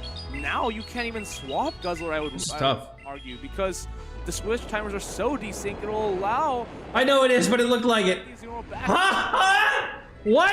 Comes Guzzlord. Guzzlord Bro, what's happening in this game right now? after drill What's run, happening? But Guzzlord has a lot of hit points, able to withstand. Homie had it, man. He had it, man. Be a problem either. Was hoping that would KO 610 Hero was, but I mean, the superior does solid, okay. It does. And with this new Guzzlord moveset, the Azumarill actually gets threatened here because Guzzlord Sludge Bomb. Oh my goodness, bro. Oh my goodness. Like, you can't even bubble down, really. You have to expend energy. Yeah, you're gonna have to eat, like, you're gonna have to eat at least a Sludge Bomb in order to get this farm down, man. Those drill runs, because one charge check is more than enough to take out this Guzzlord, no matter what. Yep. perfect counting by Battle Bill. Yep. Understanding the Sludge Bomb. The energy was almost there, but not quite. Ooh. 610 Hero shielding. 610 Really? wants shields He down. says, bitch, I want that Sludge Bomb to land. He says, I want it. Give it to me. Now Battle Bill has gotten a lot of extra energy. I would have liked to see immediate throw of the Sludge Bomb and a swap into the Dunsparce. Huge damage, honestly. Guzzlord Ooh. gets the Going for brute. brutal swing. And Battle Bill A parting gift. test the counts. Is this the Sludge Bomb? Bro, no! No! Oh, he just threw Sludge Bomb. He can never have that. This will be difficult. Oh, no. I feel like he just... Oh, Oh, no. can get a Sludge Bomb on the Superior. It's okay, I can't count either. I can't count either. One charge attack against the Superior. This should be smooth sailing for 6'10" Hero. Does he? Yeah, he totally has his game unlocked. Throws just one before. Because he thought it was another Sludge Bomb, he probably lost count. That's why he shielded. That's the only reason. By 6'10" Hero. That's the only reason. When do we see the switch into the Superior? Thinking about it, going for it. Superior now going to be answered with the claw. I mean, Superior could do fine here. Maybe. Oh, man, hold on a minute. Hold on to your seats, chat. Are we getting? No, we're not getting him right. It's not even close, bro. It's not even close. He can just safely do 2 Frenzy Plants at the same pacing. It's tough here. It's tough. You want to try and save all energy and maybe outpace, but the pacing just is not there. And the first bump from 6'10" Hero. Yep. Battle Bill has to try and get as much energy as he possibly can. Can he survive the rollouts to get to a move? This is going to be close. It'll come down to how much health. If he was going to throw the Ice Beam, he should have done that a little bit sooner, but I don't think he gets to the move here. Nope. Is he, okay, I'm just making sure he's not trying to roll out down there. But even though, it would have probably hung on to a play rough. Yeah, he wouldn't have went out of the play rough. He'd have been fine.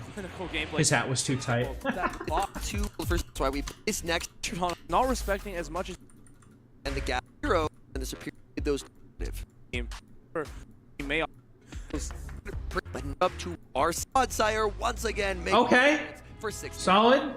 Oh my, he's actually ABA weak to this claw. See, Sludge Bomb is much better in the play Pokemon stuff, but Stone Edge Earthquake is better when it comes to, like, general go battling. Because the ground and rock coverage is perfect in almost anything, but in this meta, like, having Sludge Bomb is just really good because it's a much less, like, you don't have to account for everything, you just have to account for some things. And Sludge Bomb makes way more sense in that regard. The Guzzler against the Dunspark. No, against the Gastrodon, because you have no other answers on this team.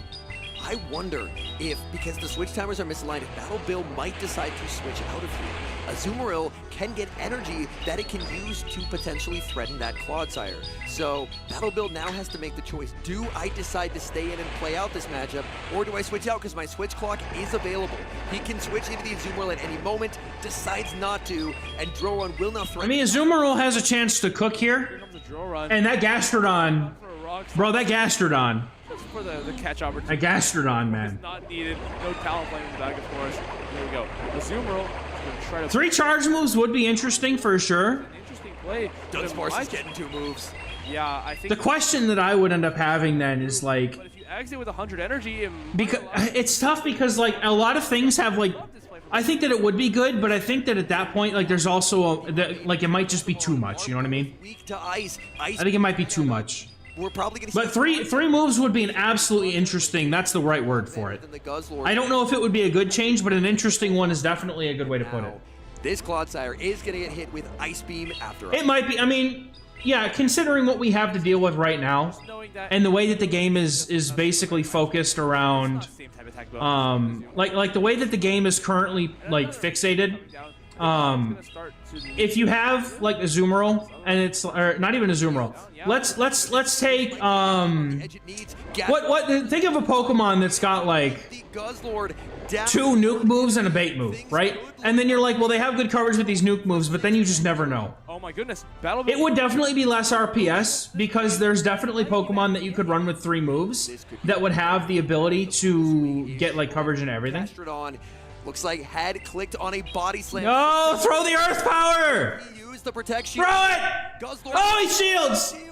Dude, the Earth Power would have been so... Yeah, Metacham's an example of something that would get perfectly meta again by us giving it that. Giving it that 3 moves. Bro, Earth Power's gonna hurt. Earth Power's gonna hurt. The Brutal Swing being shielded, I think, opens the door back for 6'10" Hero because can potentially knock out with an Earthquake, whereas a Brutal Swing would not put it into farm down range. Yeah, that's true. Guzzlord barely hangs on. We will see the switch into the Clodsire. Clodsire going for the Earthquake. Going for the Earthquake. 6'10" Hero might be back in this game. He is. Yeah, he can definitely. Bill had that, I think. Bill had that. He's shielding Brutal Swings in these games, and it's ruining his game. It will. He's done it. What? The alignment doing looked in my so squad? dire. Oh my but goodness. Yeah, Bill had that game. He just needed to because he has to recognize that the Earthquake is the hardest hitting move left in the game. Sludge bomb And that he gets this Earth Power off, and then the Guzzlord's as good as gone. It's so crucial on the claw. Unfortunately, yeah, Bill kind of threw Hero. He's that last one, number 2 unfortunately. here in Baltimore. Was not allowed. All right, who we got? Murphy and Elam? Okay. Season it's allowed, and we're seeing people try it out, and we've seen it. Yeah, Quag gets literal perfect coverage. Like, it no longer gets walled by anything. And I think that there's a lot of Pokemon that are like that could be very, very dangerous. Okay, well, Especially when you consider, like, Quagsire having Aqua Tail, and they're like, oh man, is this going to be a Stone Edge, an Earthquake, a Mud Bomb, an Aqua Tail? And you have to shield everything. Like, that's the problem. oh no! I think- disaster into the Azure. Oh no! You couldn't ask for a worse lead, bro! No, Trainer, get into the Gator! Get into the Gator! This Galarian Moltres Trainer, no! Okay, no, actually Crest is solid here. CP, so it can't be that. Murphy used to be on your Sylph team. Let's go, dude! Tries to catch on the Cresselia. Bro, that Cresselia, knowing that he's got Malamar, well, not Malamar, but knowing that he's got an Alolan Marowak somewhere on that team, So weak to Cresselia. This is so tough. Where do no respect for the Moonduck. you can't come in with Arctibax because the Moonblasts are gonna just tear you apart. But at the same time, Diggersby doesn't want to see. Hey, let me know at any point, chat, if you guys want to just move straight on to day 2. Opting for Fire Punch Just let me know at any point. over the same type attack bonus, Hyper Beam. Grass Knot will connect onto the Diggersby, but we have seen Diggersby played in the Championship Series quite a bit, and Diggersby is built to survive. It is, dude. It's so bulky. Grass Knot very comfortably, and even a second Grass Knot would not even threaten a knockout. I don't think he needs to shield this here. Just lets it go, and I think this Fire Punch will not be enough to take it out. Wow, hard swap into Feraligatr. Elam's gonna have to expend his shield here because I think a Fire Punch bait would be a little bit crazy. Does shield the Scorching Sands correctly, and will. Yeah, so far we're okay. I would say I've got probably another couple hours before I should probably hang it up for the day. Might be able to switch. So trying to switch is Murphy. Okay. Second. Just Again, not up. Nope. Unfortunate. Unfortunate for Murphy there. Can Hydro pick up a knockout here? Murphy thinks it might win. Claude would definitely be annoying. It has stab damage on 2 moves, and then it also is just like, oh, and I have Stone Edge too, just because. Timer significantly. Scorching Sands will land. That does big damage. Oh, attack drop! You gotta be kidding me, dude! Hydro Cannon even knockout. Ooh, I think it does, but I would have liked to see Murphy snipe with Arctibax there.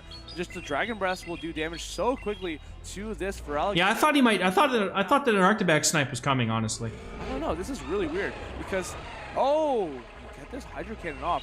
Can you one-shield Sucker Punch down? Elam just wins this because he just has the answer. Galarian Moltres takes a while to get to these charge attacks, but these charge attacks can be so threatening. In comes Cresselia. Ooh, actually. No shield and a farm down with Arctibax. No shield farm down with Arctibax makes sense. Like Definitely that. possible. Can But the Galarian Moltres gets...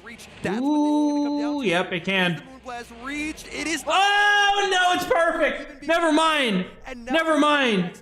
Elam is suddenly looking like he's going to have a bad time. Moltres banked a lot of energy as well, so this could come down to a game of baits. A couple of ancient powers. He's just going to need to land. Oh, he's got the icy wind, dude. Immediately, Elam thinks about it. He needs to get this. He has to. He shields Avalanche. Oh, or Icy Wind, silly me. But now. Silly me. Very quickly now. Oh, wait. He's just going to go for Brave Bird? He's cooking. Brave Bird. He's cooking. He's full sending the Brave Bird. Murphy thinking about it here. Let it go. Let's go. Oh, no way, bro. Called it. Nice. And Moltres flying Nice. more. I don't know that more shields solves that problem. That's the problem. That's the thing, you know? Like, I don't know if more shields really solves that issue. Brave Bird up there. It just makes games a lot longer. Malamar for Murph. Number 2, Cresselia for Elam, and it's the Malamar for Murphy. Okay, this is really good for Malamar. Neither fast move is going to be doing hardly any damage. We see a switch out into Shadow for He Alligator. can do this. He can superpower and then leave this matchup. Yep. Guaranteeing himself a shield. Yep. I think But what does he come in with? Arctibax here. And then Arctibax, I guess? call it bait Maybe. from the Feraligatr. Of course, it'll be, I guess, yeah, you kind of have to. as the Ice Beam is launched, does Murphy respect it? He doesn't respect it. How much damage does this actually do, though? Not enough. Arctibax can hold. What's up, Soul? Welcome in. Oh, wow. Makes its presence. Okay. Big damage to that Arctibax. Arctibax gonna make it to the Dragon Claw. And does Elam want to double shield? Yes, he does. He is Okay. double shielding Yeah, this energy on Gator's going to be really good. Alligator. This Gator energy is going to be really good. Well, because Galarian Moltres really loves its shield, and now it's not going to have much to protect it. Oh, and really nice farm down. Oh my god, dude. For one charge attack, though. 2 shields, though. Does it matter? Sidewave does a lot of Yes, damage. you need two. It is going to be close here. Does he risk it? Brings in the Diggers. No, he's going to eat it on digs. Oh, this is going to be very close. It could come down to a Ooh. single health point, whether this survives or not. Hydro Cannon connects. He It's does not. survive. He does survive, but he doesn't get there. Well, of course he survives. Okay. Now I think the Malamar is going to be really good here. There's, I think this is fine. Oh, no, he's been cooked. Look at the sucker. But the Moltres has absolutely no... Sucker punches are tearing through It the has no shields, though. record pace, going for the ancient power, fishing for a boost. Elam with could be no shields here. I don't think he has a way out. to take more superpowers. Oh. Murphy calls the bait. The ancient power does not KO. Oh, I like this. I like this. You go for the superpower here. Maybe I would have like, yeah, superpower here, superpower again, and maybe you just hold on to a Cycle Cuss and make a foul play. Oh my goodness, that is really bulky for Moltres. And it seems like this Malamar is going to be out of commission. Gator is less annoying in my opinion because Poliwrath just dominates so many things where Gator, it's like you can counter it. You can counter it. Would be massive. Going to make it to a move. It's only an ancient power. It's only an ancient power. Do you no shield this? I mean, at some point you gotta shield something, bro. Oh, he shields. It's You have to shield something. And now this can set up Cresselia. Now Cresselia gets to go for the win. Double Grass Knot. Oh, man. I think if he Oh, man. no shield that he has a shot. It's definitely possible, but in the heat of battle, it is difficult. It would be kind of nice to be able to see the whole time limit on the game. I mean, I think it would be nicer for transparency. It would be more information to help players kind of like make informed decisions. But unfortunately, So, in my opinion, it would be a good change. from this Diggersby to change the outcome of this battle. Another grass knot comes through, and the Diggersby way too low to hang on. Ilum with a very convincing win here with the Galarian Moltres. Both games.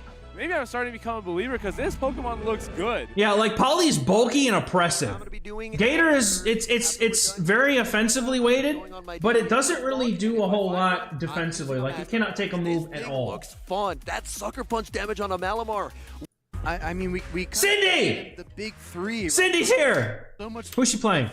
and areas back here still compete Superiorly, quite a few by Pokemon. Effective from tip to niche in really to Cindy. She was our first stage with her. a lot of type that just Let's jump in here. Typhlosion. Into Bopper, okay. it's a great matchup. Bro, this is a great matchup for the Typhlosion, honestly. Closer because that Thunder Punch will be able to outpace, and it is Yup. super effective against this Yup. type Pokemon Cindy. Yep, but she's very happy to see this here. A little bit of energy, not throwing right away when she has the Hydro Cannon. I like Bopper's kind of finger swipe. Okay. On the electric type attacks, almost like a question. Yeah, I don't really have a solid answer to this. Yeah, because we see the safe swap.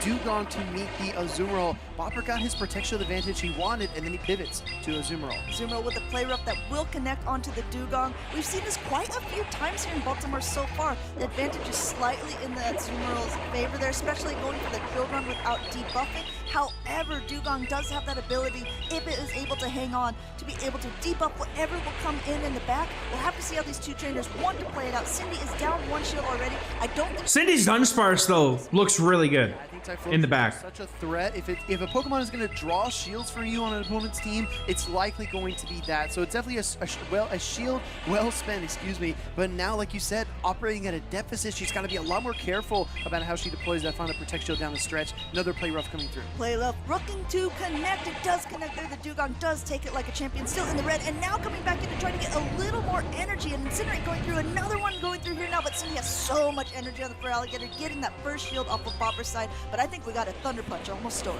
Yeah, that's a big Incinerate to sneak through there, and that gives Bopper the second Thunder Punch, which will command the second Protect Shield from Cindy. Now Bopper has the 1-0 Protect Shield advantage.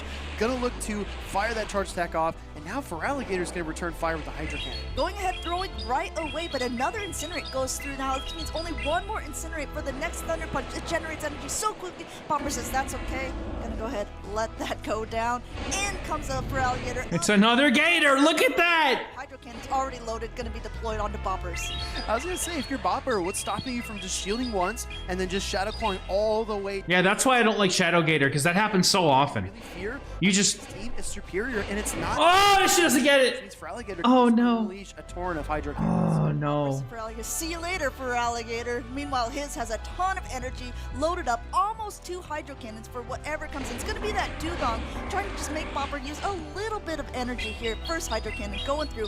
So even though it's not gonna be that effective, it should be enough to take out this Dugong. Yeah, I think Cindy's recognizing that the Feraligatr has so much water, she needs to levy some of that out. She spins that Dugong in order to do so, but now the Dunsparce is queued up against the Shadow Feraligatr with a huge... 2 cannons knock out. Almost. Feraligatr Plus the Shadow Claws. It's very close, but basically... in the back for Bopper as well. The Zoomerl in the back, and the Hydro Cannon is... Cloud of Shadow A slash, rank 2, rank 5 for Ultra. Ooh. That's a good question. Especially because it's the Shadow. Ah, that's hard. Because I almost want to just say build it for Great League, but Ultra League is really good. The Zoomerl. For now, just build it to Great League, and then later on, if you feel like you need to, or if you catch another good one for Great League, get the one for Ultra League. Because like Ultra League, Alolan Sandslash, you always want Shadow. In Great League, you could kind of get away with both. Enticing Cindy to bring Superior. She's saying, look, if you don't bring the Grass type, my Feraligatr is just going to store energy and just Hydro swap and then try to go from there. Yeah, build it to Great League until you get a better one, or you just say, you know what, I need it for Ultra League. Well, against part, but we saw a Feraligatr mirroring. Hey, Matt, yeah, this is day 1. We're trying to get through day 1. Which will be the more effective? The 2 cannon. Look at 2 cannon, dude. Yeah, this is still day 1.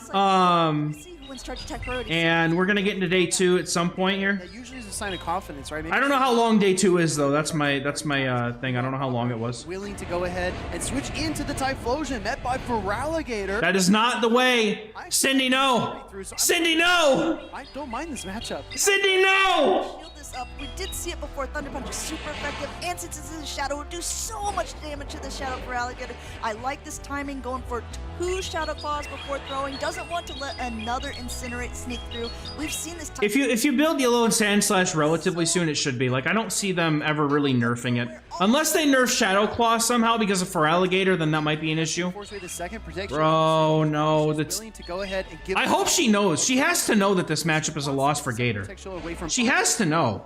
Maybe what she's going to do is she's going to try to get both shields. Yeah. Okay, he lets it go. Bopper's going to take the shield advantage. I know that. Comes in with... Okay. 2 when you're going to. Oh, she's got the Clawden back, though. That could be very good. Put that in your pocket, guys. That's tricky. It might work for some people, but here comes Superior from Bopper.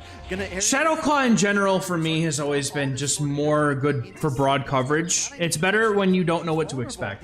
Now, if you're going into this meta right here, like you expect there to be, you know, a lot of things like Dunsparce, Mandibuzz, certain things that resist ice, or certain things that resist ghost damage, then it's solid to bring, then it's very solid to just bring, Powder Snow. That could be a good skill. It's a call for what you're basically trying to go for. We see Bopper reaching for these. But I personally, yeah, I also much prefer it, personally. Such a key for his game #1 effort. In comes Clodsire. This is okay. Now she's not running Sludge Bomb. Those Ice Beams are going to be doing a nice chunk of damage to Clodsire, but as we've seen time and time through here in Baltimore, Clodsire is just one of the bulkiest Pokemon, still barely in the yellow after that, super effective. Meanwhile, all it can throw here is a Stone Edge or an Earthquake. Getting the last shield of Bopper, however, on this bait. This is a very nice call by Cindy. Yeah, I really like that play a lot. I mean, Cindy needs to do some really bold things to get back into this game, and that was a great first step. Meanwhile, Ice Beam gets queued up here. Ice Beam is going to be close, though. Oh, it's going to be close. You have to be able to get the Earthquake off to have a chance here. Azumarill fires the Ice Beam. Clodsire. Is it enough? No! Claude, no! Clodsire gets KO'd, going straight now for this Hydro Cannon here. Yeah, it is. It's pain. It's absolute pain. I've done it too. It's not fun. paces so slowly. There is just not a lot left on the Feraligatr. It needs a Hydro Cannon for the Azumarill. It needs one for the Superior as well. Going for It's not going to be enough, and I don't think she has anything to catch on, does she? I think that the key here is maybe trying to get his Shadow Claw down, but Azumarill is just so bulky. Yep. It absorbs the Hydro Cannon. Yep. Bopper hangs in. He's gonna there, go for it. Azumarill strikes Good game. with an Ice Beam. Good game. Unfortunate, Cindy L. taking game Unfortunate. Ice Beam on the Feraligatr. Staying in the tournament, and this was losers round 5. It's Lil Winery! Yo, my teammate's on stream against Rise, dude. In regular. I know how this matchup goes, but No, I think you nailed it, right? You wanted that's Lil Winery. She's on my team. and build your team. She's on my faction Battle Frontier team. She's absolutely cracked, bro. Into the much Celia. She's absolutely cracked, bro. Pokemon on both sides. Good lead. Be doing that much, but I'm very interested because this is Bro, the Dunsparson back. Oh my god. often. Am I right? So we'll see. I don't do these tournaments because unfortunately I don't have the ability to travel. The grass not onto one of the harder I don't have the ability to travel, and none of these events are anywhere near me. nowhere. But Like, a 6-hour drive is the closest I'm gonna Is get. this not the correct move from Rice? Dunsparce! Lined up against Dunsparce, but having given up switch advantage, it also gives Lil Winery a unique opportunity. If she controls this middle matchup, she might even iPhones have frame drops? That doesn't surprise me, dude. This game is such doggy do. Tech shield there. It was absolutely necessary by Rise to be able to do that. One Incinerate going. That doesn't surprise me at all, man. Yeah, this is just RPS. Bothering to shield. If this was a Brave Bird, it could have. But it's fine. But recognizing that it's I like seeing my teammates do well. That's fine. Going to be able to get to another attack here. She has now been able to keep Okay. the switch advantage, and it looks like Rise to Occasion is not really happy with how this turns out. But No, because that Sand Slash is getting cooked in a minute, bro. It's getting absolutely cooked in just a minute. There's a Cresselia in the lead. He knows Shadow Lord and Sandslash has a great matchup there, so he's only working with the knowledge that he has. Gonna fire the Fire Punch against the Dunsparce here. This is gonna be enough damage to likely knock They out. just want us to not play their game, clearly. Conserve the energy and save. They want us to keep playing because we're addicted. What a quick call. coming back into the matchup, there is a Scorching Sands loaded. There's a potential to lower the attack of the Cresselia. We'll have to see if this will be. He's hoping that she brought... Does lower the Oh, I get the attack drop, bro, no! I hate that, dude. 30% more like 100. One has seen the Pokemon in the back. Another Scorching Sands coming through. Yeah, bro, that Sand Slash is gonna have a bad day, man. Lil Winery's gonna switch into the Sandslash, and That's meanwhile, Sand- Lil Winery wants to stay exactly where she is. She's gonna fire up the Grass Knot here against Diggersby. Such an impressive, bulky Pokemon. I think Diggersby is a total game changer in this meta, and Rise Occasion is proving that point. Yeah, super effective. The attack was debuff on that, so it's not going to be doing as much damage. Going for another one here. The Diggersby is not even bothering to. The lower the Diggersby gets, the more the Typhlosion just cooks. We're about Oh! Here it comes, dude. to rise to occasion. Your stomach might have just dropped. He's like, no, bro, I'm done. Rise Occasion. Oh. Focus. He says, just give me one more charge attack. Give me one more. But he's not gonna. Truthfully, though, this Typhlosion is so good into this team. Shadow, and the Incinerates are cooking this Sandslash. Yeah, going ahead, protecting up for good measure here. This would be enough to knock out the Typhlosion, but Typhlosion's Incinerate damage by 3 Incinerates alone have knocked out that Shadow Sandslash, and you know, Drona. Go for the cheeky Thunder Punch. I mean, the Thunder Punch is not out of this range, but still, Lil Winery. Not taking chances, though. It makes sense. Has to do it. Has to do it. Rise Occasion does Has to do it. time. The clock has run out. Here comes He's like, man, I got RPS so hard. Flame position. Alan Flame also was able to All right, what's Sorry, next? What do we? favorite What's the next battle? Too bad. switch. Have to I have think a Mind Joke might agree with me. For Rise, got a great lead here at number 2, if he brings that Pokemon back into the field. Yo! Typhlosion time! here at the beginning. Although we have None of this is comfortable, though. Typhlosion, because it does pace quicker, it doesn't have that charge attack priority, we'll be able to throw first. Lil Winery choosing not to go for it. Perhaps doesn't Poor Sandslash cooked in the oven? Yes. Yes. Roasted. shield up because the Hydro Roasted. definitely be enough to knock it out. One more Incinerate. I think we're gonna see the He can't swap in anything, dude. want to shield it up. Oh, absolutely right. If you're playing the Feraligatr, you want to at least strip the shields away from the Typhlosion. A shield first shield, right? And I can just feel Homesize Henry cheering in the background as we see more Shadow Typhlosion action. We see another Incinerate come through and another Hydro Cannon. Yeah, there's so much energy on this Typhlosion here, but not a lot of health left. At this point, there's so I haven't noticed any frame drops in the tournaments, personally. much for that Thunder Punch. Will Rise to Occasion choose to shield? Bro, if he gives her switch, he's cooked. Gonna let it go. He gives her switch. Lil Winery will be able to dictate kind kind of what will come in. Oh no, not the Thunder Punch got lost. It's okay. It's supposed to. That's supposed to happen. Really tough there to not get the Thunder Punch, but good news for Rise to Occasion. Lil Winery. Does he have? He has Powder Snow on his Slash, right? But in the midst of all these charge attacks, we now have a Protect Shield advantage for. I mean, drill runs into the Sand Slash are going to be fine here. I don't think there's any way Rise has out of this. Pretty good for Lil Winery. If you look at this, we're going to see a swap now into the Shadow Lone. It is Powder Snow. Okay. Pretty good counter for it. Dunsparce with the drill run is going to be doing nice damage to the Lone Sand Slash. And even though there is a shield advantage, I don't think the drill run is going to be enough. No Protect Shields remaining, one off from the second. Yeah, I think Rise needs 2 charge attacks here to KO the Dunsparce. Drill run connects. Oh, it's not going to be enough! Damage, and meanwhile, Lil Winery and Dunsparce are closing in on the back-to-back drill runs. This is not the same type of attack bonus. Dunsparce does not have the highest. Yeah, these are the iPhones. Super effective. Yo, that does a lot of damage, dude. For yet another But now you farm down, I think. I don't think there's any way that Winery loses this game. Enough to knock out at this stage, and I think another rollout just. He could have caught the Grass Knot, yeah. Trying to go He for could have. some energy advantage here, but the rollout. Okay. Down right through, going for a drill run. Drill run for the road? Zoom roll against the world here. No shield left. He's saving it for those grass knots from the Cresselia. Yeah, you absolutely nailed it, right? You got to think in terms of relative damage. Drill run hurts, but you have to prioritize here as 3 moves from a Zoom Roll before 2 Grass Knots is not likely. Fires off to play rough. This is going to deal a moderate amount of damage. Cresselia will hang on, kind of shrug it off. Rise has so much work to do. I don't know if he has the time to do it.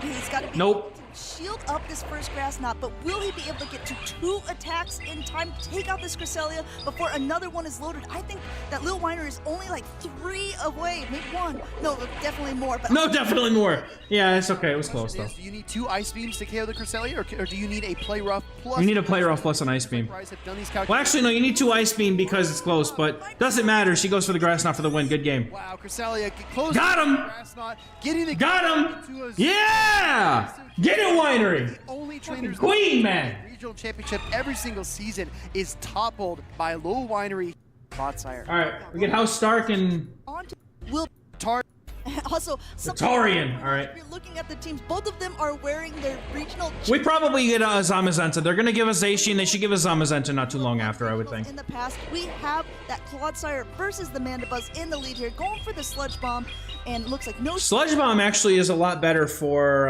Trainers are so impressive, especially 2 Mandibuzz here. They're probably looking at this matchup and they're saying, yeah, you know, Clodsire Dunsparce in the back do cook though. scenario, or loses the 0 to 2 shield scenario. He did not rise to that occasion. No, he did It's not. always fascinating No. to see them play it out. It's just masterful work. Yeah, and I think that the Sludge Bomb is very interesting for House Stark to have on the Clodsire. I would think maybe he would be running Stone Edge since he has on his Guzzlord. They'll give us the signature moves next time when they come out like Exactly, but at this point, it looks like 3 more years from now with the special forms. coming into the fray. There'll be adventure effects, I'm sure. Energy, but is going to have to tank an Earthquake here. Still no shield by the Tarian side. If I were a gym leader, what typing would I What he be? wants to do looks like he has a couple. I would probably be either a Dark or Steel, just because those are my favorite coming types. now through. Yeah, wonderful timing there by House Stark as well. With the switch in, the Dunsparce was 1 turn displaced from its usual pacing, so throwing the charge attacks at the right time is so critical, especially when rollout is gaining so much energy so fast.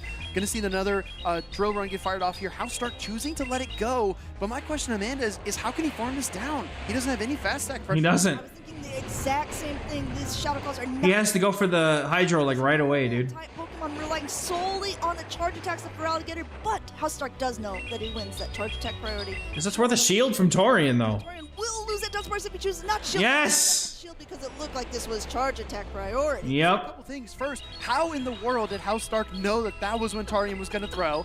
And Tarian shielding the Dunsparce is a definite sign he does not want to see Feraligatr in the back. And look at House Stark. He knows Okay. what to do. He takes the cue.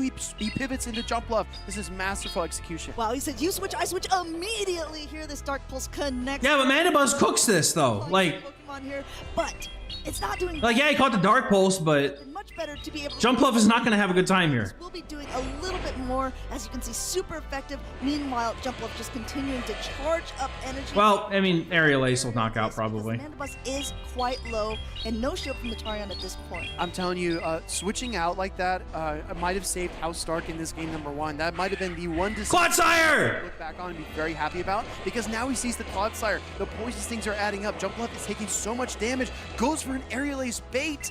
But do you shield if you're Tarian when you know there's a Feraligatr back there? Exactly. I think Nope. at that You don't need to shield okay, these. I have to save the shields for these high. You never need to shield these. But there's so much energy now on the Torian side. Getting that last shield from This is why I don't like Shadow Gator, because you have to shield everything. You have to. You don't have a choice. Is still just charging away. He doesn't want this to get caught on anything else. Throwing the first Hydro Cannon here, it's going to do so much damage. He just lets it go? Tarian. Tarian actually allowing this through, a little bit of surprise, but it shows that he's choosing his... Ha! Realism, what up, dude? Cloudfire gets to the earthquake. DRE! He got him! Game not working again! Very surprised there was no shield there. This earthquake will connect. Down goes the Feraligatr. Jump up coming back in, but Dunsparce is still here as well. Ooh, Dunsparce, though, has to get to a move. I think it has to, right? How much energy is on this little fluff ball? Jump bluff is... Yeah, I play normal Gator for the same reason. Dunsparce There it is. There it is. The rock slide. There it is. More than enough. Jump bluff didn't have enough in the tank to get this match. This rock in the If level out to the Gator does a win condition when he should have just play energy doing it. The werewolf game number called down. Number 2, we've got Dunsparce in the lead versus Guzzlord. Guzzlord in the lead. Neutral, okay. Champ to be found. I think Guzzlord is going to feast in this, and how Stark is continuing to just Play Shadow Gator for the vibes, fair. Sludge Bomb, Fair. this one, which is different than what we've seen in previous seasons. It's gonna go ahead and have. Yo, nice, dude. But Guzzlord will just eat it up. Yeah, I don't have any events anywhere near me. Like the closest one is like 6 hours from me, so I'm not really gonna be able to make it to any of them. Nice catch, dude. Brutal swing, Amanda. Very nice. Yeah, that was brutal.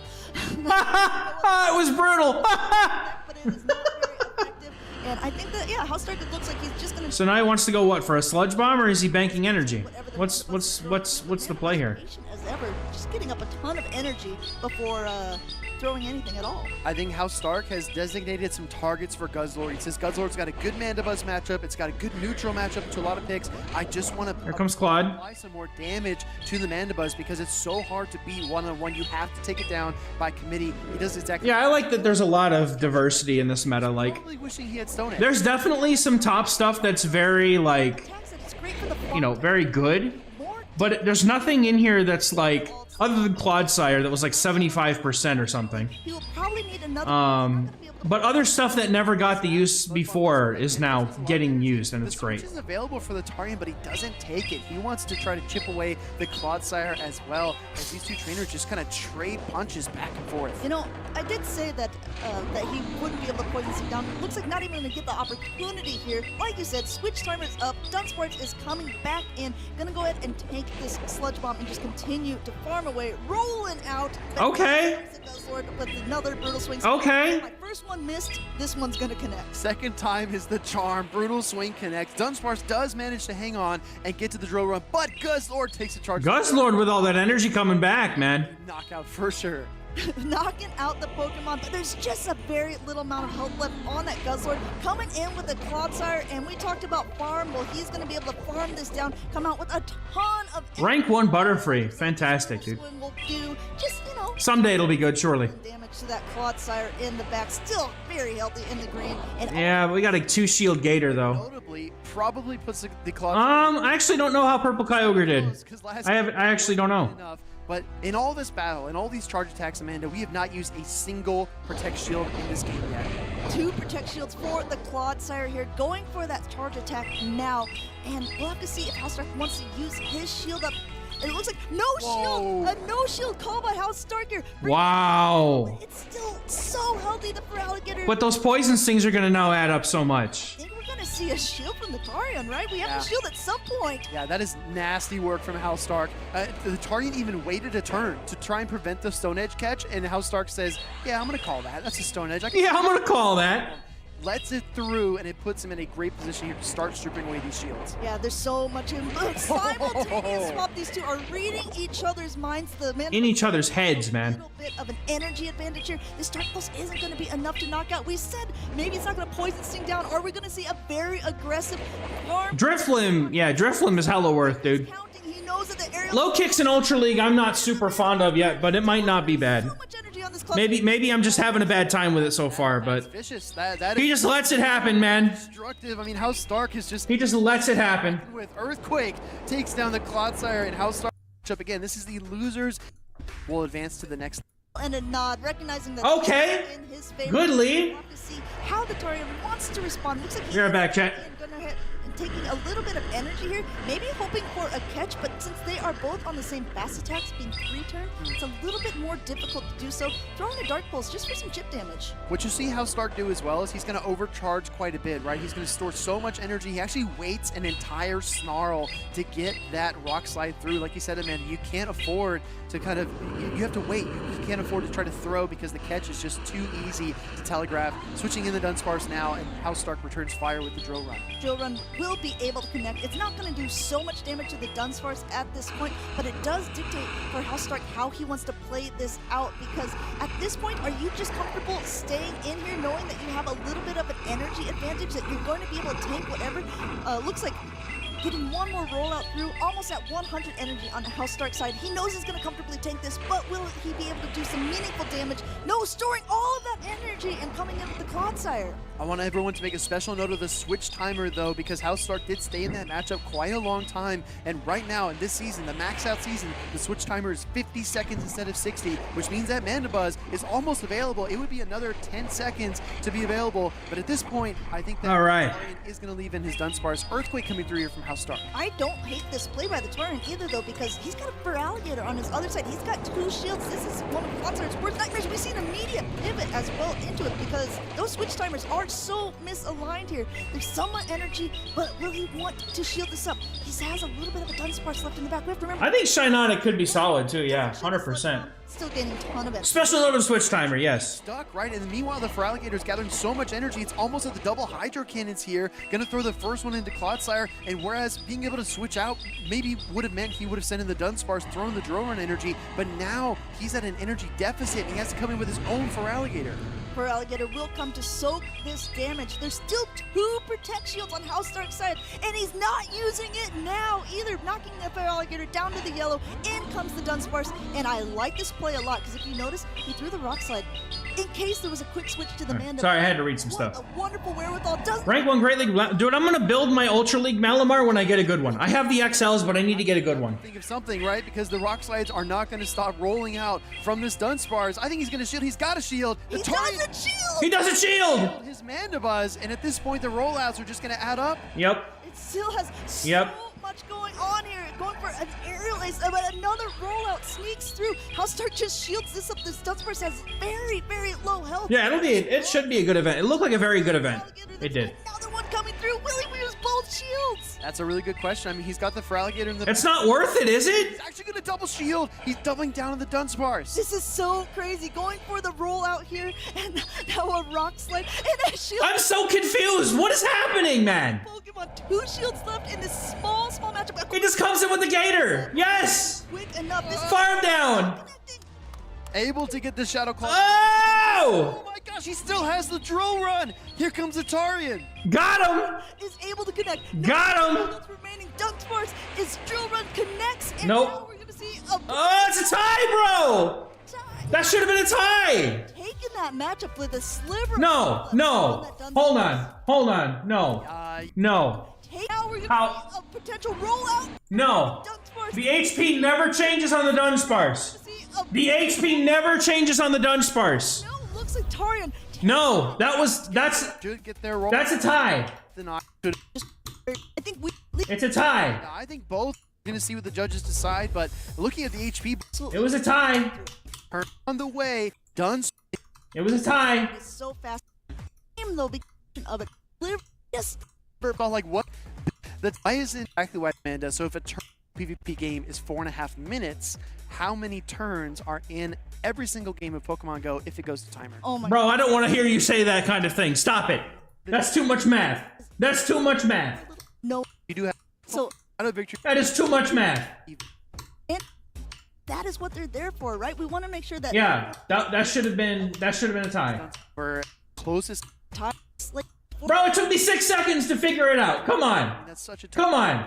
It took me 6 seconds to figure this out. This is just so. It's taking y'all like 20 minutes. I know that there's probably got to be process. go to a. They got to be process. Taking it to him. But that was absolutely 100% a tie. Absolutely. Right. Is the read. Bro, how long? All right, now they're getting back into game 3 like they're supposed to. Okay, here we go. Five. Able for that mid moment. Alone. It could be These start. the Cloud Siren immediately. Okay. Very commanding lead here for the Tarian. Tarian for Alligator wants to eat him up here with the Cloud Siren immediately. Okay. Guzzlord really banking. We don't have a solid answer for this. No, Machamp on the Tarian. He just wants the chip damage. Very He just good. wants the chip damage. There it goes. Now that for Alligator forced to throw an attack here, and Housestar calls the bait. Does not shield. Well, of course, he didn't even build up to the ice beam. That wasn't a bait. Still in the green. He just wanted to throw an icy. He just wanted to throw Hydro for chip. Taking an Ice Beam here on your safe swap means that the Tarian controls switch advantage and locks down the entire game. The guts to no-shield that is just phenomenal, right? How That wasn't guts, bro. Watch. Very quick. That there is no. He wasn't. He threw 5 in the move. That's not a bait, dude. Very guts to no-shield that is just Hey, guts to no shield because he can count, trainer. reads he needs to make, but he's Imagine he can count. this game. The Tarian needs to adjust. He can't get rattled by that call from House Stark. no. That wasn't a call. Because Mandibuzz is all. Move on to something else, man. A decent amount of damage. That Guzzlord is already pretty low. Hydro Cannon, while it was not enough to knock it out, did put it in potential aerial ace range. And it looks like Tarian. If he wants to, he can flip switch, but he's gonna have to spend 2 shields to do it. First one going through, no shield from House Stark. Looks like he's still gonna lose that mid-game matchup, but he is gonna be in an okay position. I'm so curious how they do want to play it out. I'm so curious. Look, I'm mostly one to respect House Stark needs and try to find the best in people. but he's unwilling to But come on, that was ridiculous. And we spent like a whole minute on the subject. instead. And Like, come on, man. swapping out doesn't want to get caught in the middle here, and House Stark responds with a Dunsparce on the other side. We've talked about it so many times. This Feraligatr Shadow Claws are not doing much at all. Oh, do you shield this? I think you do, just because you have a very solid chance of just knocking this out. The first one is shielded up. This Dunsparce is so healthy, so much energy rolling out Yep. here, and now drill running. What's going to stop House Stark from two-shielding the Dunsparce here? I don't see any reason. Nothing. It's so healthy. It doesn't matter, man. For Alligator, you've already weakened the Mandibuzz to a severe point. I mean, at this juncture, I don't understand why you don't just go for that, but we'll see what he decides to do. I think that he might end up doing that. No, let me Bro, if I was a caster, they'd kick me out of the venue in 10 minutes. on the Tarian side as well. I'd be talking like, what? Why would you do that, trainer? Stop it. Get some help. Grow up. And then they throw me out. And if the Feraligatr is this low, either attack Imagine if I see anybody on stream with a Wigglytuff, I would just tell them that they were a child. there. But now, Dunsparce getting a little bit of energy. No pressure is remaining on the Tarian side. Drill run can- Yeah, the Tarian bench True. for a rainy day. True. Drill run connecting to the shiny Dunsparce to pivot into the Clodsire now. I think House Stark recognizes that his Dunsparce is going to be very, very useful. Goes for the I would be terrible. I would be the best caster and the worst caster at the same time. time and time again in this matchup. Yeah, it looks like it will. I would be real as hell, but people would be very tired of listening to me yell for no reason, dude. And we talk about this all the time. Which charge attack is going to do the most damage? It's not going to be the drill run, even though it's super effective. It's going to be the Hydro Cannon from the. Caster been fired for bullying new players, also bullying the co-casters. Does House Stark want to shield this up? He's shaking his head. He has No. to. No, yeah, he I don't bully. See, here's the thing. I don't bully the new players. I bully everybody. this matchup I bully everybody too much pressure on at the same If weight. I'm not mistaken, I think the Mandibuzz also has a bit of stored energy as well. Yeah, an undercharge here, but I bully everybody equally. still gonna knock it out. The Hydro Cannon is loaded here. This rollout. It's gonna take him out. It's gonna take him out. Will connect with the Dunsparce. No protect shield remaining on House Stark's side. The Tarian might be. It's done. from the jaws of defeat. It's done. Mandibuzz switches- Clodsire! No energy. Farm down Clodsire! Sludge Bomb Clodsire! Stark just said, "Gee, Let's go! Sludge Bomb." There's barely any health up on the Feraligatr. That's how it's done, baby. House Stark taking the names, man. In the loop. All right, we got like what, 1 or 2 matches left? He All right. didn't play it all. Brought it out. He got good though. On the left, Iomero. They've competed as metas have. Seen together, both wrestled through. We're gonna have. Specs for Game Ooh, nasty. Pocket versus Nasty. Specs for Iomero. Immediate switch out into the Diggersby. Diggersby answered with the Galarian Moltres. This is a really great. This is awkward because Galarian Moltres just has to deal with ancient power. It's got to debuff itself. Not really, because Fire Punch is probably one of the worst charge attacks in the You should mute them and give us a taste. I'll try. I'll try. I'll try. Brave Bird coming out from. When we get to day 2, I'll give it a try. Even when this Brave Bird lands, I don't even think the Fire Punch is enough to knock out. Yeah, I hate ancient power. Like it's such a bad bait move, dude. Damage. Yo! Diggersby now going to fight back with a Fire Punch. Fire Punch is going to be getting this Moltres quite low. That It needs better moves in general. Like Payback, Brave Bird, like just give it something different. Can Diggersby farm down here? No, it can. Yes, it can. Oh no. Flipping switch. Oh man. This is really, really interesting now. What does it matter? Scorching Sin. Really? Oh, this is gonna hit for super effective damage on the Clodsire there. And you see Pocket looking a little worried now. Switch. Yeah, I would be too, man. In comes the Sand Slash. And oh my goodness, Typhlosion crazy. is gonna have to put in so much work. Oh, the my no goodness. shield! The no Oh! Doesn't Earthquake doesn't even knock out. bomb! Earthquake doesn't even knock that out, dude. Typhlosion. Oh! Toxapex. And not having that shield advantage is definitely. They probably do. I actually don't know if they do or not, but they probably do. No emotions on his face after no shielding a Sludge Bomb. I'm pretty sure they do. Looking at this line as this matchup plays out, it was really soft to Quagsire. Incredibly soft to Quagsire. I'm just wondering how that might affect the next game. But for now, these Thunder Punches are coming through one by one. Shields go up by Iomero. Does a lot of damage, but I think after you shield once, you're free to let another one. Going to double up on Thunder Punches. Thunder Punch super effective damage, but it will not knock out, and Iomero knows this. Going to no shield, letting this through. Thunder Punch connects. Wow, that is Significant nothing. damage, but not enough. Another Thunder Punch loaded and ready to go. Okay, had to throw it on alignment, so this might help Iomero a lot while it just comes to Poison Jabbing all the way down. It's going to be a quick swap, but the thing is, I think it hangs on to an Earthquake here. Yeah. What's really should. close. It is the non-shadow Alolan Sandslash. Ooh, He says he's going for an undercharge. undercharge here. I He like wants that. the farm. I like And he calls it. And He's like, oh, okay. but the It's like, that should have knocked me out. Okay. This is not the shadow. This is the regular Alolan Sandslash, and the damage that's been done so far will. Oh! Boom! Taken out, dude. Just KOs. Does he Bro, Claude is just eating this up. Sludge Bomb. Sludge Bomb. Come on. Come on. and Trainer! I think that's it. No, Sludge Bomb's not enough. Pocket actually throw a Sludge Bomb when he doesn't need it. Iomero throws the game. He throws the game. That's it. He gets it. Oh my goodness. Pocket. Quake would KO. Bro. Sludge Bomb earlier being no shielded puts it into Quake range. There's the pop off. from Puts it into Quake range. Trainer has been in Quake range for like magic out 2 minutes. to win. Huge, dude. Trouble on Huge. the cloud. Yep. To bring it down because he looks so flosion. Always Whack. Sire from out of pocket, but Iomero says, I'm not running triple week again. He's actually brought 3 different Pokemon. Okay. Azumarill into the Quagsire. Very favorable for that Azumarill. Bro, he threw that game. He did. out of pocket. Kind of has fallen into his trap here.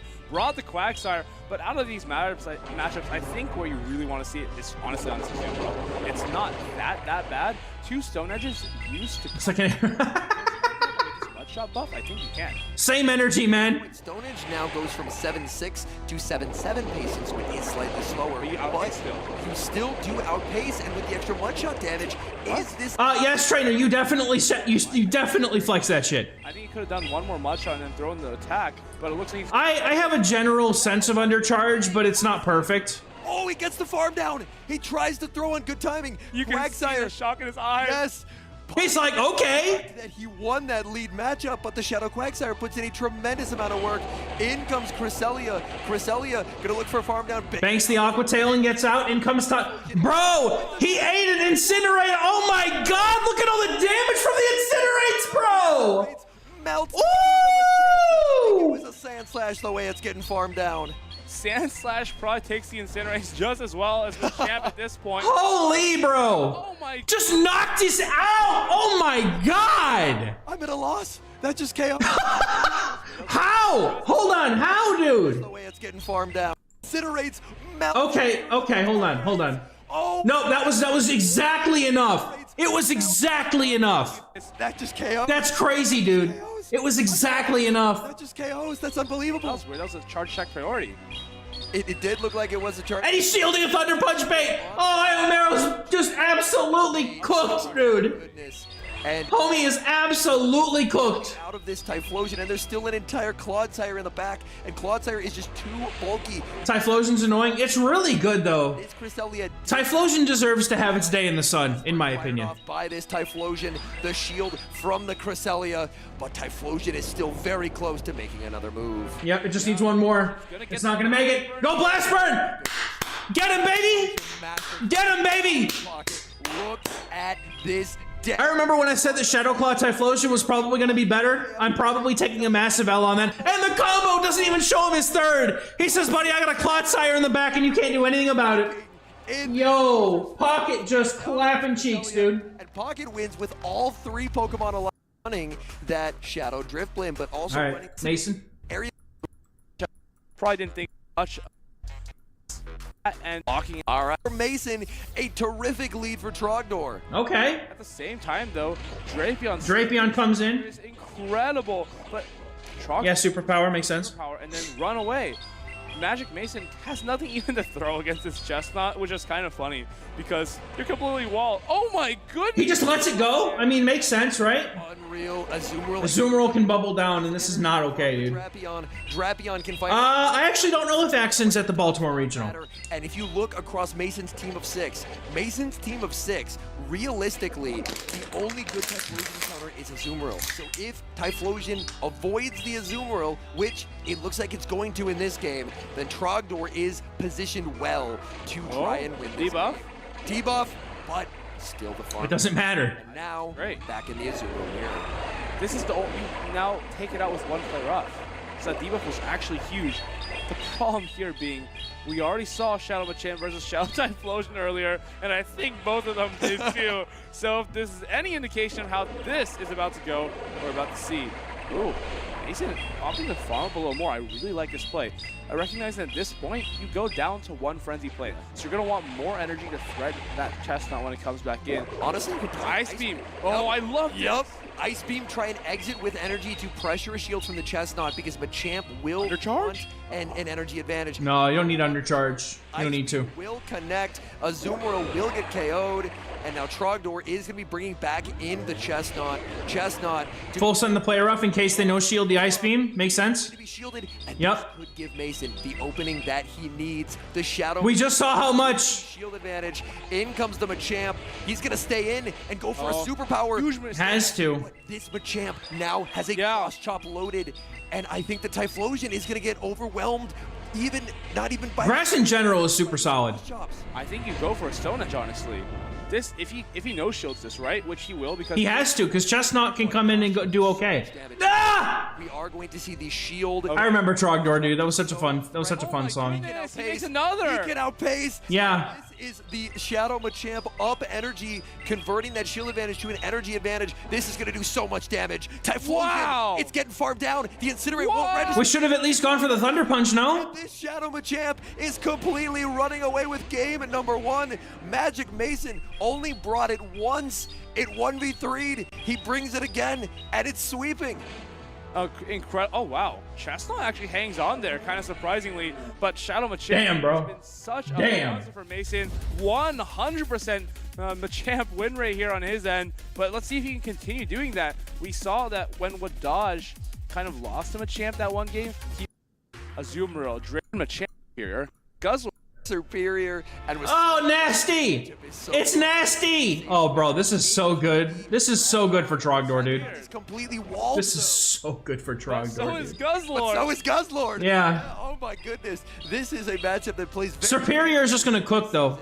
The brutal swing will connect. Superior might cook in the back. Is going to be firing off crunch after crunch. A debuff could potentially be very game-changing. But this is so weird, right? Because how do you deal with the Superior? You need a lot of this Guzzlord.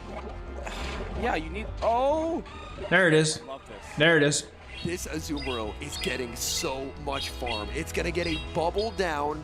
It's gonna get a whole 2 bubbles, chat! Numbers are heavily but they're not 3. Alright, sorry. 3 bubbles. with 3 bubbles. 3 bubbles. Able to outpace the Superior, and even though Ice Beam doesn't KO, it is going to do just shy of 50%. So it's still going to be some very valuable damage and putting this into Sludge Bomb range for the Guzzlord.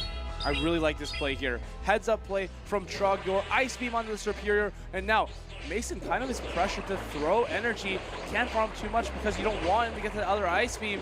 Oh, the bubble goes through. Can he shield this and just throw an Ice Beam immediately? Okay, opts to not. Gonna try to bring in that Guzzlord and soak up this Frenzy Plant. It's actually more effective to throw Frenzy Plant and Guzzlord. This is awkward, though. This is kind of awkward. It needs to be 2 stages worth of effectiveness difference for it to be. Oh, I guess Mason trying to throw the Aerial Ace. This might be a little bit Hoping less for a effective. bait here.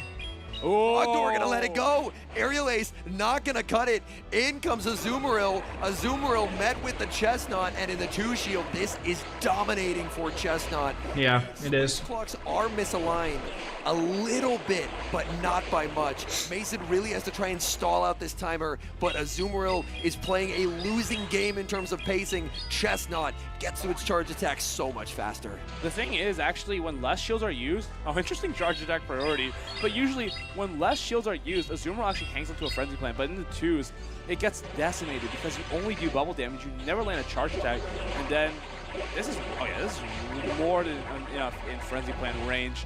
Frenzy Plant will threaten to knock out this Azumarill. Does he put up the shield though? Yeah, he does put up the shield, okay. Frenzy Plant comes through. Can he get this Ice Beam off? Yes, he does. And Trogdor can...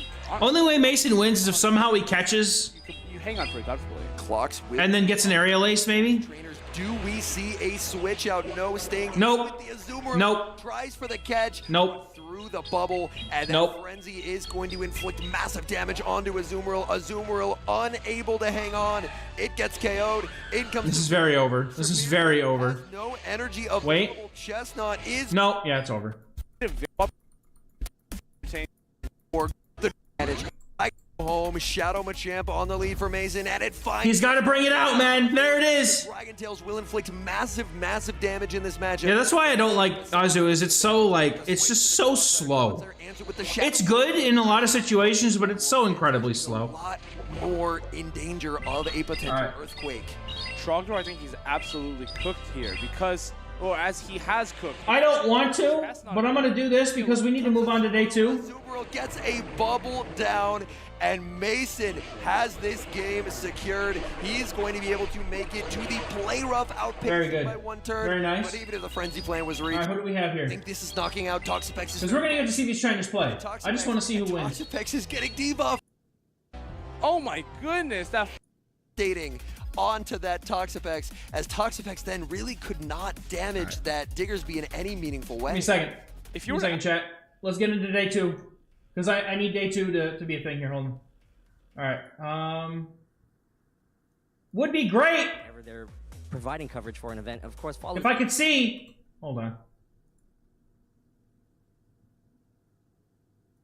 Tyler, evening up the Pokemon count. I can't see what's happening, man! Fill out the Where's my Correct me if I'm wrong on that, because I think we're all new to this system. Yeah, I think VG day 2? Why are we on VG day 2? Hold on, what the hell? Huh?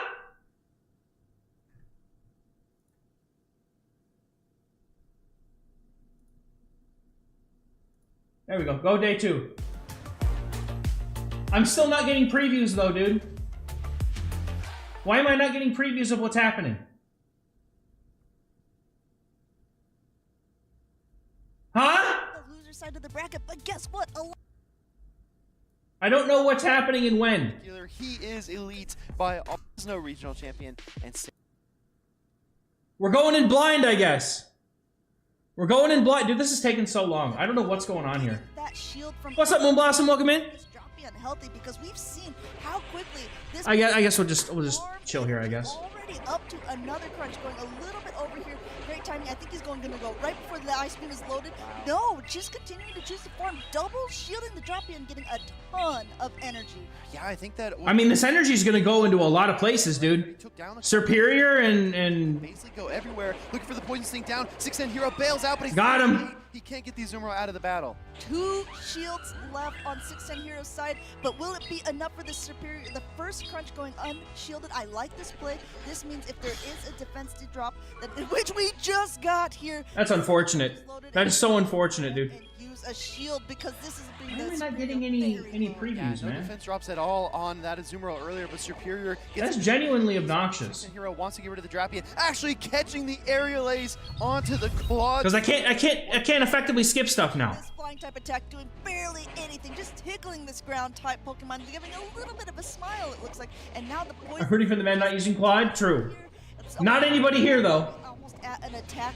Meanwhile, 610 Hero has a ton of energy. I don't know if he's even planning to throw it right now. Wants to throw an optimal timing, going for that Frenzy Plant since no shields are on Elite's side. This is really tricky, right? Because the Frenzy Plant's only neutral. Poison and ground type Clodsire here doesn't hurt that badly from a Frenzy Plant, which is a crazy statement to make. We're going to see the Stone Edge come through here. I think 610 Hero will try to shield, but it's going to come down to the wire. At this point, Jesse's one Vine Whip away from another Frenzy Plant. But will he Got him! There it is. That 1 HP on the shield mattered, dude. Just that drop. big bit of time out to it with the pet not taking extra damage. The Stone Edge at the Poison Sting down versus a Clodsire. Okay. New team compositions from This isn't amazing for Talonflame, so we go into into the Azumarill Okay. from Elite, probably trying to pull something out of the back line. Maybe even that Drapion is what he's looking for, but he's not going to get it yet. Elite stays. He's fine here. Earthquake. He's very happy not to have to deal with this. I kind of like this play by 610 Hero because the only Pokemon on Elite side that very handedly deals with the Azumarill and its bulk is going to be that Cresselia, and the fact that the Elite hasn't swapped it out yet, I think is an indication 610 Hero that it's not in the game, or Elite is suspecting this is going to happen and maybe trying to put it in the back. Exactly right. As we look, take another peek at the back lines, I do like the Guzzlord here in game number 2 for 610 Hero because he needs something neutral that can outbulk the Drapion, that can dish damage to the Clodsire, and even help cover for the Cresselia. I think that the Guzzlord can do that. Meanwhile, Azumarill trying to get the second Ice Beam. I think this will KO if it connects. This will KO. It looks like no shield from Elite. Gonna go ahead and let No, I've never seen Cloud Drop Gator. See that HP on the Azumarill? Well, I think you know what's going on with this. No, he's doing with the Drapion. He's still farming down. Yeah, Talon really doesn't. It doesn't. Yeah, this is It's very completely- important. it's completely cooked here. Especially not down energy against the Feraligatr, so he brings in the big Guzzlord with that brutal swing Sludge Bomb combination. Hydro Cannon bait. Call it! Call it, trainer! Big balls! Call it! No, come on! A really tough loss, so he's going to go ahead and shield up that Hydro Cannon. Shielding up the Hydro Cannon, already a ton of energy on the Guzzlord, and Ice Beam would do a lot of damage, which is why you saw that shield from 610 Hero, forcing a shield from Elite as well. Once that brutal swing would be enough to knock it out, already at another, getting both shields in this mid matchup here on 2 baits on Elite's side. Yeah, this is nasty work, right? You're using both shields as 610 Hero, and now you see the Drapion come out. You're going to deal a lot of damage with the Dragon Tails, but you don't have Dragon Claw. You got to throw the brutal swing, which is resisted. No protection from Elite. Yeah, if you look at that Drapion's typing, neither the Brutal Swing nor the Sludge Bomb would be doing that much damage because of its typing, but 610 Hero just going ahead, staying in it, wants to get this Drapion out of the way because we saw how dangerous it is with that much energy. He didn't want to bring a Talonflame into it, but we've got a Feraligatr still in the back. Yeah, throws the crunch, switches into the Talonflame, but look at the heads up. Ooh! Throws the Aqua Tail immediately because he anticipated the switch in. What a play. What a play, super effective damage, already bringing that Talonflame down to the yellow. It is Yeah, but here's the thing though, Talonflame there is a shield left for gets to a move, enough. gets the shield. They're already at a fly. Will Elite choose to shield this up? It looks like he's doing a lot of thinking. He knows it will be able to knock him out. Will he be able to get to 2 Hydro Cannons? Well, for Elite, you got to think about your win conditions. Can you Shadow Claw down? Absolutely not. You're taking so much damage from this. Oh, no, dude! Holy shit! I don't think he gets it because now the Shadow Claw doesn't go through before the Dragon Tail. Come in after this Talonflame goes down, and I think we might see a Dragon Tail go. Oh, there it is! Got him! Got him! Hero takes that one. Very nice. Very nice. For Elite Even it up. against with a Has brought the Guzzler, especially when you're in the whip. Any All right, this is seriously obnoxious the way that this player is acting right now. right there against the Talon. Get a little more damage to gain gut another hero. if a chance like this, game number this lead. Yeah, absolutely. So we get the Clodsire from 610 Hero and the Shadow Drapion from Elite. Shockingly, there is Like, I just want to look at the matchups that I like with people that I actually know. no Machamp from Elite either. But I can't. And I don't want to skip a whole bunch of stuff, though. To orchestrate. But, like- getting fired off here by the Shadow Drapion. Chips down that Kind of getting to the point where it's like, man, needs 2 more to get the KO. Well, if it needs 2 more, 1 is already on its way as the second Aqua Tail is on. I'm getting tired of watching Claude, Azumarill, and all these Pokemon go after each other. I just want to... Swapping into I'm getting tired of seeing the same thing. Earthquake, it is the more effective attack to be throwing here, but still no shield from Elite's side. Earthquake bringing that Clodsire down to about 50%. Oh, actually goes in with the Azumarill. I like this play a lot because you recognize that the bubbles plus the Ice Beam will be enough to KO the Clodsire, and you apply a lot of pressure in the switch in position. You're also not displacing the switch timers too much, so if something comes in that you don't want to see, a 610 hero, you can eventually swap out. Yeah, going ahead, hitting that Earthquake, it is knocking the Azumarill down to about half health as well, but like you said, an Ice Beam is already loaded. This will be enough to knock it out, and Elite choosing to let his Pokemon go, still wants to maintain shields, which I think it's 610 Hero saying, what is he maintaining shields for? This Cresselia is coming in. This is a very good matchup for the Cresselia. Elite just charging up a lot of extra energy, knows that it can tank a couple of these charge attacks, but I think we're going to see a Grass Knot being thrown before that timer goes off. This is the advantage of seeing your opponent's team as well. 610 Hero now knows all 3 of the Pokemon from Elite. There's no Machamp back there. He's got nothing to fear, but the question is, does Elite know that there's no Guzzlord in the back for 610 Hero? Grass Knot gets fired off. This is going to be really close. Actually, a slight undercharge to try to get the Psycho Cuts, and it's going to pay off for 610 because he gets the Sludge Bomb as well. Sludge Bomb will be Damn. These undercharge calls are not paying off for people today. Shields using Cresselia maybe almost as that secondary shield there. One more Psycho Cut is enough to do it. It's back to fully loaded for that Grass Knot, and we'll have to see what 610 Hero wants to bring back in. The Azumarill doesn't have a lot of play against the loaded Cresselia. In comes that Superior here, going for a Moonlight. He has some play. For a debuff. Yeah, you saw kind But of the Drapion in the back is going to have a field day. Expecting to see the Superior here from 610 Hero, but the Moonblast will connect, dealing some meaningful damage. No attack drop. In comes the Drapion, and 610 Hero cannot switch out. We're going to see the Aerial Ace get fired off. Aerial Ace coming through. You never have to shield this if you don't want to. He has 2 shields, though. He may as well, but he doesn't have to. But he knows it's not going to be at this moment. This is going to chunk away. He has 2 pretty low health Pokemon left, but just a ton of energy. Love No, dude, just go for the crunch. Come on. Come on. I mean, yeah, fine. Okay. He gets the shield. The insane gameplay to bait the Aqua Tail there in a clutch situation. Aerial Ace gets fired off. I think we finally get the first Protect Shield from Elite as well. I think that as the meta evolves a bit, we'll see some more. I mean, everybody's playing the same, like, 3 or 4 Pokemon because we're very early in the season and people are currently just playing what they think is good. I'm gonna say it, Elite throwing right before the Ice Beam is already loaded, keeping track of your opponent's energy. But the thing is if they make too many things usable, like there's something with meta design, right? Like if you make too many things usable, then it just makes it a big RPS fest where it's like this good thing is into this good thing, and then this good thing gets beat hard by this good thing. And while that's not too different from what we currently play with anyway, he goes for another bait, but I think no matter what, you need to shield here. And it looks like yep, and then he just goes for the crunch gets the win. Oh my goodness, bro. No, he's at it already. My goodness, dude. No Protect Shields remaining, barely any. But if you make like one Pokemon super central and then everything else underneath it is good, people will adjust to that and try to find ways to beat that one thing. And that one thing in this current meta is Clodsire. And dishes out so much damage. I mean, the shield pressure is out. I'm just gonna pop in, see what we get. If I see any good matchups, we'll watch them. But this player is being incredibly painful right now. Okay, I know that it's being incredibly painful right now. Are getting melted. But the damage is helping it in other matchups. For Who's example, Radaj playing? 2 championships. S want him not prefer.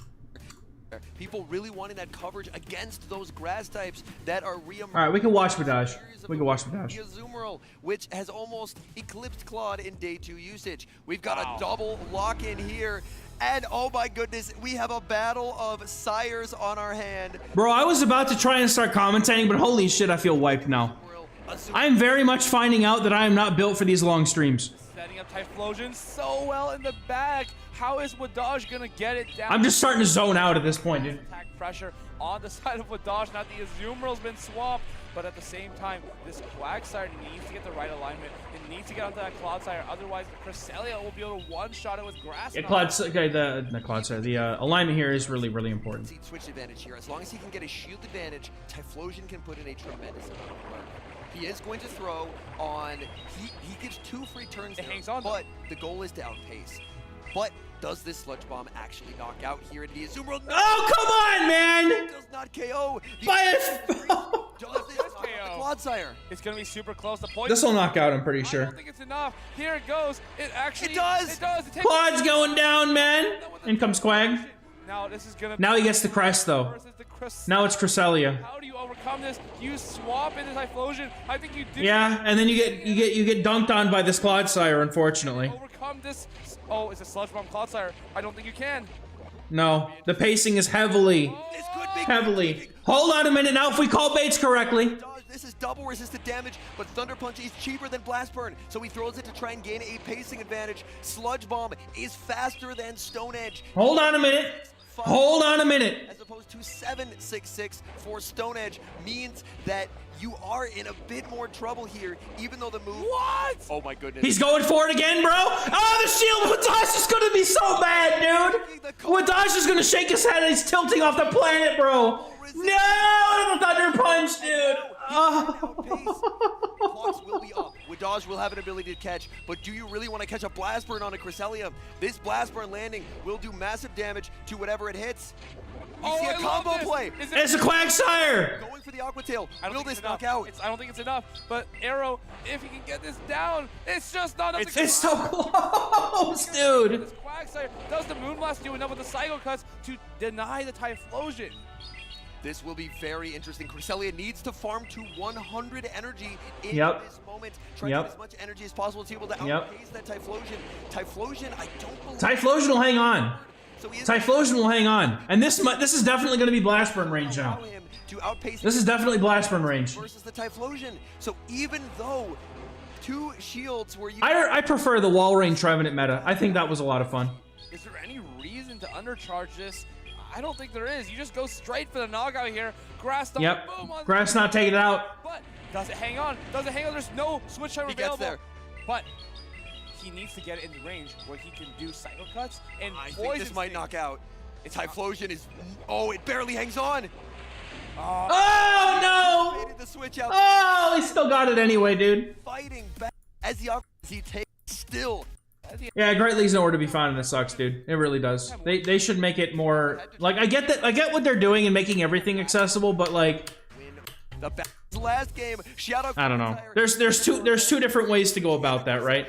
Oh no. Oh no. Teams, no, same leagues. They're the same teams. Here we go.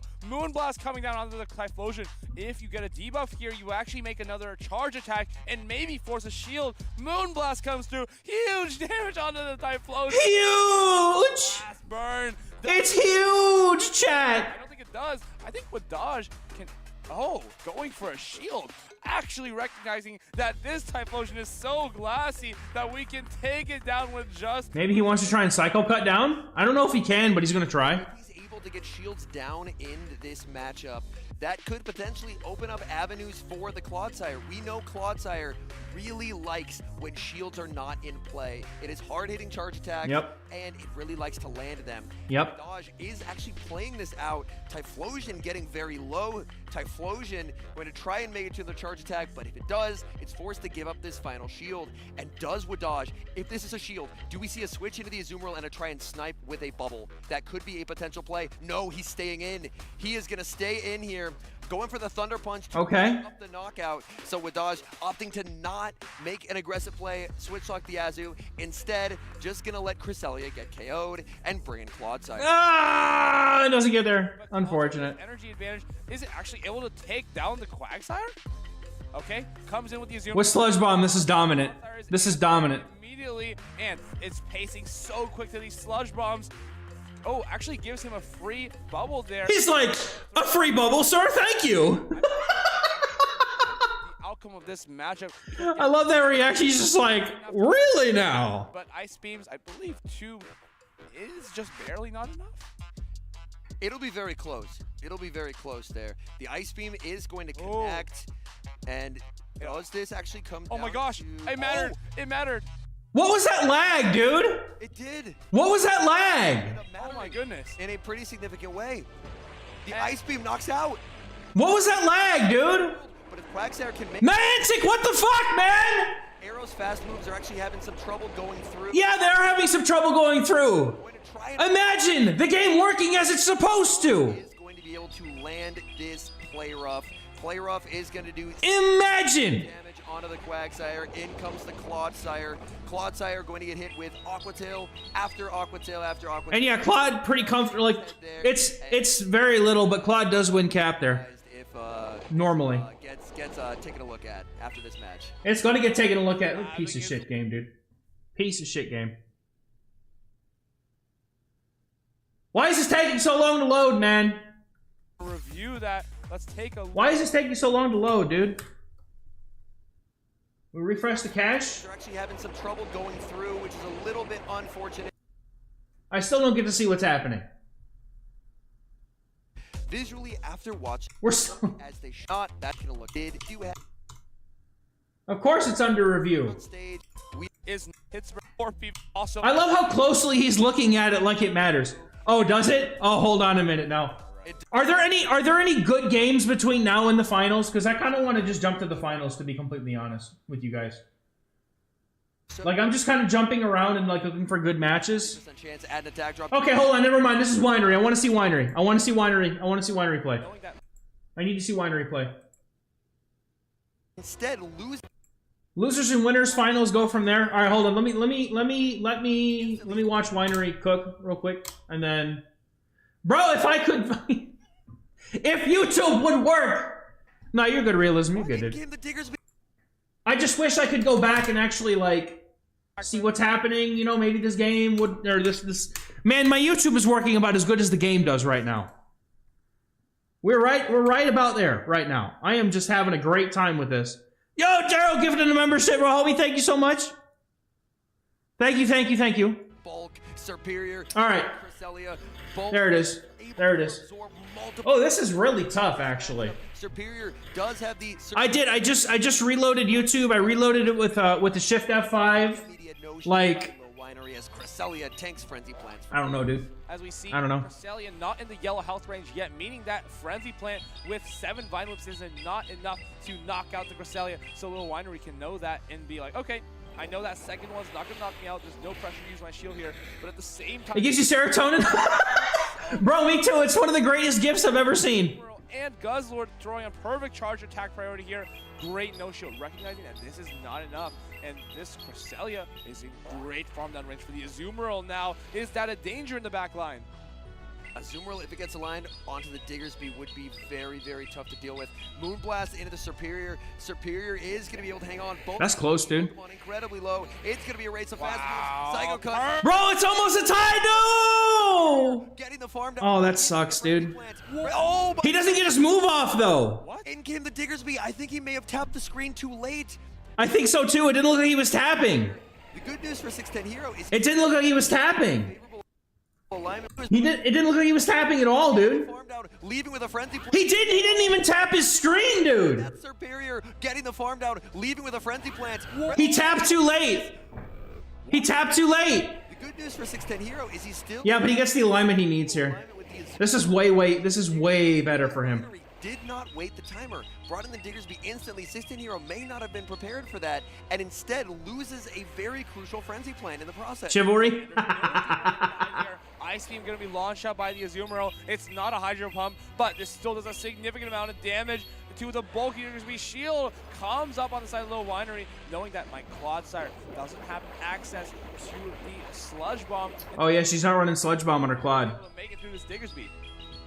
Diggersby going for another Scorching Sands. Lil Winery would love to get an attack drop. It's a 30% chance to add an attack drop. Does it come through? It does not. It never does, man. It never comes through. Odds are very well timed by Lil Winery, doing what she can as she tries to dance around this very tricky Azumarill. Now, Azumarill still very healthy in the back. Probably won't succumb to just one Scorching Sands. Clodsire down a shield. I don't think it has a chance here. I don't think it really has a chance here, to be honest. Basically, you don't want to get hit by an Earthquake. If you get hit by an Earthquake, then you become in Stone Edge range. But if you no-shield Stone Edge, you force them to go for succeeding Earthquakes. But of course, I think you just play this out the safe way. Go straight for these brutal swings. You now throw this one and throw the other one back to back. This is not going to be enough to knock out. Little Winery recognizes that, so you throw a brutal swing 1, and you charge attack priority here against that Stone Edge right Oh, goes for the end. No, he wants to farm down.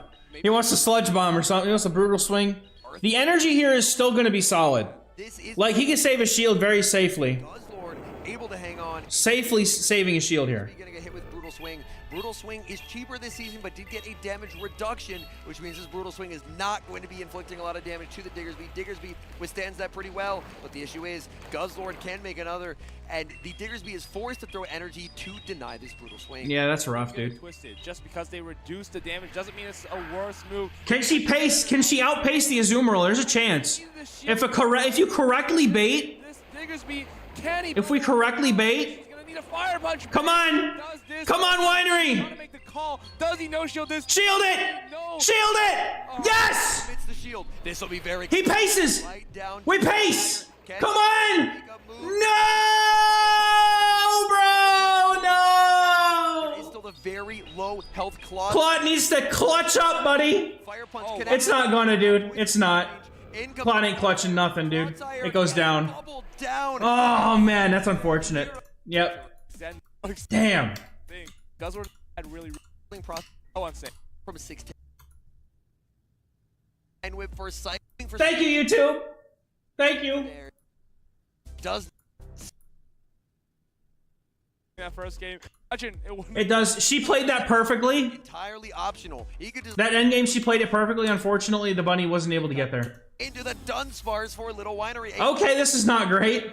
It could not be going better for 610 Hero here. No, dude, the crest has to clutch up in the back, and I don't know that it will. Regardless, as that Guzzlord is in the back, there's a Cresselia. You want your Guzzlord on the Cresselia. You don't want your Azumarill there. Yeah. You're gonna need shields. Yes. Keep it. She keeps bringing the bunny, and I don't know that that's a good thing. Hide behind. Cresselia is not going to have a terrific day. Cresselia is running. It feels like she's just going to get RPS'd into losses here. Vaporize the Guzzlord with double super effective damage, but that matchup, as you identified, partner, is one that is very flippable if shields are off the table. So does Lil Winery try and play to that potential win condition? It does 8%. Shields this game to set up Cresselia. More like a fire. Ting!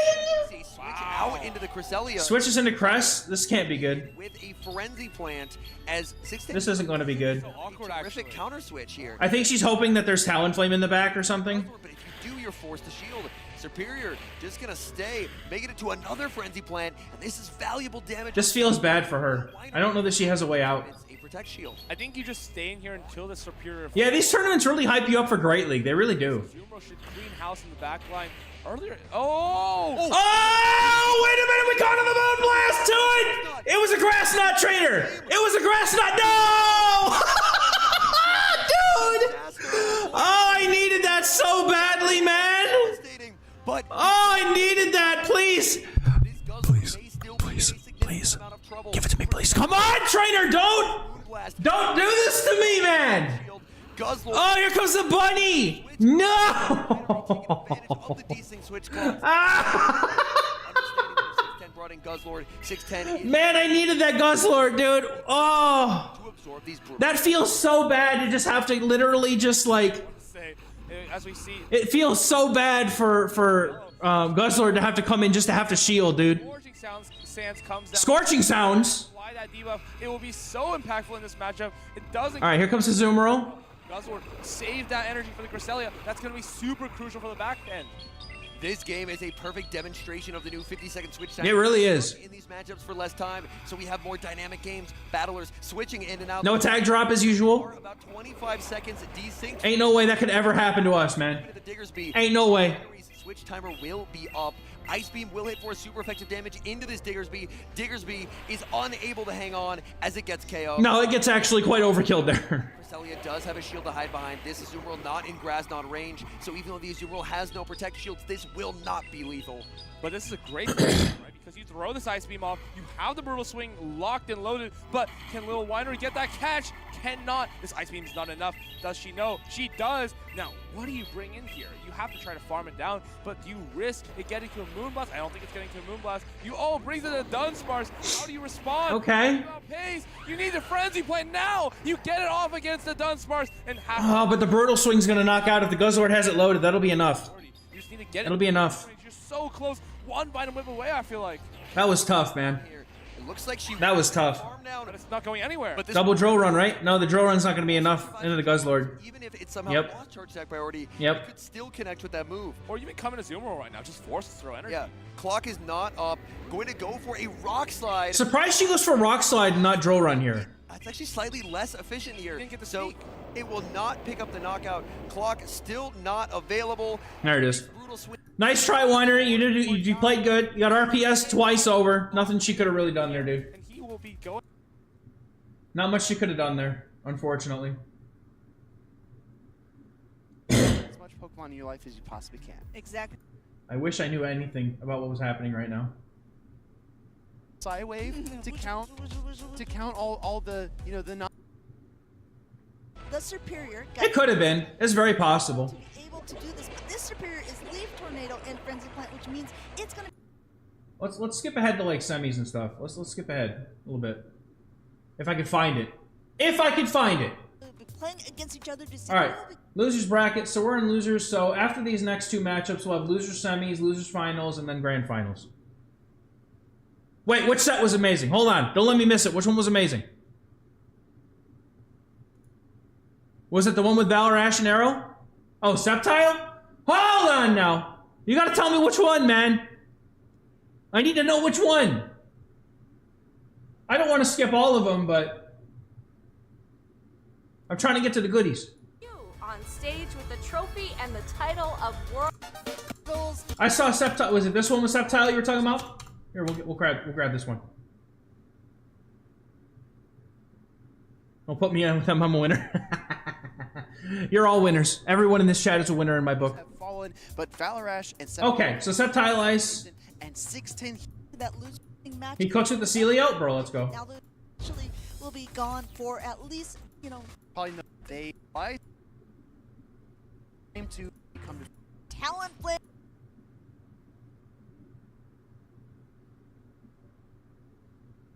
Come on, YouTube. Come on. Talent Flame is stuck. I have good internet. You can't give me any excuses, man. As we see, that Talent Flame is stuck against the Clodsire, but we do know that That's not a good place for a Talonflame. rather than Stone. Bro, same backlines though. What the hell? Still not something that Talent Flame wants to take. I just have to chuckle that we have identical You can't just let this go. This is not Stone Edge, and you should know that, so it's okay. Yeah, he lets us go. duo in combination in kind. We're gonna see the Sludge Bomb connect into the Talonflame, like you said, Amanda. It doesn't do too much damage, but now Talonflame has the Brave Bird plus energy, and it's gonna fire the Fly. The Fly will be able to connect. Neither one of these attacks are enough to knock out Clodsire at this range, but the Fly does get it down to the yellow. Meanwhile, another Incinerate going through, but a Sludge Bomb is ready. It is being Okay, so we shield here. Valor Ash. I think if you see Talonflame, you can expect for it to use Protect Shields as well. Similar principle with Shadow for Alligator, Shadow Typhlosion. This Pokemon needs protection because once it has it, it can dish out damage. We're going to see a Charge Attack priority tie. Yep. Fly. I like. So does he go even shields or does he just let it go? Okay, if you want me to use another shield Yep. too, looks Okay. like I'm gonna have to do that because Okay. once this Talonflame off of the field, this looks like the Sludge Bomb will go through. Does Talonflame want to take it? I don't really know that you can just safely let this go, honestly. So once that switch But does he try going for through as it was already clicked. another move? It might be because Sceptile Ice has been so prone to bringing that Shadow Celio. Maybe Valarash wants control switch advantage so he can line things up. Look at this though! Able to get a full. Yo, that was a hot undercharge, dude. Well, literally, it was done on the fly, as you could tell. That able to get up to another one here. This will do a nice chunk of damage. No shield. Yeah, but he gets the superior gets a huge advantage here. As the Talonflame goes down, but now Valor Ash has some alignment on his side. The Dunsparce is pretty low health, and none of the attacks are going to be doing so much damage to the Sceptile, though there are no shields left on the side on the Superior. Yeah, I suspect that Valarash will allow another Rock Slide through at least. He's just going to overcharge, try to pressure the Superior. He actually goes on the charge. Amanda's good at what she does. Very She good is. knowledge by him as well. Recognizing It is. It's a mirror. They're mirror backlines with different leads. Plan might actually be enough. It is. Dunsparce gets knocked out. And now all we have left is a superior. Superior, and I think if you're Valor Ash, you're kind of laughing, but you're recognizing the situation. At least he has a little bit of an energy advantage, but the Dunsparce in the back on his side is not going to fare so well as either. He wants to get this. Yeah, but all he has to do is get it down low. Yeah, I think the win condition here for Valarash is. I mean, double up on aerial licenses, that's fine, I but suspect Sceptile Ice will shield this one up here because it is super. the Dunsparce is going to do fine after this. on the Superior from Valor Ash. It's outside of Aerial Ace range, so he's kind of forced to throw. Yeah, you have to throw 2 aces. You can never farm down after an ace right now without taking another ace. At some point, Aerial Ace number 1 is not quite enough. He does have enough, and if he knows his counts, he's probably going to throw right before the next one's available. I like this play as well, throwing the... And he went for the Frenzy Plant just in case of a catch. That was actually heads up by Sceptile. Very nice play. Down goes the Superior. Yeah. It's not as ideal though, unfortunately, but it's very good. Well, but Amanda's He should hold. I think he should be able to get the 2 frenzies here. same type attack bonus Maybe. every time that you can get it. Rock Slide coming through here. We know that Superior is a very bulky Pokemon. It's going to take it deep into the red, but it still hangs on. There's so much... He just gets the 2 frenzies knocks out here. Are loaded, and the real question is that enough to knock out the Dunsparce? Dunsparce's rollout will not be enough to knock it out. It should be. So much It should be very close. ready and low. If this doesn't knock out, This is going to be really if this doesn't knock out, putting down the phone. don't put it down. On here from this second Frenzy Plant. It connects. No, Dunsparce okay, it's fine. cannot hang All right, on, fair and enough.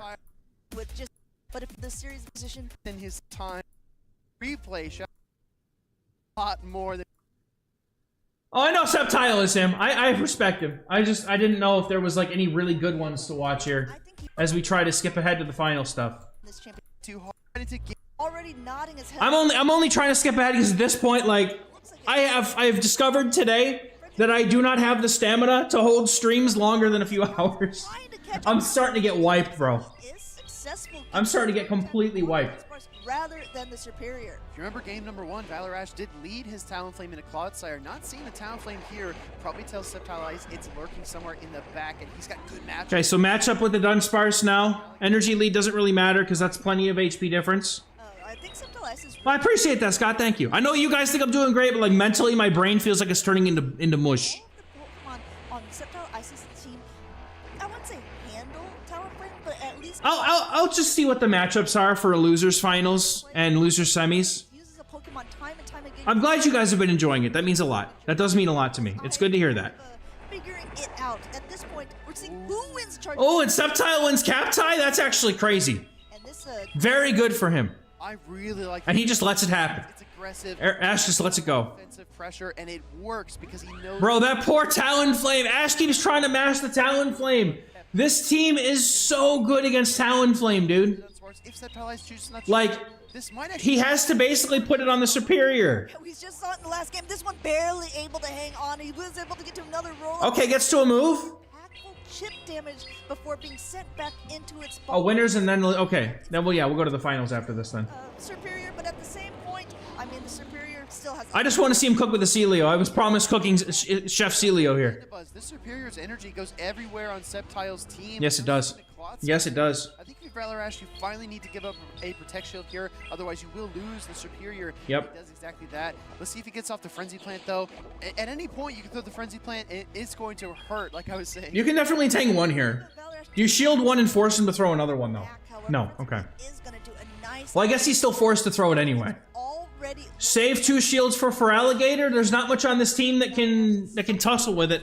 The Dunsparce is gone. The Superior's in front of you. I think Shadow Gator can do well against everything else now. Waits a turn. Very nice. Get fired up. Valor Ash finally opting to... Talonflame's gonna come in and get cooked, bro. He's got his Talonflame in the back. Clodsire still has significant health. Sludge Bomb is enough to KO the Superior. Now it's all on He sees it. Here it comes.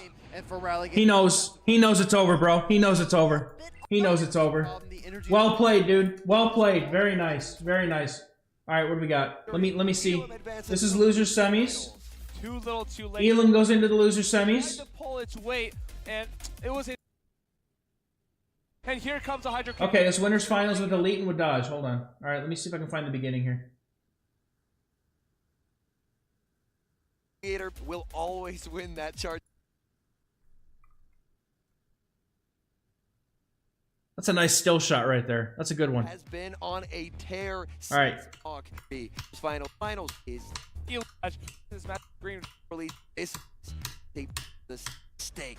here, Los All Angeles. right, so we got our winners finals here. Baltimore out of his on there. And Them bringing the act hard, the most Sand Slash, and it looks like He brought it versus Bopper. Oh yeah, I'll definitely check that out then. If I can find it, I will for sure. let's take a look at the back. All right, let's see. for Elite And from Wadaj, we have Dunsparce. Let's take a look. Dunsparce. Trapped here. What is it gonna do against a Clodsire or an Azumarill? It's gonna have to be. Bro, the Machamp is so fucked in the back, dude.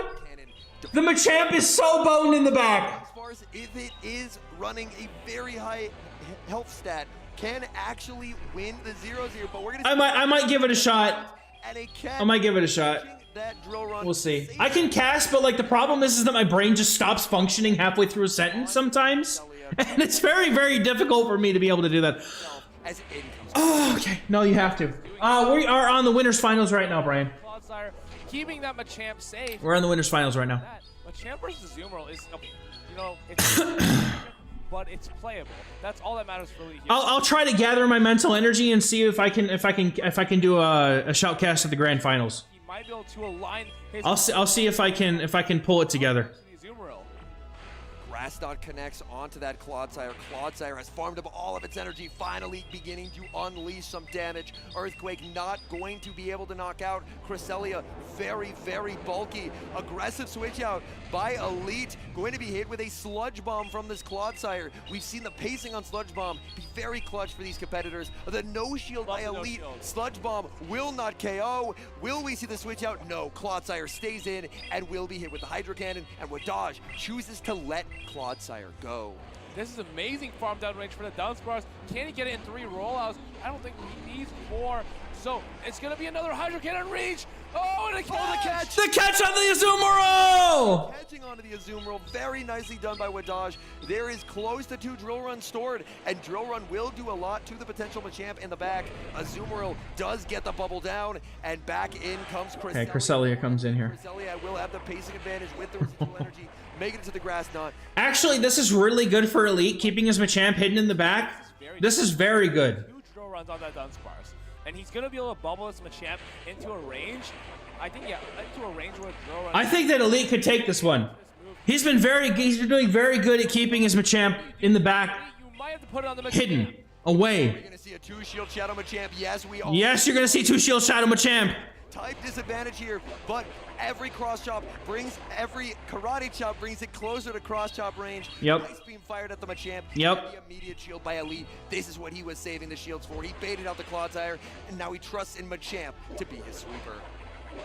This is so difficult, right? Because you're gonna need to get these baits off. Azumarill is gonna shield the cross chop. He's gonna bite. He has to. There it goes. It has to. Azumarill is gonna go shielded. Can Elite make it to that stone edge? He does. Oh my god. But he doesn't need it because it's across top range. But is Elite in Drill Run range? I believe he should be. These bubbles continue to add up. Azumarill makes the Ice Beam. Ice Beam is going to potentially force the final shield. Can he call it? Does he call it? Can Elite Does he call it? prediction correct? Is he calling it? Cross chop. He does! Let's go! Elite making plays, baby! Cross chop. What a call, dude! What a call, dude! Elite. He fires off the cross chop, denying the energy. In comes Azumarill. Azumarill could suck it! To be champ, doing what it's done so many times on this stream. Sweeping. I can't believe the Azu shielded that lethal move. Right? If would dodge farm down. How much energy ended up being lost in this endgame. He loses, but he predicts. I think if Wadaj like tries to wait a turn just to make sure. For game number Maybe. 2, Shadow Machamp into the Oh shit! Chestnut. This is a really interesting matchup, right? Because Bro, the Gator's gonna cook Wadaj in the back. I can already see it happening. cross chop actually, and always 4 shields from the. What's up, Master? I have used Machamp. It does very well when the opponent doesn't just RPS you. That's always been the problem for me. It's like, it's good and it can do really well if you're able to save the shields for it that you need to. Shadow Machamp is how fast it gets to the cross chop. All that good. does a lot of damage, going to potentially make a superpower, so Elite is forced to fire off energy, and Wadaj is going to try and force both shields from this matchup, if at all possible, making it to the Frenzy Plant, outpacing, and Elite has a difficult decision to make. I would have honestly liked to see a superpower there. Yeah, he's fine. Farm that Elite He's fine. can get, but he's actually going to let it go. What is he going to farm down? Oh my goodness. Feraligatr is about to go to town on this. The Gator is getting exactly what it needs here. in the claw. Gator gets exactly what it needs, and it gets to come in against the thing that is going to destroy it. Or get destroyed by it. Sludge Bomb, I don't think it quite knocks out from here, but it will do quite a lot. So Wadaj really has to try and rely on this Sludge Bomb pacing. But with that 3 Shadow Claw head start, this is going to be very, very close as to whether Wadaj is able to outpace. To outpace, he will have to use a Protect Shield. Yep, Hydro Cannon. Wants to play as little as possible to get to Worlds. Honestly, state of the game, I don't blame him. So I think you can shield. Has to shield here. Bro, Cresselia, though, into that Sand Slash is going to be bad, man. Does he predict it? Yes, he does! Sludge Bomb onto the Cresselia. Oh, man. From Elite here to basically secure himself in this game. I don't think that secures him, though. Switch locked. And this Sand Slash is going to try... Because the Gators won away. Drill Run loaded. If you can always have a Drill Run loaded, that for Alligator does not... Yeah. So if you can have a Drill Run loaded, then you can be in a pretty okay position to Drill Run once you see that for Alligator. He must know that... You're going to lose Shark Type priority. He must know what it takes to knock this out. 3 Grass Knots, maybe? I don't know. Reaction time as well. Drill Run is going to connect onto this Cresselia, and Wadaj intentionally having that Drill Run ready to go in the background, and Switch Clock will be up very soon for Elite. When does Elite decide to make this switch in? Grass Knot is going to connect onto the Alolan Sand Slash. Wadaj waits, the switch in! Oh, no, he almost had it! Wadaj He called it, dude, it came! It came! Unbelievably fast reaction time. Oh, if he switched immediately, it would have been better. If he had done the immediate switch, he would have got it. Elite getting the Shadow Claw, and the prediction is... And having... That... Oh, we're gonna sit here now and wait for YouTube to figure itself out. Yay! Azumarill... What's up, Henry? Henry! We're still in Winners Finals, bro.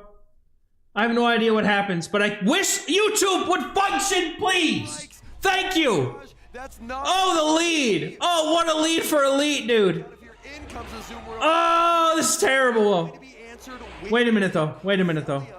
That Chestnut, genuinely, this team is so... Dude, his team is so soft to Chestnut. What the fuck?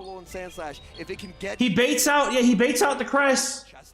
Right, because it's massive. If you get this Cresselia out, you can honestly farm all the way down with Shadow Alolan Sand Slash. Yeah! Even the Machamp... And then Chestnut just goes off, dude. Especially if you somehow manage to manufacture shield advantage. It's going to be a good situation in the back end, because Alligator gets 1-hit KO. Both by that Chestnut.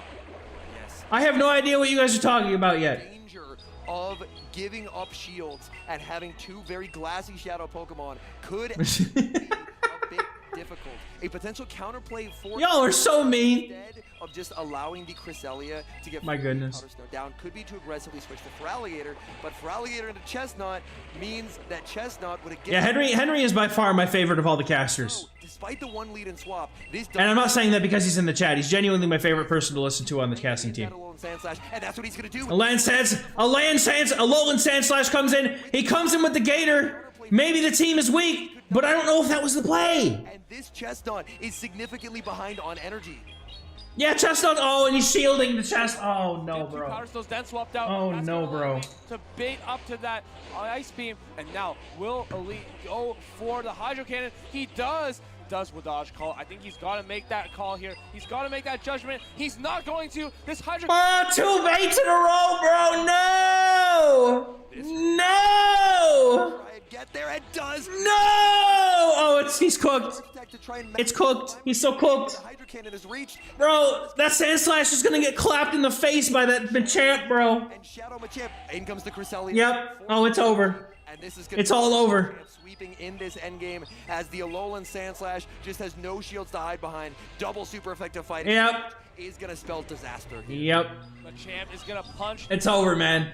That's it. So excited to see these karate chops go down on the Alolan Sand Slash. Pop! Pop! Pop! They might as well be counters, dude.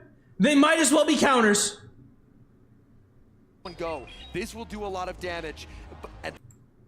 Did they really get to game 3 that quick? Jeez, man. I'm getting so tired of not being able to see what I'm jumping ahead into. This is genuinely ticking me off, dude. What a beautiful... I'm trying to skip all the random crap, but like, come on, man. Ice Beam. Maybe I'll just use the arrow keys to fast forward between these games now. Come on! YouTube, why are you doing this to me? My internet is stellar! The fast move. We have an instant lock-in from Okay. battlers. They're ready to go back, and now it's Wadaj picking up the dominant lead. There we go. Good lead with Dodge. What's in the back? What do we got? Azumarill and Chestnut. Bro, here comes the... No, we're safe swapping, and he's like, you don't have Azumarill or Cresselia.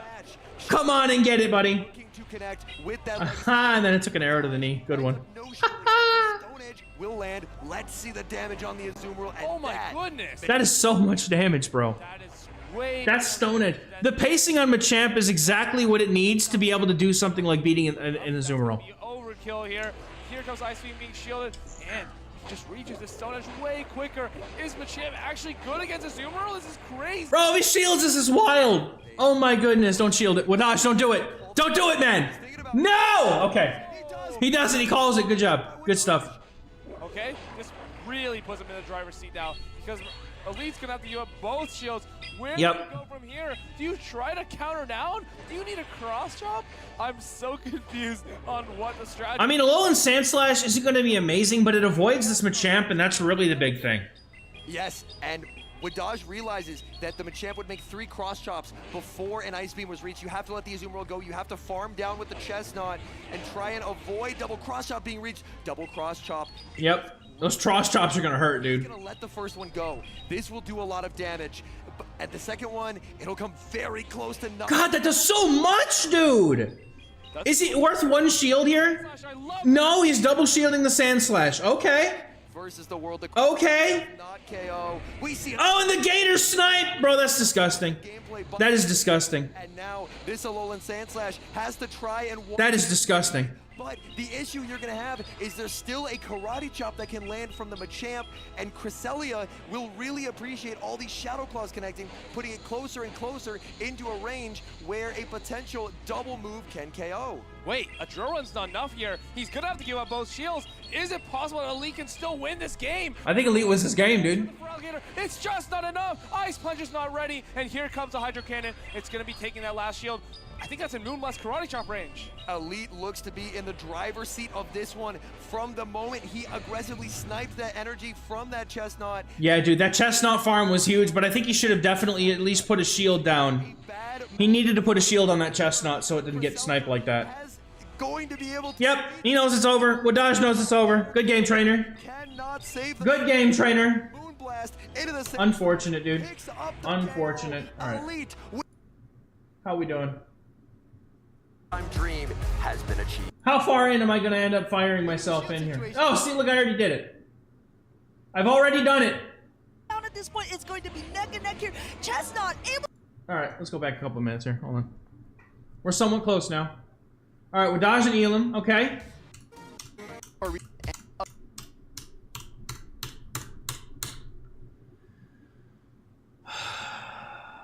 In Baltimore, and it's going to be an interesting. I'm telling you, bro, I cannot deal with YouTube right now, bro. I cannot deal with YouTube right now. This is literally the most ridiculous thing.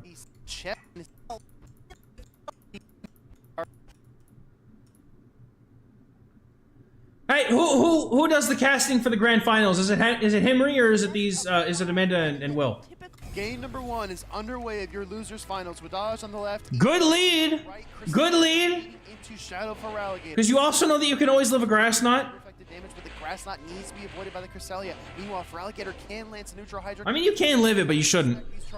You don't want to. No reason to go for the Moonblast here. Grass knot will be enough. No, the Gator's absolutely gonna go nuts here. But the Feraligatr's just charging up a ton of energy already at yep. 100%. You can go for a double. Get the shield back, or let the crest go. Now, Chestnut in the back is a problem, but Alolan Sandslash in the back for Wadaj is looking really solid. Wow, Wadaj actually gonna let the Shadow for Alligator. His Alolan Sandslash in the back looks incredibly good. In the back, which is really interesting because when you give him switch advantage with that Pokemon, okay. you want to be very careful. Okay. but now he's got the Shadow Load and Sand Slash lined up against Elam's Cresselia. Cresselia doesn't have the much of attack to go against the Shadow Alolan Sand Slash. We do know that it is on Powder Snow, so the Shadow Claw damage is not going to be... Bro, that Gator is so damn healthy still. Like, he just preserves that. Like, that thing took, like, no damage, dude. For the drill run, which is the heavier hitting attack. Cresselia has a lot of bolt to its name. Elam perfectly content to let this first one go. Steel has been an incredibly awesome defensive typing, not only in Pokemon Go, but all across all Pokemon properties. Actually, I can't remember if Elam has Sludge Bomb or if he has Stone Edge. If he has Stone Edge Earthquake on his quad, then... On attack drop! Fuck 10%, bro! Come on! To do so, but it was able to. This drill run might not be able to knock It won't anymore! And the Powder Snows are not going to be able to either. Oh my god, dude. wow, that's actually incredible. It allows Elam to get to the third. 10%, dude! 10%! Forced to let this one through. He cannot afford to give up his final protection at this juncture. No, he can't. This might not be very effective, but these Pokemon are so low at this Okay, we farm down. And now he's gonna try not to get sniped. Okay. And it has, okay, but the poison stings are gonna do a lot, but the Chestnut is so ahead on energy right now. type Pokemon. Meanwhile, just Like, Wadaz genuinely does not have to shield anything right here. another charge attack. He has to shield nothing. Charge attacks on Elam's Clodsire. This is Stone Edge and Earthquake. Yeah, he just absorbs all of the moves. One of the hardest At least one move. Clodsire in all of Great. Oh, don't shield it, bro. You don't need to shield it. You don't need to shield this. You don't need. No! A lot of times with this, he's still shielding it up. You can No! wasn't expecting it maybe necessarily. Going up to 100 energy again, going for a Frenzy Plant. Oh man, that's rough.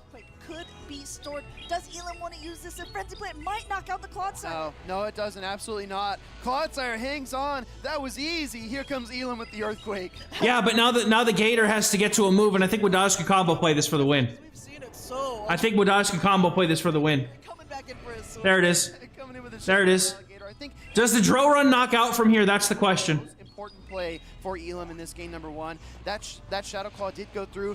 Oh, he's got two moves, bro. He's totally solid. Is it enough, though?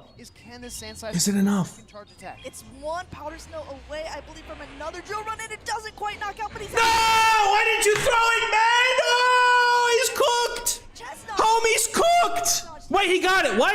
Oh, he went for the Powder Snow down. I get it now. Okay. Comes out with the Chestnut there. Bro. That Shaq moment. I was like, why would we not throw it?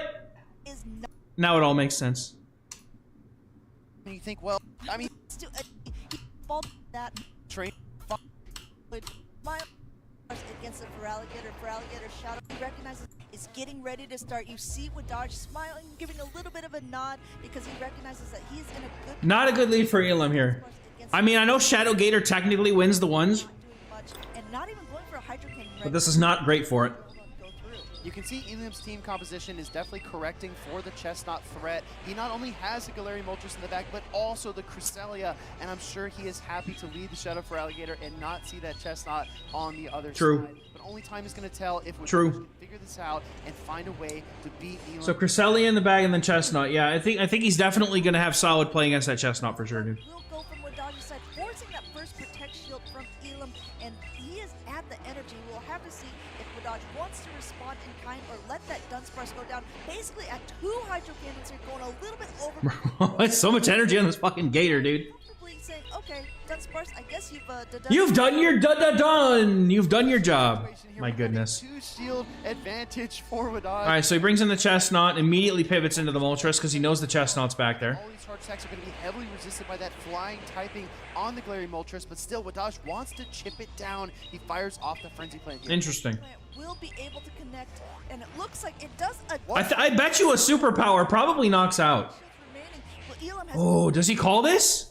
No, he safely shields the possible Brave Bird. for the Brave Bird. Sometimes he's going for that ancient power. He's getting that shield regardless. Yeah, I'd like to see them all usable too. I mean, Zapdos was usable until they got rid of its Here, and with no protect shields, until they got rid of or until they nerfed counter. Then it wasn't so much anymore. But that the Galarian Moltres would be the answer here, but it just got double. no, that's why I think the Galarian Moltres is low key kind of bad. It's not, has an energy advantage. Not gonna lie, I think it's low key kind of bad. And Elam does not really have a hard answer. This is looking actually really tough for him. He comes in with the Cresselia, gonna try to apply some Psycho Cut pressure. a Frenzy Plant, yet another one coming through here with Dodge just very calm and He tries to absorb the energy on his crest. things apparently. Frenzy Plant connecting. Yeah, Ancient Power's bad too. But not by very It doesn't really have any good moves here, but yeah, he can just easily just get to this Grass Knot. kind of shakes his head. Ooh, but he's gonna he's gonna have to take 2 Hydro Cannons to do it. But will he be able to get the next one off before the Grass Knot goes through? Yeah, Elam probably hoping for a Clodsire or a Sand Slash. Gets the Cresselia, but this is massive as he's able to get up the second Hydro Cannon and maybe force away that Protect Shield. No, Wadaj actually going to let it through. I think Wadaj is putting it all on Chestnut at this point. I mean, he safely can. Knowing that the Gator's here and then no shields with a shield advantage. Versus a Cresselia and For sure, dude. in the back, Elam's gonna have to do a lot of maneuvering around here. He's gonna have a lot of precise counting. Once a throw before the Grass Knot is loaded, that is wonderfully counted out by Elam here, letting this Cresselia go down. And now we have to see how much energy and health is Cresselia versus a shielded Chestnut. Well, not only before the Grass Knot was ready, but Ooh, that's tough though. wanted to make sure That's tough though. before Wadaj could catch. And I don't think that the Frenzy Plant's gonna do enough damage. And he decides to Protect Shield up the Grass Knot, which is a huge, huge misplay. Because Yep. now he's got to fear the Moon Blast. Meanwhile, that Frenzy Plant's almost ready. Here comes It's not enough. It's going to come down to the It's not enough. It's not enough. This Frenzy Plant knockout, we're all. Elam's gonna take this one. It's not enough. This will be enough. If it is not, it's gonna set a charge attack priority time. Nope.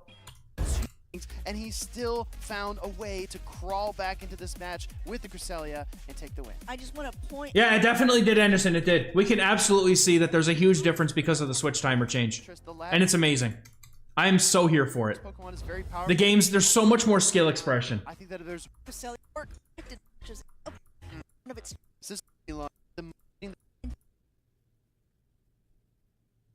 Come on, YouTube. Come on. Come on. There we go. All right. Gator into Crest. Solid. Looks like both of them like to go a little bit above. Oh, this is going to be tough because Crest in the back for Elam looks really good. The first one and get a lot more damage from those Shadow Claws onto the Cresselia. Looks like it's going about the same as the last time, but I assume that they'll be playing things out differently very, very soon. Elam gave up both of his Protect Shields in this matchup, like you called out, Amanda.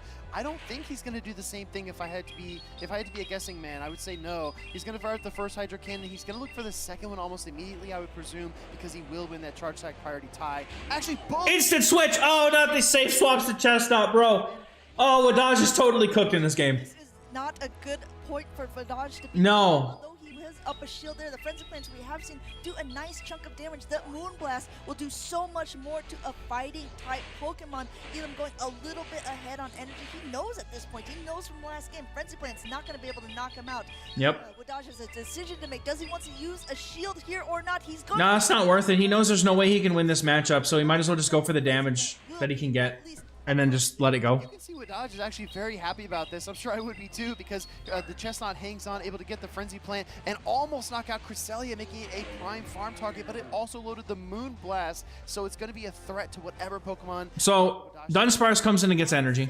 In that Dunsparce, getting one roll out through before this Moon Blast will hit. He does have his own Cresselia in the back in case he gets a debuff that he can clear it later, but it looks like no debuff. Shielded up against Claude. This could go either way, honestly. Pokea's Pokemon ready to absorb this drill run, even though this is a super effective. It's not going to be doing that much. Clodsire still will be in the green.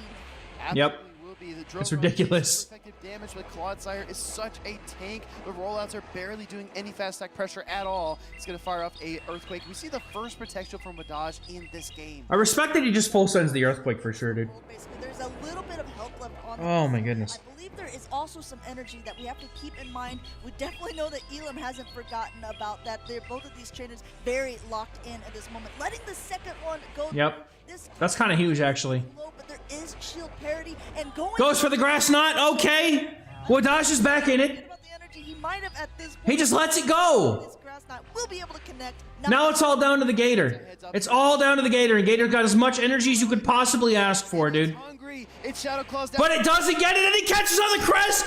Bro, Elam playing out of his mind right now, dude. Elam is playing out of his mind. Catch by Elam there, getting his own Cresselia out as a sacrifice. Oh, that's gotta feel so bad. Much energy. Two Hydro Cannons for sure. There's no way that Wadaj can win this. Parity. I think Yep. not even It's over. He just goes back-to-back cannons, and that's it. Nicely done, Elam. season or all Nicely done. He comes to the ground. season back have no You have to remember these men. We've got some Elam man on both sides. Okay. Wadaj versus Elam. Here we go again with this, the Dunsparce. matchup of Elam manages to take this one, he will be into the grand final. Once again, Chestnut chilling in the back, waiting to get destroyed by the Cresselia. However, Alolan Sandslash in the back is looking seriously good. That catch was fantastic. That was precision counting and everything. Dude, Elam is really, really good. That was like perfect. Meanwhile, the Dunsparce has so much energy. Actually, oh no, not the Crest, dude. Now he's gonna come in with the Sandslash. And then it's gonna come down to how they manage the end game with Chestnut into Clodsire. Is going to be needed. Wadaj more than content to stay in for a little bit longer. Okay, so he lets the Crest get the energy and then comes in to absorb it with the Sandslash. See, this matchup is a lot less great when you don't have Shadow Claw. He doesn't get those debuffs, and he can really let this Alolan Sandslash go. Like Powder Snow is fine, but Shadow Claw would be really, really good. I think there was like a micro pause as well. He did not want to throw. However, the thing is that against normal types like Dunsparce, and he does. Powder Snow is way better to have. So it's definitely a trade-off. Also, Claude. That Claude, I would imagine that there's probably some sort of flipping of the Claude matchup that happens. This is shadow damage, so doing 20%. This is shadow damage! Dunsparce in general as well. Going for a little bit more here, and maybe a... Oh, shield and farm down? What are we doing? I think you have to. You kind of have to. Maybe just wants to get a little bit more energy for whatever is coming in, but meanwhile, I have to keep attention to that switch timer because it is up, but Cresselia goes down. Yep. Here comes Gator. He can go for 2 moves here before the Gator gets the chance to farm down here. And be met by a potential really nice. So he does maintain his discipline, shields the drill run as well, but there's a second one to boot. Yep. Elam is definitely losing ground here. He's gonna let it go. Well, he's gaining ground. He's about to gain a drill run, in fact, into that for Alligator, bringing it. Not gonna matter. Low, but not gonna matter. Goes down. There's so much energy on. Do you just eat it on? You just eat it on Dunsparce? I think you just eat it on Dunsparce, right? Chestnut doesn't want to take an ice beam. Yep. Great. We're just gonna eat it. Oh, he's gonna shield and farm down. From the Dunsparce. Then he's gonna see the Claude come in. Immediately, the rollout might actually be enough to KO. No, excuse me, for Alligator hangs on. So but 2 drill runs. A sacrificial swap later on in the battle. You might shield. He shields. That's huge. Because if he shields once, goes for another drill run, Chestnut should be able to get to a frenzy plant here for the knockout. If not very close, and you resist all the energy from the Clodsire. And he correctly shielded up that first drill run, but as you can see, the super effective damage is going to continue to whittle away here at Pokemon. He's got another drill run. Yep. Yep. Throw an attack to get. And it's actually really smart that he's waiting until now to swap in the Chestnut, because now that Elam is forced to throw the energy, he's actually going to be able to absorb the energy and not the poison stings. So coming in with the Chestnut later like that was a really, really good play. Now it's going to be up to Elam if he's going to be able to catch the move here. He goes for it, and that's it! Wadaj is grabbing the game! Very nicely done. Very nicely done. Time here in that title is to wave great shape. He solid attempt. State is all right, Chem, use the restroom. I'll be right back. Yeah, he was saying earlier, he's had some time to play the game. He's really liking this new meta. It seems fresh. One thing I want to point out about Elam as well is though he has not had a championship title to his name, so many trainers that have played against him mention him as one of the opponents that they fear the most. S. James P, that when he played against him in Indianapolis, said this is the trainer that I was like worried about. If anyone would take a game from me, it's gonna be Elam. We'll have to see if he can take game number 3 as we see that Galarian Moltres up against the Chestnut. We'll see how Wadaj wants to respond. This is a complete change in strategy for Elam. He leads a Galarian Moltres with his Gastrodon in the back with his Cresselia. Meanwhile, that Shadow Ball and Sandslash is there. If Elam can maintain control switch advantage, I think he's got a fighting chance. Wadaj needs to prevent that from happening. This Frenzy Plant we saw earlier on when there were no Protect Shields used, it actually does quite a bit to this Dark and Flying type Pokemon. Meanwhile, just gaining up a ton of energy, and Wadaj correctly shielding up the Brave Bird. This is huge for Wadaj. All I heard is that Elam went full RPS mode. That's all I heard. That's all I heard. He got Gastrodon and Moltres, and he's just like, come get me, dude. In order to fire off the second Brave Bird, that's what we get. And he's going to go ahead and do exactly that. Going for yet another Brave Bird here. Does Wadaj... Bro, does he call it again? It looks like he is. He's very... The GOAT! Wadaj! Wadaj! Yeah, I heard it in my headphones when I was away. Bro, a full farm down, that is nasty, bro. Because now he gets switch advantage. Crescent to Gastrodon?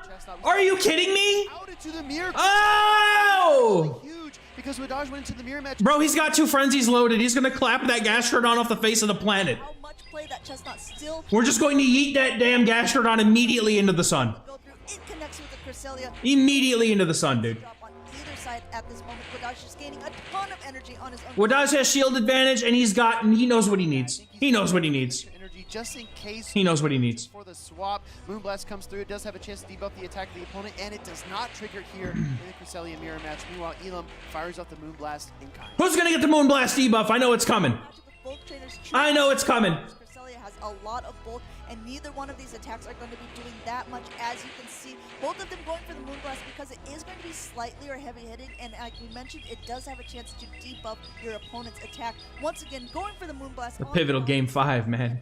Elam now down to yellow on his own. Elam is up 1 shield. Wadaj has no shields left, but he does have a ton of energy on his Chestnut in the back.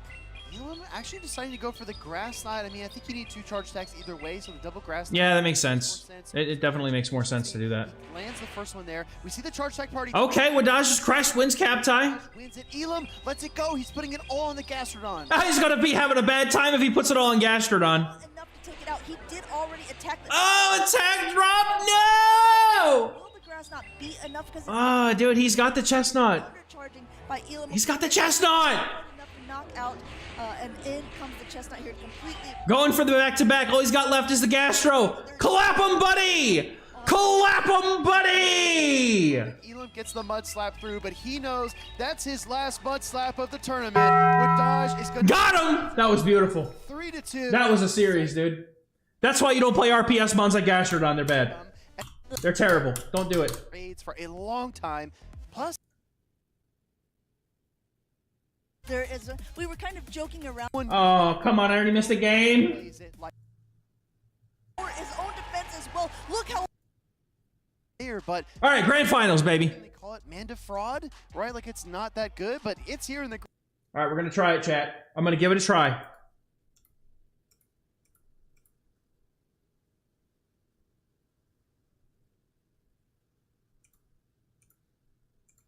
All right, trainers, we're getting into game 1.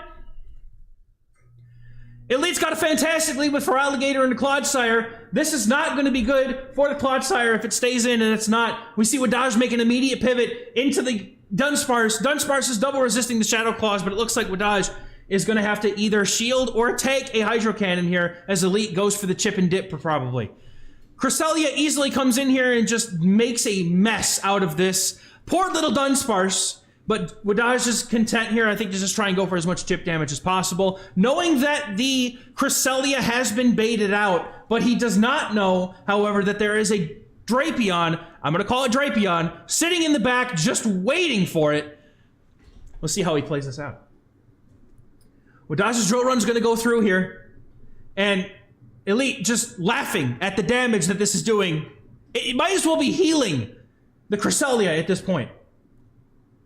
Moonblast is going to be enough to knock out this Dunsparce. Dunsparce is going down, and back in comes the Clodsire. Clodsire is now going to try to get to a move here, but it's going to end up taking at least 2 Grass Knots in the process, because I don't think an Earthquake here is even enough to be able to knock out from this range. So 2 Grass Knots is very, very likely to be happening here.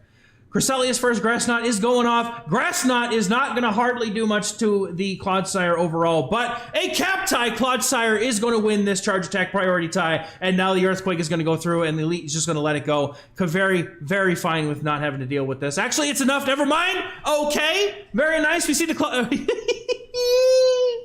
we see the Drapion swap in immediately into the Chestnut, and Chestnut is resisting all of this energy, just like the previous Clodsire that we saw in the game with Elam, but unfortunately that doesn't matter because Shadow Drapion just hits like an absolute truck, and back-to-back superpowers are going to be reached here, but by the time these superpowers hit, the Drapion is going to be able to farm down this Chestnut, and Chestnut's just going to land a superpower like nobody's business and be able to get a superpower off here once more for the road, and at this point it looks like Elite is going to put it all on the back of his Feraligatr now, as the hardest answer to this thing is gone, and all that's left is the Clodsire. And Clodsire is within range of being taken out by one more Hydro Cannon when it comes to these Shadow Claws, I'm pretty sure. It's going to be very close, but we're going to see if this Hydro Cannon is going to draw the shield. I think Wadaj has no choice but to shield everything here. But unfortunately, I don't believe he's going to get to 3 Sludge Bombs in the time it takes for this Feraligatr to get to these Hydro Cannons. So this game is looking to be pretty much over as Wadaj is covering his face in absolute shame. The man is in shambles in game 1 here as he's going to have to sit here knowing that defeat is inevitable and unable to do anything about it.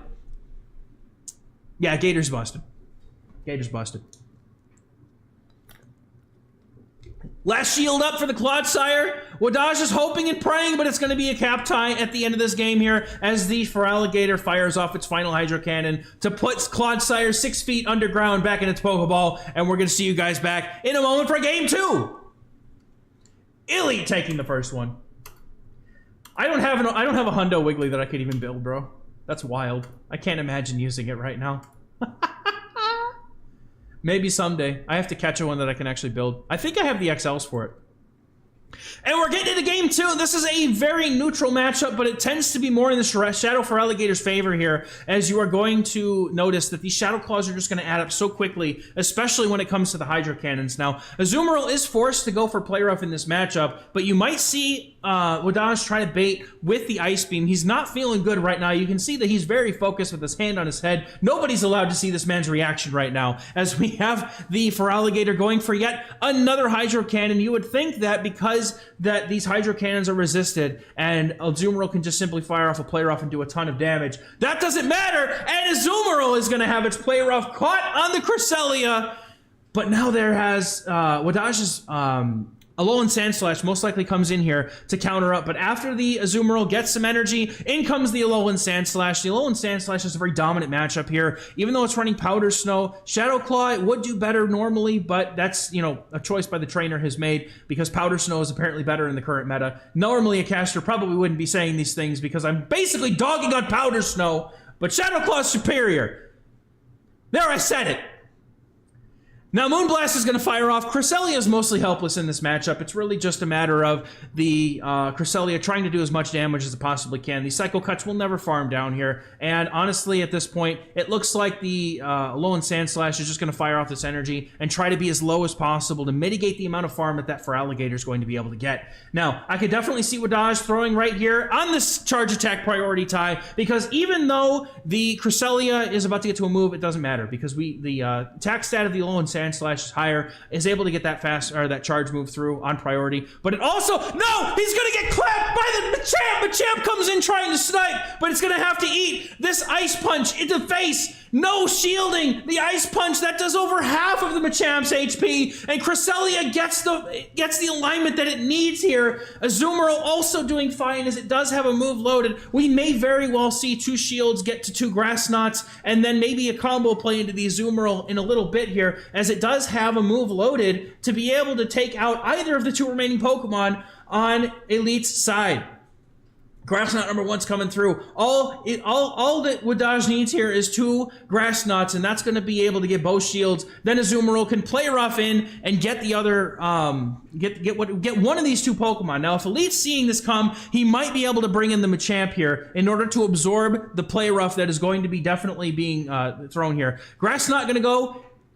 Right now, this is going to get the shield. This is a pivotal call here by these trainers. What happens after this charge move gets thrown? Grass Knot, in comes! Oh! He calls it! He calls it! And Azumarill is going to get farmed down from the range that it's at. He's trying to undercharge, but the undercharge doesn't matter. Play rough is going to knock out the Machamp, but this Feraligatr is going to be able to get to a move. There's no shields here, and everybody's cooked because there's 2 Hydro Cannons available for this Feraligatr, and Feraligatr's just going to take game 2 for your Elite. This was well played, and it was by the slimmest of margins. If you saw, that Machamp was only just barely able to get in. Now, does he get to 2 Hydros? He's going to win charge attack priority. These Hydro Cannons are going to get the knockout. Elite is going to take game 2 by the slimmest of margins. If you saw, that switch clock had only just come up as Wadaj went for that swap. Very well fought game here by both trainers, but Elite's going to be able to take this one with a Hydro Cannon.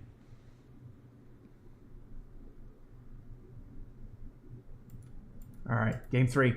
Elite simply needs one more win to take the series. Can Wadaj pull it back up? Wadaj brings the Chestnut into the Feraligatr, the safe switch into the Machamp, and Clodsire is going to come in to absolutely destroy the soul of this forearm fighting Pokemon.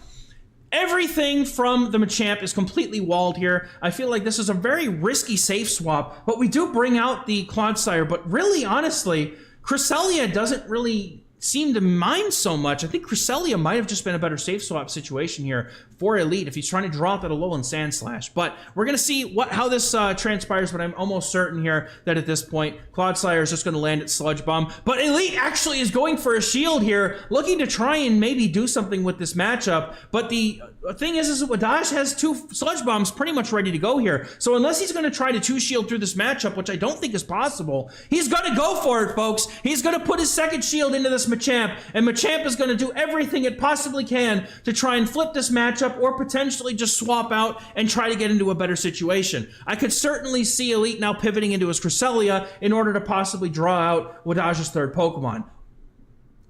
Never mind! With 2 shields, he's going to get a shield back here. Clodsire not able to get to another move to be able to neutralize this Machamp before it's able to get to that Cross Chop. Now the Sludge Bomb is coming through, and unfortunately Machamp has run out of Protect Shields to hide behind as the Sludge Bomb is going to nearly knock out, but we're looking for a farm down here. Clodsire trying to make the most of the situation with a shield advantage, and in comes the Feraligatr, and Feraligatr, unfortunately, is not going to get this farm down and is going to have to take a Sludge Bomb to the face before being able to get this energy.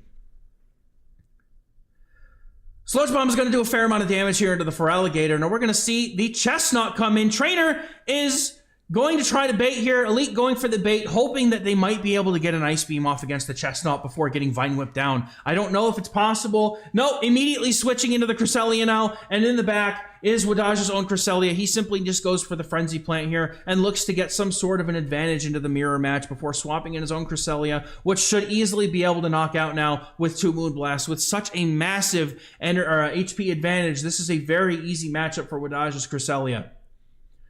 Elite's going for the Moonblast. The only thing that might actually make a difference here is a Moonblast attack defense or attack debuff here, which is a 10% drop, but not happening in this matchup. It's going to have to come down to a catch on Elite. I think that's the only way that he has to get back in this game. Moonblast number 1 from Wadaj is coming through. He's got to try to fire off that second one before the switch clock comes back up. But unfortunately, Elite is going to be able to throw a charge move here for Wadaj. It's going to be a switch into the Feraligatr here at this point. And I think the Feraligatr is in a very prime position to be able to do a lot of damage still, as it's very, very, very close to another charge, but he makes an amazing swap. Feraligator's going to eat this energy, and now we see a catch from the Feraligatr. Feraligator's going to end up going down here to this energy, but that's okay, because now Cresselia on Elite's side is going to try its best to get to 2 moves here. Now, it does win charge attack priority, but unfortunately, this Grass Knot is not going to be enough to knock out, and in the back, Wadaj still has a Chestnut with some energy that is going to do enough damage here to end the game. So this is going to go down for Elite. Wadaj is going to take the first point in this series with a Moonblast on Elite's Cresselia to take the game. Well played.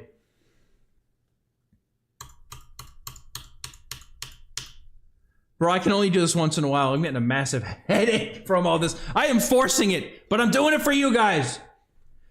All right, we're going to see very neutral leads in the next game here, but it's really going to come down to what's in the back. As you see that Elite's Machamp is completely, just absolutely walled in the back by both Clodsire and Cresselia. And Wadaj, as long as he doesn't give up a massive advantage to that Feraligatr, he should hopefully be able to make something happen here. As Feraligatr does do very well into this backline, he's drawing it out here, which is massive. Now, I don't know how much of a benefit this is going to give Wadaj here, as unfortunately, the Gator is just going to be able to just take advantage of this matchup by not shielding. I don't know if there's a position where, possibly there's a 2-shield farm down situation here that can be had for the Clodsire, but Elite making a very nice play here to over farm up to 2 Hydro Cannons to make sure that just in case this does get shielded, he's got another one to boot. But this is very close because 2 Pokemon here, they're going to get shield advantage. Wadaj is going to be able to get a shield unless we let the Gator go, and that's going to open it up for Machamp to get locked in against Cresselia here in the end game. Machamp is coming in trying to get a farm down against the Clodsire, but is going to be forced to throw this Cross Chop or shield a Sludge Bomb here, and we're going to see the shield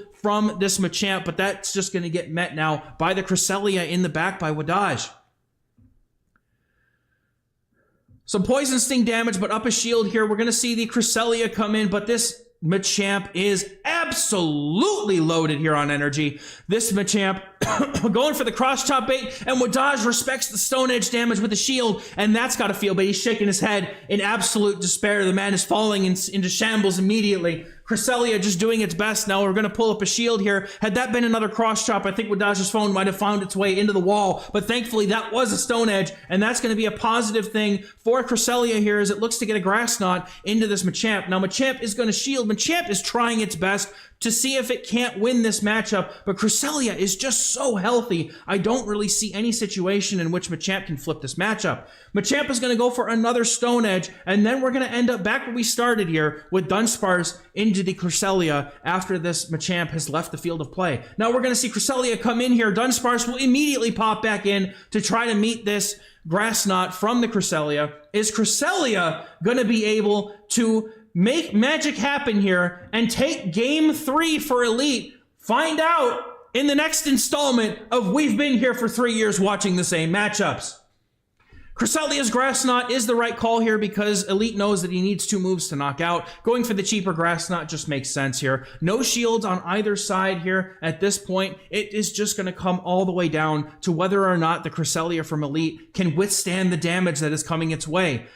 There, we do still have in the back the Machamp for Elite, but at this point, I think that Cresselia is going to be able to land a move, and that Machamp has energy. It's very, very difficult here for this Machamp to be able to safely come in on the Cresselia that's got this much energy, but as long as Wadaj can land a Grass Knot onto this Machamp, he's in a good spot. And it's, oh, he's got his, oh my God, it's healthy enough. Here comes Machamp. Can Machamp get to a move? Absolutely not. Grass Knot is going to knock out Machamp, and Wadaj is going to even up this series 2-2. This is getting close, folks. It's going to come down to a pivotal game 5 for the first series, and if Wadaj can take game 5, the bracket is reset, and we have another best of 5 on our hands here.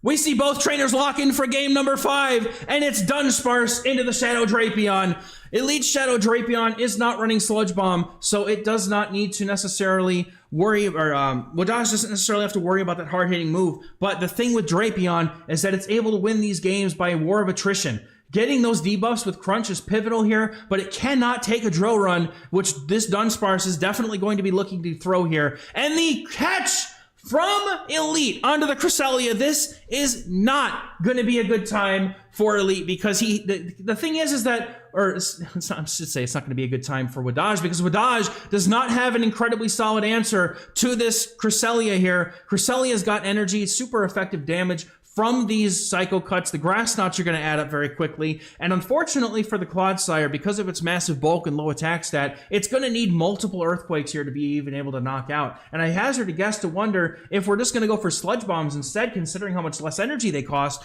Earthquake number 1 is going to go out here. We're going to have to see what Wadaj looks to do next after this in order to try and get rid of this Cresselia, because you know, Cresselia really in the back for Wadaj has a chance to shine here if the Feraligatr by any point goes down a shield. 2 Grass Knots will be enough for the KO with 1 shield in that matchup. So we're going to have to see what these trainers look to do to get there. Going for overfarm here on Wadaj's side and looking to no shield. He's looking to try to overload so that he can possibly get to an Earthquake against his Drapion, but the Drapion has so much energy, I think at any point it could come in and it could get to an Aqua Tail, but the Earthquake's going to come in. Wadaj's fast reflexes are kicking in here, and the Drapion is going to shield up an Earthquake here before Wadaj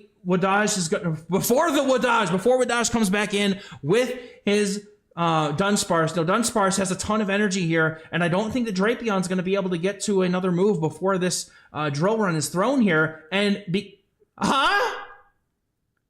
game has absolutely gone and shit itself, trainers. This Aqua Tail is illegal and should never have happened. Now Wadaj is mad as hell, and this game is absolute doggy-doo. We're going to see the drill run go off here as Wadaj is forced to give up a shield for absolutely no goddamn reason. But drill run is going to get the knockout here on the Drapion, and in comes the Cresselia to absorb the energy from this Dunsparce. But the thing is that Dunsparce can still get to another move against the Feraligatr, and if Feraligator's shield goes down, I think that Wadaj has a chance here to be able to take this game and reset the bracket. Drill Run is going to come through, and I don't think that Elite knows what's in the back, and he shields. That's massive. Now, we can come in here with this Cresselia, and the opponent is going to... Elite is going to be forced to take this Grass Knot, and Grass Knot is going to get this Shadow Gator so dangerously low that Wadaj is looking incredibly good in this game, because I don't think 2 Hydro Cannons is quite enough to knock out here, and it's going to really come down to what's going to happen with this Grass Knot. Does the Grass Knot do enough to get the KO here? I don't think it does, trainers, and Grass Knot almost gets it, but he's going for the Hydro Cannon, but that doesn't matter because he's energy dry, and now Wadaj is going to be able to flip the bracket despite getting absolutely boned up the butt by lag. Easily farmed down here, and resetting the bracket against Elite for a Grand Winners Finals. How are these trainers going to adjust now? We see game number 1, and it's going to be the battle of the fighting types here as Chestnut leads into the Machamp here. And now we're going to see them both farm up energy, and the cross chop is going to get fired off by Machamp first. Machamp looking to get some damage on this Chestnut as he does have a Feraligatr in the back, but you got to also see Feraligatr in the back here is going to be very solid into Wadaj, as Wadaj is going to need to pivot out to try and make something happen with his backline without the Feraligatr causing havoc. Chestnut is going to be able to get to the superpower here, but it's going to be all for Chestnut. If y'all got that, you're goated. Cross Chop going to knock out the Chestnut, looking to come in with the Clodsire here, but both answers in the back to the Clodsire here, but down a shield, it may not be as easy as that, but in comes the Sand Slash, and I think that at this point, the Feraligatr is going to have a tough time here. Wadaj is going to have a tough time with the Feraligatr here in the back. We're going to see this Cresselia go for Grass Knots here, just trying to do as much damage as it possibly can, but it looks to me like Elite's going to be able to make something happen here with this Feraligatr. I don't think that Wadaj is going to be able to pull back from this, but Wadaj is also a very incredibly talented player who can make magic out of miracles and make miracles out of nothing.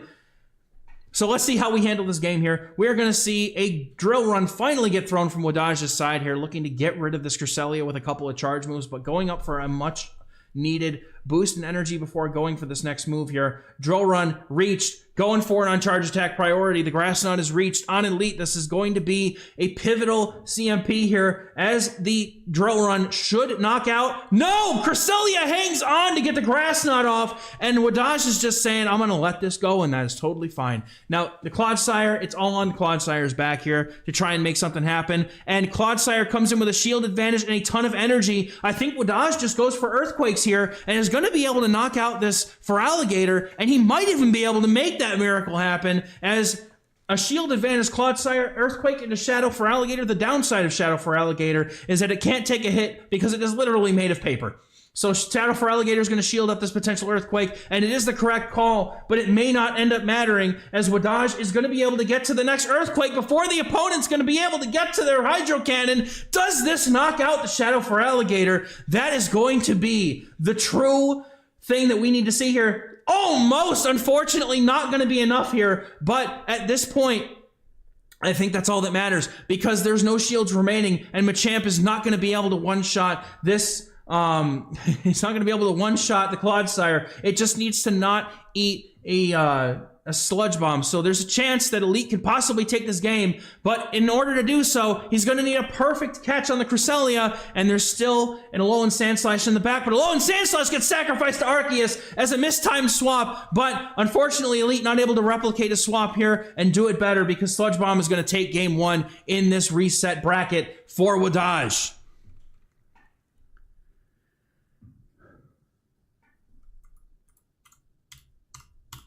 Bro, I could not do this full time. I could not do this. Now I can see why they have to rotate in and out and take breaks. Game 2, terrible lead for Wadaj as he pulls out the Chestnut into the Cresselia and an immediate... No, he's not even pivoting immediately. Maybe looking to go for a Frenzy Plant and dip since he knows that he can definitely get this move off before a Moonblast is reached. Brian, I know, I don't have the attitude to try because I'm getting a headache and my chest is tight. My chest is tired of talking already, man. You can feel it, man. I need chest compressions now. Feraligator's going to counter swap into the Clodsire here, and Clodsire is going to be a very sad little mud boy. His ult's going to be able to muster here as a Sludge Bomb, and Elite knows from prior experience that he does not need to shield this. Sludge Bomb going to do plenty of damage here to do something in this matchup, but it's also going to allow Wadaj to potentially get to another Sludge Bomb here, as the Hydro Cannons have to be thrown back-to-back in order to win this matchup without giving up a shield for Elite. The downsides of Shadow Feraligator are really showing in this matchup, and it has to throw this, and now I think Wadaj thinks, he's thinking to himself, I can get switch advantage, and I'm going to go for it. I'm not sure if it's going to do well. 1, 2, 3, 4, full farm down with the Clodsire, and Clodsire is down 0 shields, but it's got tons of energy, and we have an Alolan Sandslash in the back that is looking to do well as long as all shields can be put down for it by Wadaj's Chestnut. Chestnut also doing very well with the superpowers into the Drapion, resisting all the energy that it has. We could see Wadaj take game 2 here. If he plays this perfectly, it's going to be a dance, and it's going to take some effort, but we could see Cresselia looking to go for a Grass Knot, and we see Wadaj get a move caught. It's the Grass Knot. Very nice play here by Wadaj as he's absolutely flexing on Elite at this point, and in comes Drapion to try to get rid of this Chestnut. But at this point, he's just going to go for superpower and force shields off the Drapion, knowing that he's got the Alolan Sandslash in the back. This is his chance to strip those shields and get rid of this Drapion before it can cause too much damage. The problem here, though, is that Chestnut could get farmed down after that move, but that's okay. Aqua Tail is thrown here by the Drapion, giving a little bit of reprieve to Wadaj and his Alolan Sandslash, but also the Clodsire has an Earthquake banked, and he's going to be able to pull the final shield with it, and now he could just swap out into the Alolan Sandslash, knowing that the Alolan Sandslash can take a move. He might pivot here, looking to go out. No, he's probably going to force the opponent to throw this Aqua Tail, and he catches another move on the... This man is on fire today. This is going to be a close game, everybody. Crunch will be enough to get very close to knocking this thing out, but the opponent is staying in. Elite is staying in here to be able to get as much damage in with this energy as he possibly can, and I think that he knows that he can get to another Aqua Tail here before the Alolan Sandslash can get its move off. But Alolan Sandslash losing charge attack priority, and now it's going to come all down to Clodsire in this game. Because Clodsire simply needs to get to an Earthquake and a Sludge Bomb, and it very well might, but it's going for the Aqua Tail. Unfortunately, Wadaj not able to pull off the necessary dancing here to pull it out, and Aqua Tail is going to take out this Clodsire from that HP range. It's going to be a good game. Hey, what's up, Boyd? Welcome in. Yo, I'm glad you guys are enjoying the shoutcasting. My chest is absolutely in misery right now.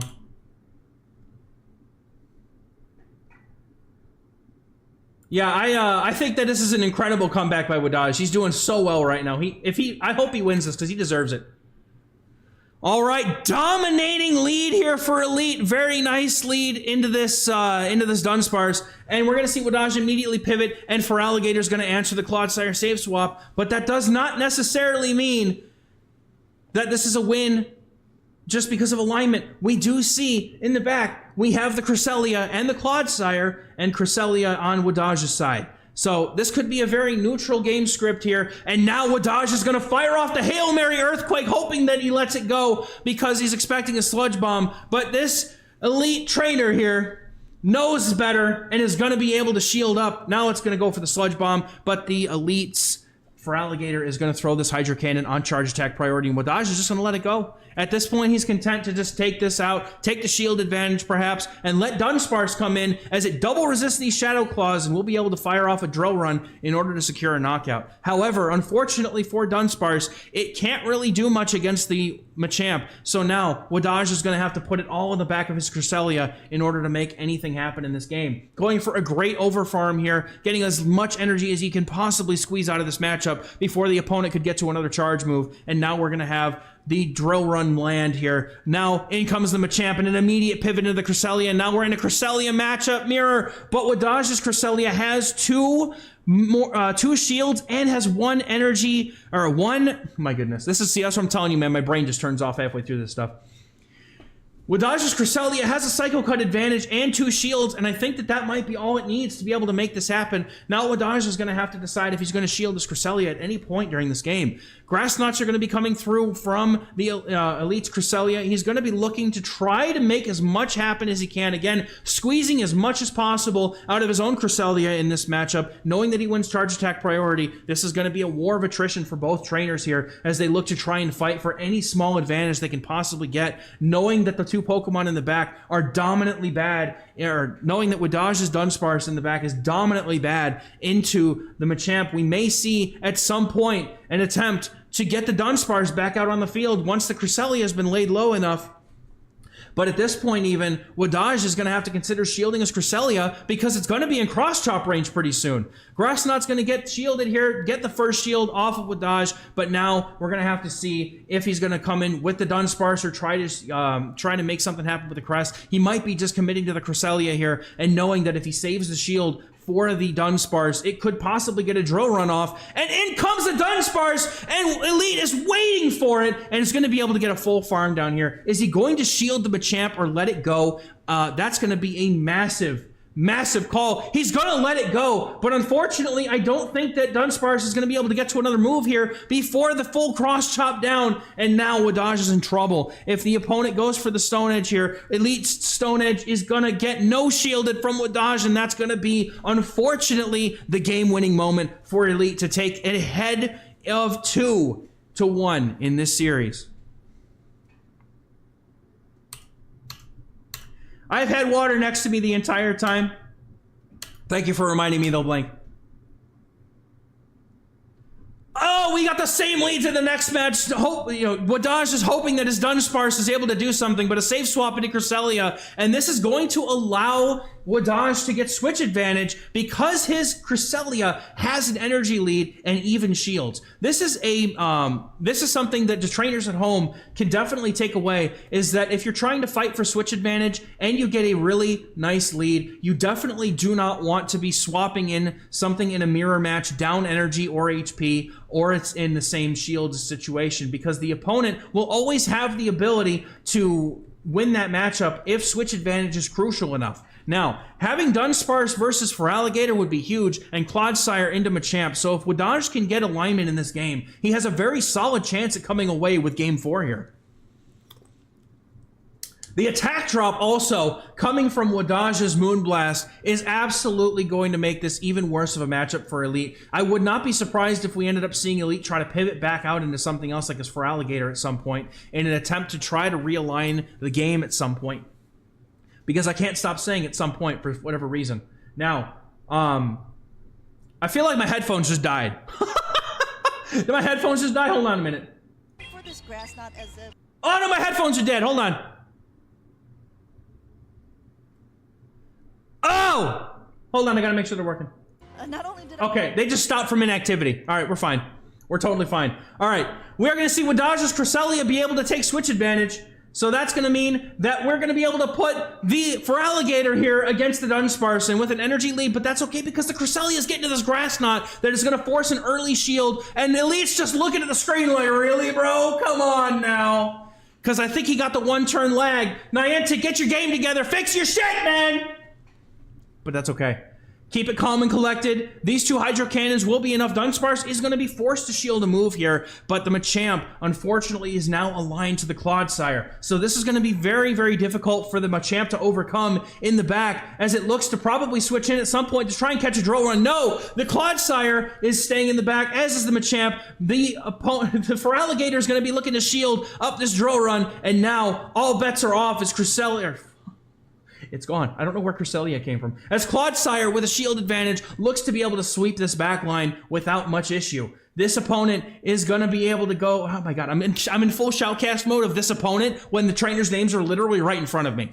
Looking to catch this drill run, however, on the Machamp, trying to eke something out of this game, and Clodsire is in the back, but Wadaj hasn't even revealed it yet, and now he's going to be able to come in with this Clodsire and fully poison Sting down if he so chooses, because the bulk on this Clodsire is going to allow it to take any number of moves from this Machamp without any issue. Stone Edge resisted. Cross Chop resisted. Nothing here matters to Clodsire except an aggressive Poison Sting farm down to be able to secure this game 4 and tip it to Wadage's favor. He just needs to get to an Earthquake to knock out this Feraligatr, and that's going to be curtains here for Elite's Machamp as it gets Poison Sting down through this Cross Chop. And in comes the Feraligatr just to get Earthquaked, and that is going to lead us to a pivotal, decisive, monumental Game 5 at the Baltimore Regionals this weekend. Let's go.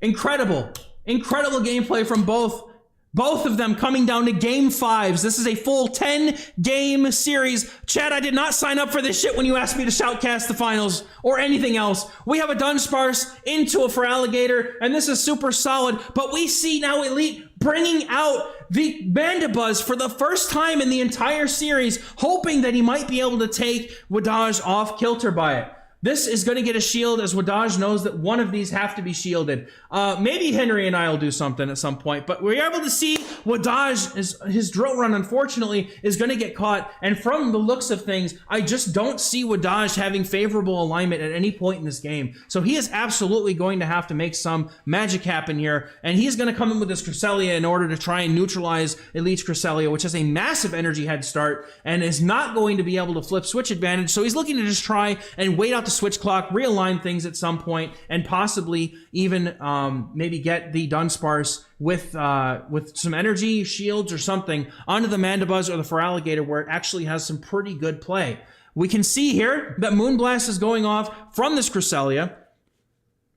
And is the Moonblast debuff going to hit us again? No debuffs this time, and that is going to be time for the Cresselia to throw this grass. I'm absolutely getting completely tired here. I'm so glad this is the last game. I don't know if I can do another game of this, dude.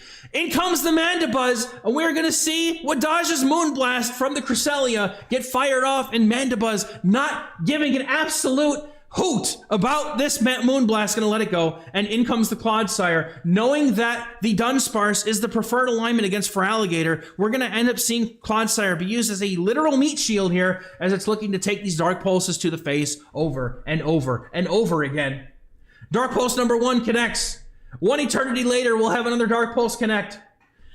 But Sludge Bomb is going to get thrown here as Clodsire's bulk is absolutely shining in this matchup. One more Sludge Bomb would be enough to knock out this Mandibuzz here, and that's going to be dangerous here, because if Elite gives too much ground back to Wadage, Wadage knows how to take it and run a whole mile with it very quickly. This is going to be down to a absolute, just smallest of margins.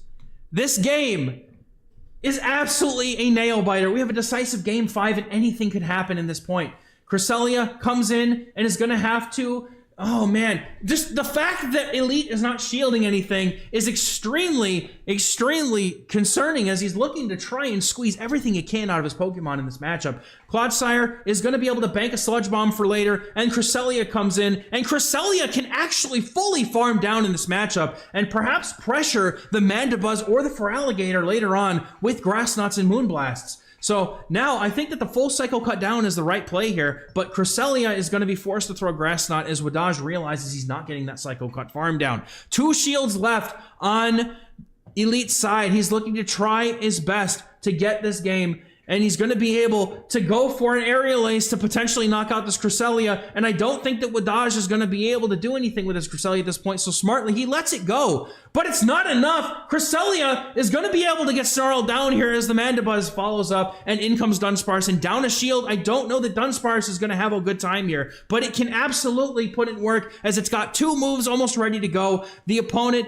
Elite, is shielding up the first one, and remember that the Clodsire has a Sludge Bomb loaded. I think that if Wadage plays this perfectly, he might be able to come out the victor in this matchup. We're going to have to see. No shielding the drill run here, and oh, it's going to have a second move. Oh my god, this is so close. We can no shield. We're going to be okay if he wants to no shield, but we're going to go ahead and see Wadage take his final shield here on the Feraligatr, and once again, we have the Feraligatr getting rolled down because it's made of fucking paper. I said it, chat. Mandibuzz is going to go down here because the Sludge Bomb on Clodsire. Wadage is going to look to pivot immediately into his Clodsire, fire off the sludge bomb, and Wadaj is your Baltimore regional champion, everybody. Let's fucking go! Good job, dude. That was so well played, dude. That was incredible. That 50-second, bro, with 6 seconds left. Holy, dude. Congratulations to Wadaj for being the Baltimore champion. He's immediately just going straight to Worlds. Hey, what happened? There's never been What the hell was that? impressive. Oh my goodness, dude. That was incredible. I hope you guys enjoyed that shoutcast because I may never do it again. I'm literally about to fall over, bro. I'm literally about to fall over. Bro, I think he's just overwhelmed and tired. I think he's just overwhelmed and tired, dude. Holy shit, that was incredible. All right. Bro. That was incredible, dude. That was incredible. The management of everything in that game was incredible. Now, just so y'all know, I will... Yo, K-Pit, what's up, man? Welcome in. Thank you, guys. Appreciate the love. Thank you. I probably will not be streaming on Tuesday, but we'll see. I don't know if I will be able to or not. But otherwise, I will end up seeing you guys on Wednesday if you're here for Crash Bandicoot, or I will see you on Thursday if I don't get to see you until then for Go Battle League. I need to go lay down because that was incredibly stressful on my head and my chest, and that was a lot of fun. Hey, that's all good, man. Thank you, appreciate the K-Pin. We only did commentary on the final set. I had to give you guys, I had to try it. I've never actually tried it, and oh man, I'm gonna need to do some cardio or some shit for that, man. It was fun, but my goodness, man. My goodness, good effort, trainer, yes. All right, I'll catch you guys in the next stream. Thank y'all very much for hanging out with me. I hope y'all have a wonderful week, and I'll see you guys soon. Bye!